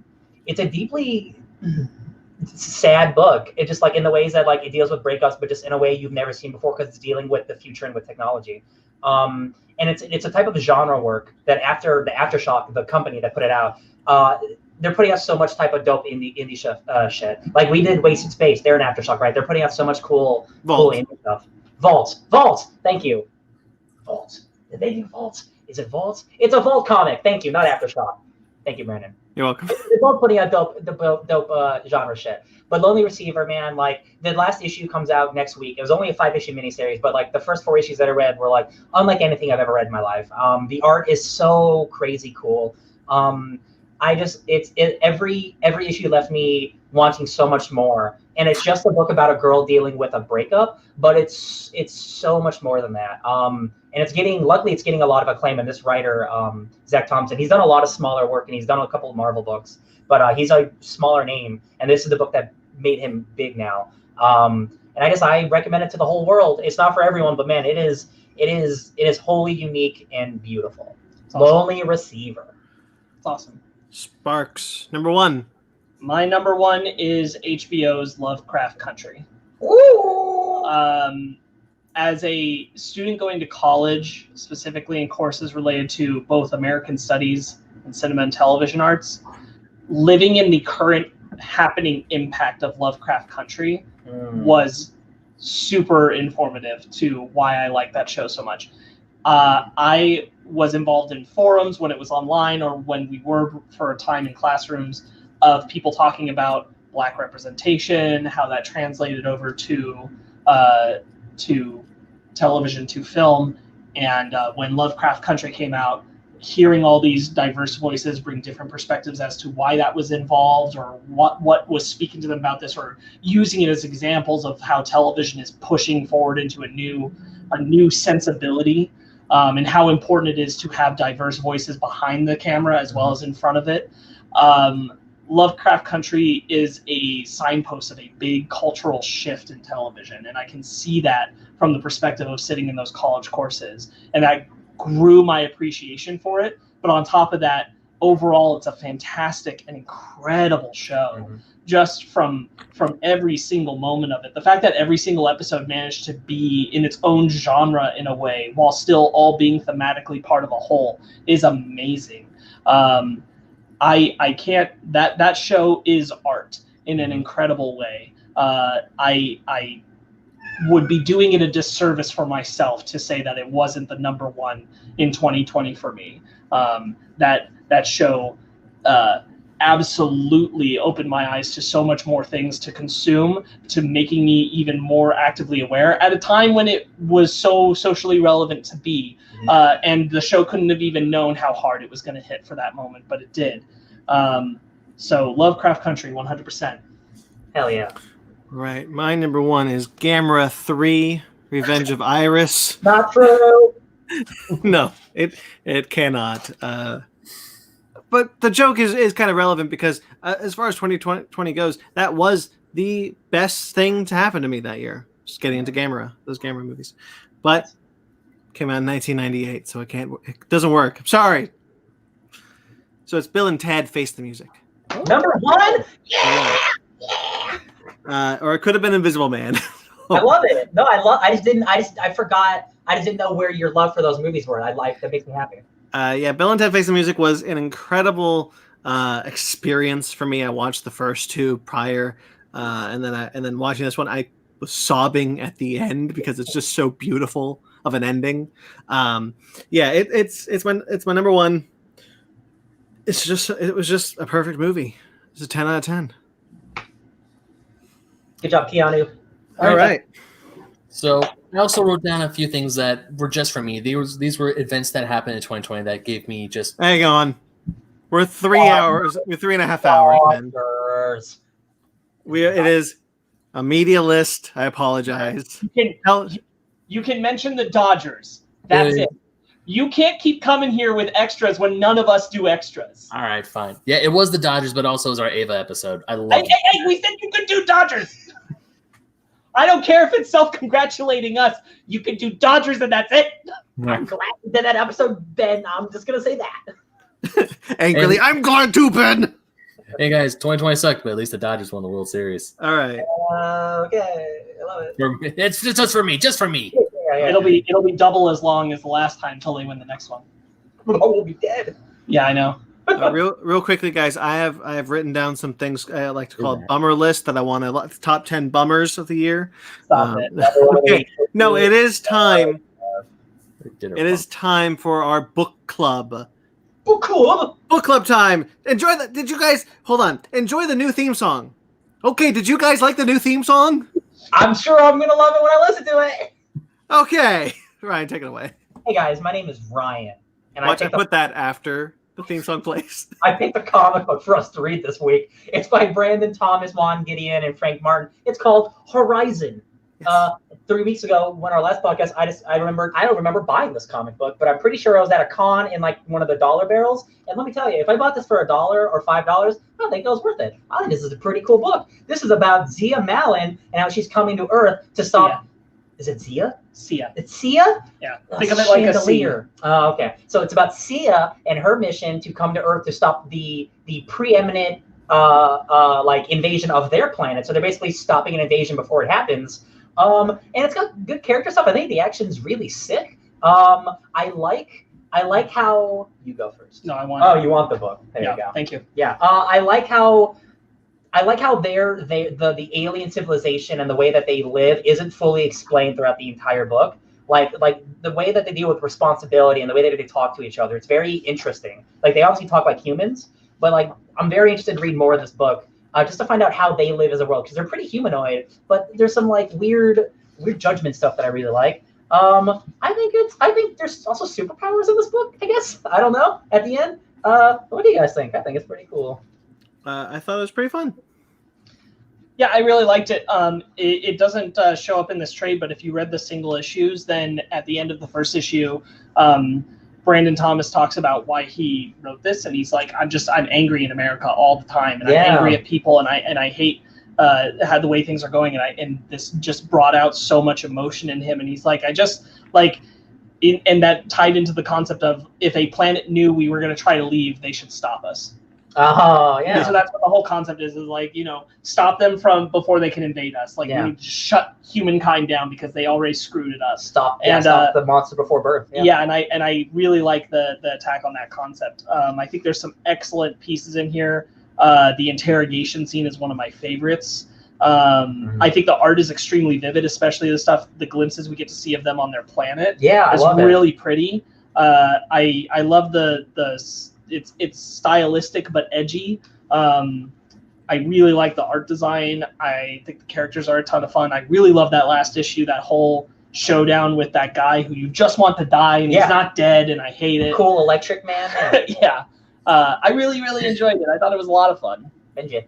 I enjoyed it, but there were times where I was a little confused, but I wasn't confused to the point where I wanted to put it down. It was more of like, what are they here? Because I didn't really get that they were here to stop an invasion of their planet by Earthlings. I thought they were just there to get their guy and get out, or I didn't catch that. Maybe when I was reading it, go ahead. When I was reading it, I did enjoy the flashbacks to the original planet, but also I was still it's weird because this book got me confused, but it wasn't confused in ways like that. This doesn't make sense. I don't want to read anymore. It was like, I want to find out what exactly are these people. It doesn't give you all the pieces. Yeah. Right. When they're doing the interrogation scene, Sia's relaying how humankind has full out of its second chances, because they're saying like they want to get on a big ship. They want to get all those people on a ship so they can leave the planet, because the planet is screwed. They've ruined it, and they're like, no, that ain't gonna happen. That ain't gonna happen. You stay here. You own what you did. That's the logic of it. That's why they're there. That's why that guy is there. He's helped them spy on that and report. We don't have the information, but like there's history between these people. Like this is like there's been a previous invasion of some kind that we aren't privy to, and I don't think it's not really important to us yet. We just know that we're here to stop them from leaving the planet. And again, like I do agree that it doesn't give you, I guess it can be confusing with just the lack of information, but I don't think it's a lack of actual substance. I think it's like them leaving you on a trail of clues in a way, like you're learning as the other characters do almost. Yeah, and you just don't get all those answers in the first volume. But I do think this is a good introductory volume. I think that there's a lot to chew on in it. I like the essential concept they set up. Ooh, I love the little red orbs they set up. That's like pop, pop, and then set them off wherever they are, and they can control them from far. Thought that was dope. I think all their technology is really cool. Really love the art. I really enjoyed it. I don't know how to describe this art. It's like it's really good. It's like it's very clean, but also like when the action gets going, like it's very jagged. Yeah, like especially like again during the interrogation, they are constantly transforming into other people. Yeah, and that effect is just really, really cool. Yeah, it's a good looking book. Yeah, it looks really good.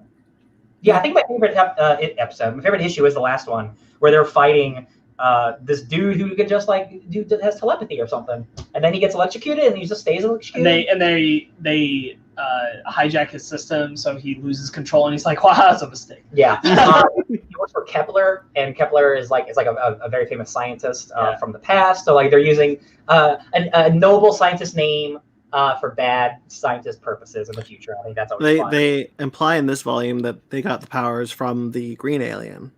I forgot his name. Ryan? Yeah, kind of sounds like that. Yeah. Oh yeah, like they experimented on him. Yeah. I think this is a good first volume. It definitely leaves me like super curious, kind of like less than Wasted Space, but like it definitely makes me want to know, like, okay, I really want to know more about these people and like why they are so gung ho about Earthlings being assholes. Like why do you feel this way? I mean, besides the people on Earth, like I need to know your previous history. And the concept of Sia losing memories and years off her life in order to connect into that net just to keep them all safe. Oh yeah, like she can like hack into technology and stuff. Right, but it takes extreme effort, and she's giving up so much to do it. Yeah, oh yeah, the first issue when she crash lands and like she can't understand the language and it's slowly getting revealed to her through the text bubbles. Right, yeah, that's just great introduction. It's just really smart lettering, and just like really smart of like introducing you how this person is slowly developing language. And stealing money. And stealing money. Yeah, it's like Watch Dogs actually. Yeah. It's good, fun little book. Horizon, check it out, y'all. Yeah, I don't really have any more to add. I apologize. I like the book. It just wasn't didn't grab me like I was hoping it would. Yeah. That's the book. All right, there's the book club then. If there's nothing else, let's just say my book club next week will be Superman: Secret Identity by Kurt Busiek and Stuart Immonen. Imminent, yeah. So stay tuned for that. Real quickly before we get out of here, let us know what your top 10s were for the year, guys. We'd love to hear them. Just Twitter, Instagram, Facebook, whatever you want. Zune Marketplace. No, you can't text message on the Zune Marketplace, Ryan. Brand? Yeah? Correct me if I'm wrong, but isn't Ben next? No, it's Ryan, then me, then Ben, then you, then Sparks.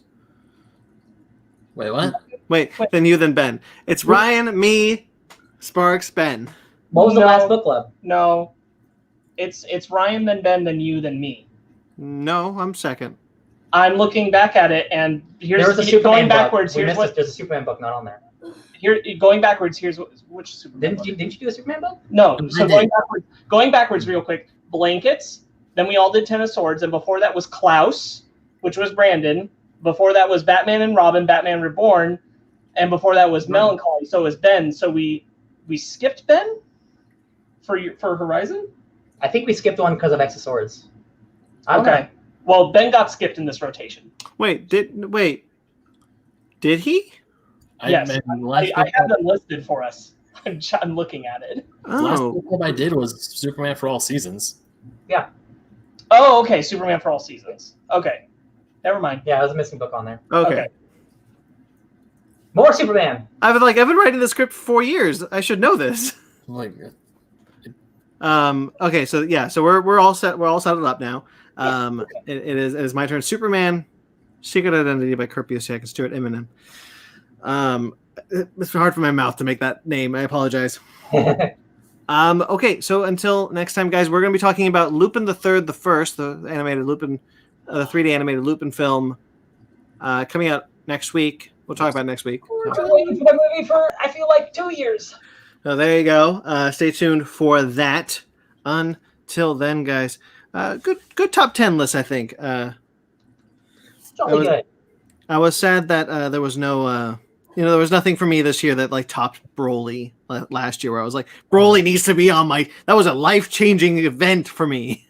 Well, I mean, it was a pandemic year where literally everything got pushed. So yeah, hopefully that is this year now. Not every year can have a life-changing thing. Exactly. Yeah. Well, it kind of did. It's just it didn't come out this year. Yeah. Sure. Okay. Now that I got the thing up and I'm done vamping, we have a YouTube channel, which if you're watching this live or watching this, you know that. Make sure to like this video and subscribe to this channel. We greatly appreciate it. We have other shows on this channel, like our Fake Nerds Watch series, WandaVision, next week. That's coming, guys. Oh! We are back into the MCU next week with WandaVision, and we will be doing a Fake Nerds Watch series. We also have... What? 2 episodes. 2 episodes, yes.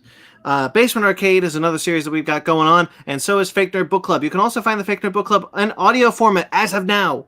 Oh! So check that out. Here's the thing. If you've watched the Fake Nerd Book Club, you don't need to listen to the Fake Nerd Book Club. But if you don't watch anything on YouTube, then you can listen to the Fake Nerd Book Club because it's behind the videos. Bing bong. Or if you want to listen to it again for some reason. Yeah, or that. We just love our voices. You weirdo. We also are still selling masks. Hey, the pandemic isn't over, guys. A new year does not actually mean anything. So we are still in a deadly pandemic, so wear your masks. Unless you got a vaccine, in which case, good for you. But you're still wearing a mask for some reason. I think I read an article. Just be safe. Buy a Fake Nerd Podcast mask. Yeah. Give us some dough. Give yourself some life. We're still selling those. We also have a Patreon. Hey, you saw at the beginning of the episode, I revamped the Patreon. I think it looks pretty cool. You got the 3 tiers now. You got the $5 tier, which gives you so much content, guys. So much content. Or you get the $10 tier, where you get a shirt every 3 months. Remember, that shirt will be gone in 3 months. I guarantee. Spared no expense, except all the expense. And we also have the $20 tier, which is, you know what? You get everything from before, And you get the added satisfaction that you just gave us an extra $10. And I might send you a ship in a bottle, maybe. And you might get a ship in a bottle. First person gets a ship in a bottle. You heard it here first. We also have a TeePublic. There will be more stuff. Like I've been working really hard for the show, behind the scenes stuff that's coming down the pipeline. You're going to see some of that stuff next week and roll that through the month. Some of it might be a new shirt or maybe two. I don't know. But I'm very excited about what this could potentially be. Like I said, I'm working hard behind the scenes. So stay tuned for a lot of cool stuff. Or check out our TeePublic. And all those links are in the description below. As well as our website, which you can find at www.fakenerdpodcast.com. New articles go up from me relatively recently. Ben puts up stuff. You guys don't put up anything yet. Nope. I don't know why I started that. That made me feel bad. I apologize. Okay. Going to our listeners. Thank you to everyone who listens to us. Thank you to everyone who watches these videos. Again, like and subscribe. We greatly appreciate all of your support over the last year, over the year before that, and the year before that, and this coming year, which I think is be a pretty good year for this podcast. Let's hope. And then the monkey paw curls. Oh. It will be, but I hear someone asked for more free time. Oh, God.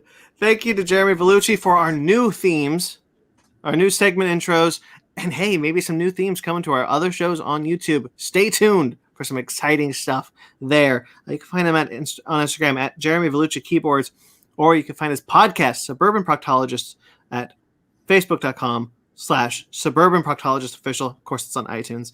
Instagram at SubPoc Podcast. Thank you to Mike Matola. I don't mean to pry, but like maybe some stuff coming with Mike Matola soon. Do they Stizzle. Maybe do they involve movies? I don't think pry was the right word. It wasn't. But maybe a Screonkelin good time is coming from Mike Matola soon. So I get the reference. All right, you can find him at Mike Matola. You can find us on Twitter. A Screonkelin good time, huh? You can find us on Twitter, Instagram, and Facebook, all at Fake Nerd Podcast, fakenerdguys@gmail.com. Send us your top 10 list. That'd be cool. Ooh. Yes. You can find me on Instagram and Twitter at BT McClure. You can find Sparks. You can find me apparently posting about what I read every single day on Instagram. You did this to yourself. You can also find me on Twitter at SparksWitty on Instagram and Twitter, SparkzWitty. Ryan. You can find me at DJ Tony Snark everywhere. Ben. You can find me changing the batteries out from my Sonic 3 Tiger game into my X-Men Tiger game. I said Target, I meant Tiger. At BadMagnet27 on Instagram and Twitter. And also, I write for OldSchoolGamerMagazine.com. It's all about retro video game goodness. A bunch of my stuff is there. And more stuff is coming to the Fake Nerd website as well. Not to spoil anything, but it may be involving that. I'll be honest, that's not as exciting as Screonkelin times. No, it's not. It's not. No, I'd rather take the Screonkelin good times. All right, but still, cool stuff. All right, that'll do it for us, guys. Once again, for a new year, 2021.